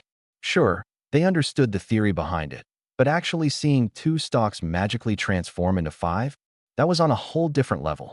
Without hesitation, I treated the 5 stalks like snacks, eating them all in a few bites. My talent edged closer to a breakthrough. After setting off this initial trade, the trade board became a flurry of activity. More and more tribes began posting offers. The reality was simple. At night, they couldn't start fires, they were short on resources, and talent upgrades were a distant dream for most of them. Securing wood, even through trades, was the most practical goal. The offers for decent-grade food started pouring in.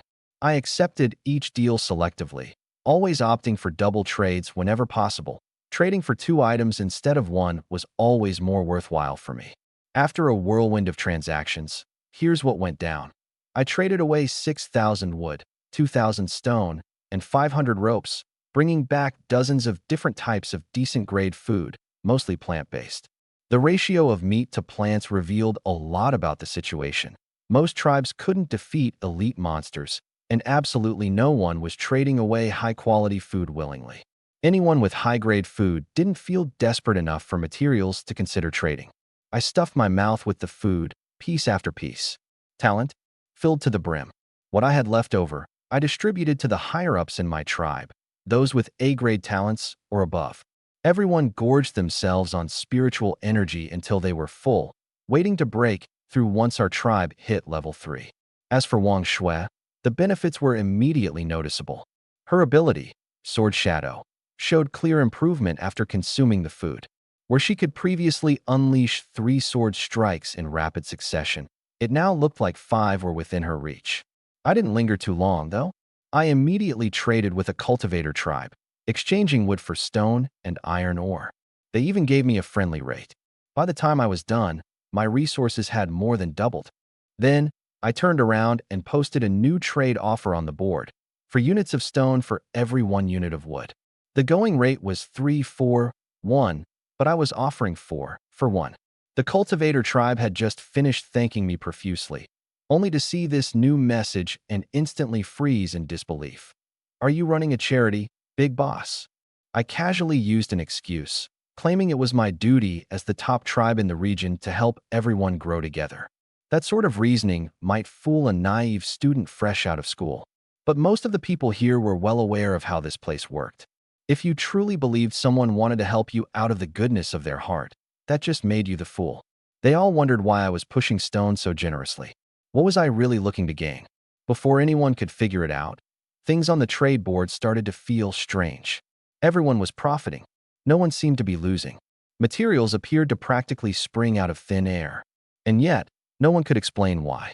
When everyone went back to review the trades, one name kept popping up at the center of it all: Heaven's Tribe. What I was doing wasn't as complicated as it seemed. I had a talent called resource duplication, which allowed any material I traded away to double in quantity. But there was one strict rule: the ability didn't work on materials that had already been duplicated. This meant that every piece of material I touched could only be doubled once. Most people would stop right there. They'd double their resources and be done with it. But I discovered something critical. Duplicated items could still be traded for fresh, untouched materials from others. Once I had new materials, I could trigger the duplication process all over again. It was essentially a makeshift perpetual motion machine. I started by using the stone already in my tribe's inventory to trade for wood at a 3-4-1 ratio. For other tribes, this felt like a great deal, so there wasn't a shortage of traders. Once I received the wood, I used my ability to double it. The duplicated wood was traded for ropes, which were then doubled as well. The cycle continued, ropes for iron or for wood. As long as I kept trading for materials that hadn't previously been duplicated, I could activate my talent repeatedly. This wasn't charity. This was a printing press for resources. The other tribes on the trade board grew increasingly perplexed. Someone even sat down to run some numbers and realized that, while every trade with me seemed profitable on an individual level, my total stockpile showed no signs of decreasing. If anything, it seemed to multiply the more I traded. Rumors began to spread. Was Heaven's tribe using a hidden trading system that skimmed fees? Did they have access to some secret talent? I didn't bother responding to any of it. I followed only one principle. After trading with another tribe once, I'd move on to the next, prioritizing tribes I hadn't worked with yet.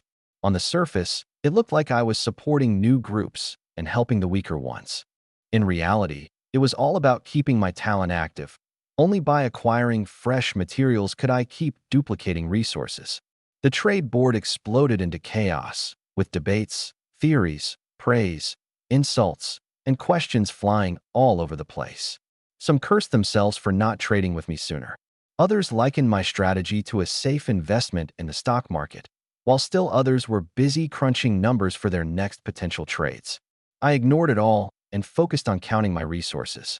42,000 units of wood, 35,000 units of stone, over 2,000 ropes, and nearly 600 chunks of iron ore. That was the result of one night's work. Just the night before, the tribe's wood inventory had barely amounted to a few thousand pieces crammed into storage chests. Now, the courtyard was piled so high with materials that there was no place left to put them. The excess had to be stacked into heaps on the ground. It was enough. More than enough to level the tribe up to level 3. Finally, I posted one last message on the trade board for the night. Stone for wood. Same deal as always, 341. The opportunity was slipping away, the final one. The tribes that had waited all night but failed to exchange resources were now scrambling to offload their wood like desperate merchants at the last minute. I caught it steadily, turned it over quickly, and swallowed up 30,000 units of stone in one go. And then, the Paradise tribe disappeared from the global chat entirely. The other tribes, still waiting for the next round, lingered restlessly for what felt like forever. Nothing came. Some started calling out in the chat. Some urged, some thanked, and some grew suspicious. Inside our tribe, Jiangwan and I clapped our hands with the others in celebration. Laughter burst out, attempting to be stifled but completely uncontainable. Most of the girls who had originally joined Paradise Tribe came in with absolutely nothing.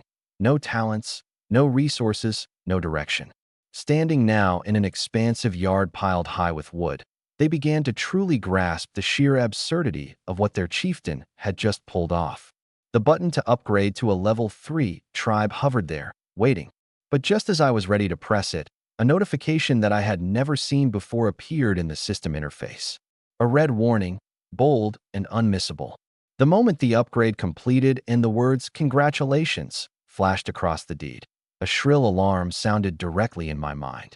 It wasn't a tribe-level prompt. It was a celestial-level warning.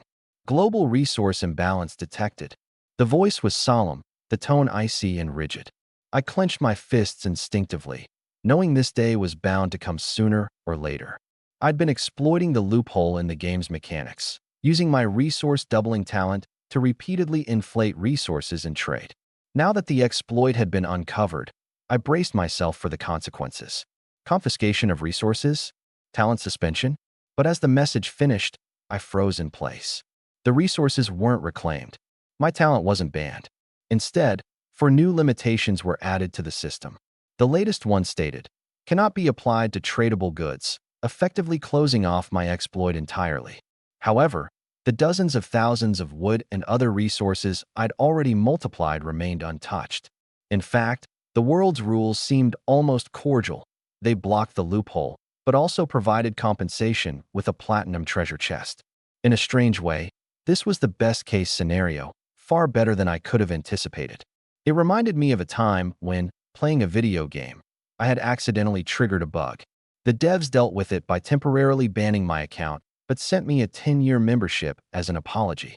The rules of this world, in contrast, were like those of a classy, agreeable contractor. They fixed the loophole, provided sufficient compensation, and didn't even demand the exploited resources back. I explained everything to Jiangwan. She was the one who initially proposed leveraging the resource doubling exploit on a large scale to multiply materials and trades. The moment she heard about the new restrictions on the talent, her first reaction was guilt. She bit her lip, lowered her head, and apologized. I cut her off before she could dwell on it. I told her, the vast majority of tribes in this world are still stuck at level 2, struggling to even amass a couple hundred units of wood. Meanwhile, we've got 56,000 units of wood, not to mention a surplus of stone, iron ore, and hemp ropes, and we've already completed the upgrade to level 3. This loophole was bound to be patched sooner or later.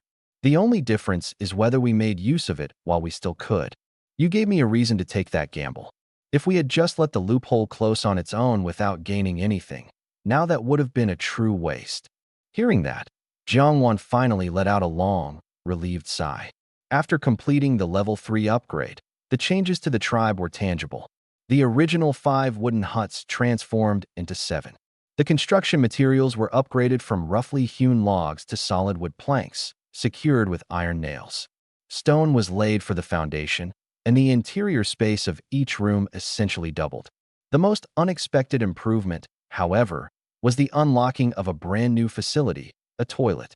It had partitions, designated stalls, and even a private bathing area. In a post-apocalyptic world, this was as practical and luxurious as it got.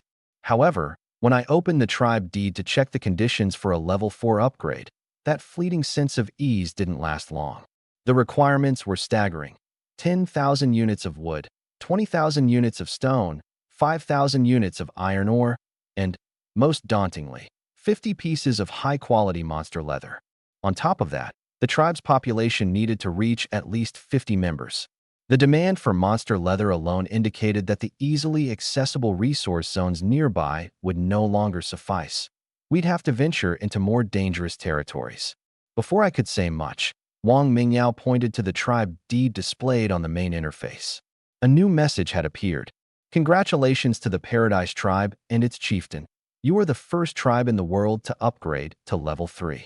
As a reward, you've been granted ×2 golden treasure chests. Everyone went silent for a moment, but it only lasted a heartbeat. Then, complete chaos. The first level 3 tribe, this wasn't just a title. It represented a significant lead. Other tribes were still scrambling to gather basic resources, struggling even to approach the threshold required for the leap to level 3. Meanwhile, Paradise tribe had already crossed that threshold and earned 2 golden treasure chests and 1 platinum treasure chest to boot. The 3 unopened chests sat there, gleaming with potential. But the level 4 conditions loomed overhead, particularly those 50 pieces of monster leather. That obstacle would have to be tackled sooner or later. As the tribe expanded, so did the dangers. The platinum chest carried immense promise. I didn't have to spell it out. Jiangwan understood the significance already. It was very likely humanity's first platinum chest in this apocalyptic chaos. I decided to start with the golden treasure chests. The rewards were impressive: 2 advanced blacksmith manuals, a soulwood shield, and a bloodblade. The designs for the last 2 were brilliant, but we didn't yet have the necessary materials to craft them, so they were shelved for now. Additionally, there were 2 golden spirit fruits, versatile seasoning salt, and waterproof coating. I quickly categorized the resources. The fruits would be stored for later since I was only at talent tier 3, and it felt too early to use them. The salt could enhance food flavor, which was surprisingly practical. And the waterproof coating, well, it could theoretically be applied to weapons, just in case. Then came the platinum treasure chest. It only contained 2 items, but both were rare tier. The first was heavenly silkworm thread, an exceptionally resilient material that could dramatically enhance armor when combined with the right base materials. Unfortunately, we weren't even at the stage where we could use our existing advanced leather armor effectively, so this thread, for now, was just sitting there waiting for its moment. The second item, however, was completely different: a rare fertilizer composter. It could break down organic material, with the fermentation efficiency and quality directly proportional to the input materials. When Wong Monglu, our recognized expert in agriculture, saw it, Her eyes practically lit up with excitement. It was as if the composter had been tailor-made for her. Talk soon shifted to talents. I started with myself. My talent slots had expanded, and I could now simultaneously manage 5 talents, each equipped with its unique physical impact still unfolding. Extended to 5 minutes, with intimacy effects lasting up to 5 days, and the daily limit for theft increasing to 10 times. Wong Shui furrowed her brows, asking, "What do the 5 minutes and 5 days mean?"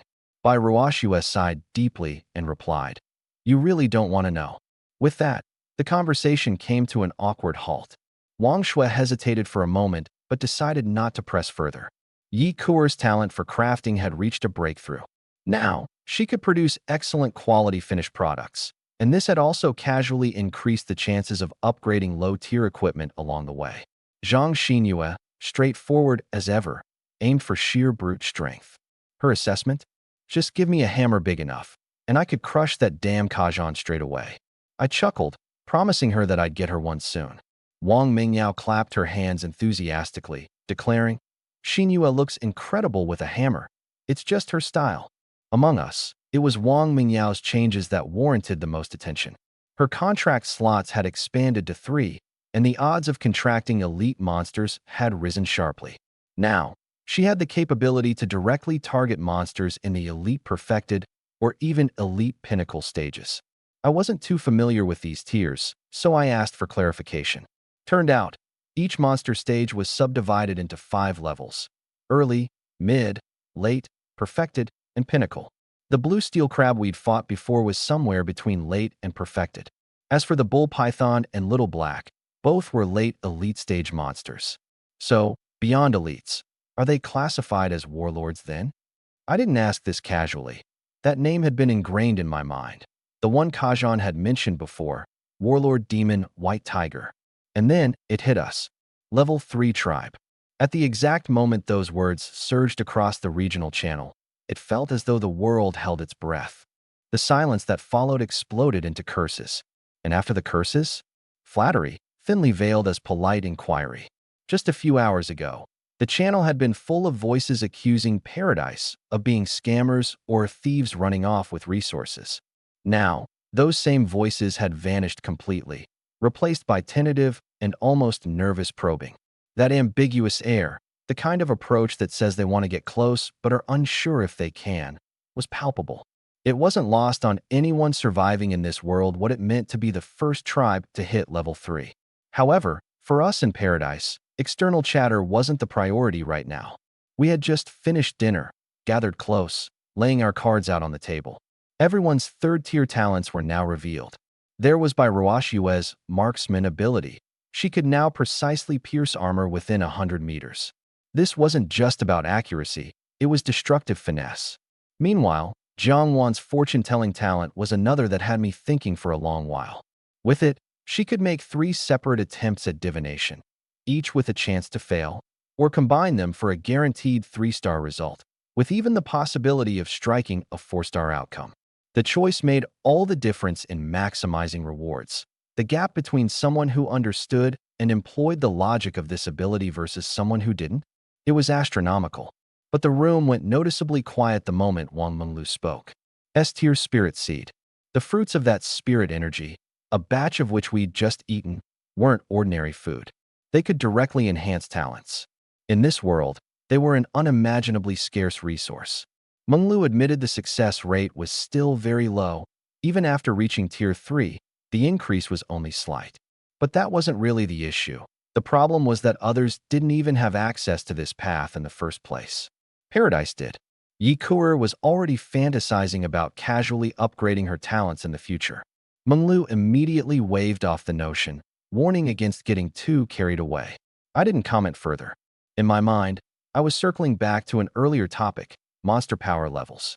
Our discussion had been left incomplete. Elite, Pinnacle Elite, Commander, Warlord. What came after Warlord? There was no information in the talent descriptions, and even Wang Mingyao didn't know. This world not only obscured its ultimate limits, but even the existing hierarchy we knew was enough to make direct confrontations nearly impossible for our tribe. The battle with the blue steel crab had shown us that, A single pinnacle elite monster had us barely scraping by. If there had been two, we'd have been utterly crushed. As for higher tiers, it was beyond comprehension. This world was far more challenging than anyone had ever anticipated, and the ceiling to that challenge still hadn't shown itself. And yet, beyond these obstacles, others weren't even attempting to take stock of reality. Far away on an isolated island, a blonde-haired man reclined in a bathtub as he looked over a deed bearing just two words: paradise. His expression betrayed no reaction. It didn't need to. For a tribe to earn even that brief flicker of his interest, from this day forth, it had made its mark on him. In a distant plain, a man with a scar running across his right cheek stared into the flames as he clutched a deed. After what seemed an eternity, he finally spoke. "We must take second place." His primary bottleneck was iron resources, which he believed could be resolved within a day or two. For him, securing the position of the second level 3 tribe was a non-negotiable goal. Atop a treetop settlement, a group discussed Paradise's talents in hushed excitement. A man wearing feathers let out a heavy sigh, saying nothing. That sigh alone told those gathered. Paradise had become something he couldn't afford to ignore. That night, Paradise was on everyone's lips. Meanwhile, back in my wooden cabin, I held the real trump card, our S-tier spirit seed, and the small patch of spiritual land we were cultivating. No one outside our tribe even had a clue about this. Perhaps it was our one remaining secret, the last card we had that hadn't been flipped over. While other tribes fought tooth and nail over placements on the leaderboard, I hadn't even opened the channel to look. I was working on something far more valuable, doubling, no, tripling our newly acquired top-tier materials. This ability, now upgraded to its 3rd tier, added an extra half multiplier to the output. Where others could retrieve 1, I could now extract 3. This wasn't a gap achieved by brute force. It stemmed from the steady, deliberate elevation of our baseline. With materials stockpiled, I loaded 2 excellent blue steel crab claws along with a leg bone from the elite black mane wolf into the forge. Selecting the blue steel bone sword recipe, I activated the process. Lights swirled, and a countdown flickered, almost 12 hours. Fine. We had all night. There was no rush. Finalizing the night watch rotations, I assigned 4 people to each group on 2 shifts. Jiangwan nodded in understanding and set out to organize the teams. Returning to the cabin, I gently pushed the door open. Inside, Wong Mingao and her sister, Wong Menglu, sat side by side on the mattress. The faint glow of embers warmed the entire room. Their voices were soft, as though the chill of the wind outside had never existed. The sisters bundled themselves into the blankets and retreated to the partitioned area. The middle space was left clear, and Jiang Wan told me to lie down. With just the right amount of pressure, she walked her hands along my back. I didn't say anything, keeping my eyes shut. Strangely, despite the exhaustion weighing on me, I felt a rare sense of peace. It felt almost surreal. Before I drifted off completely, I had a dream about the old world. The night was deep, and the embers in the brazier had burned low, occasionally letting out a faint crackle. The only sound left in the room was the steady rhythm of breathing. I opened my eyes. Jiang Wan was sitting nearby. Her gaze was uncharacteristically soft, a stark contrast to the decisive and sharp person she usually was. In a gentle voice, she said something quietly. "You know, I really want to be strong. I want to have what others have too."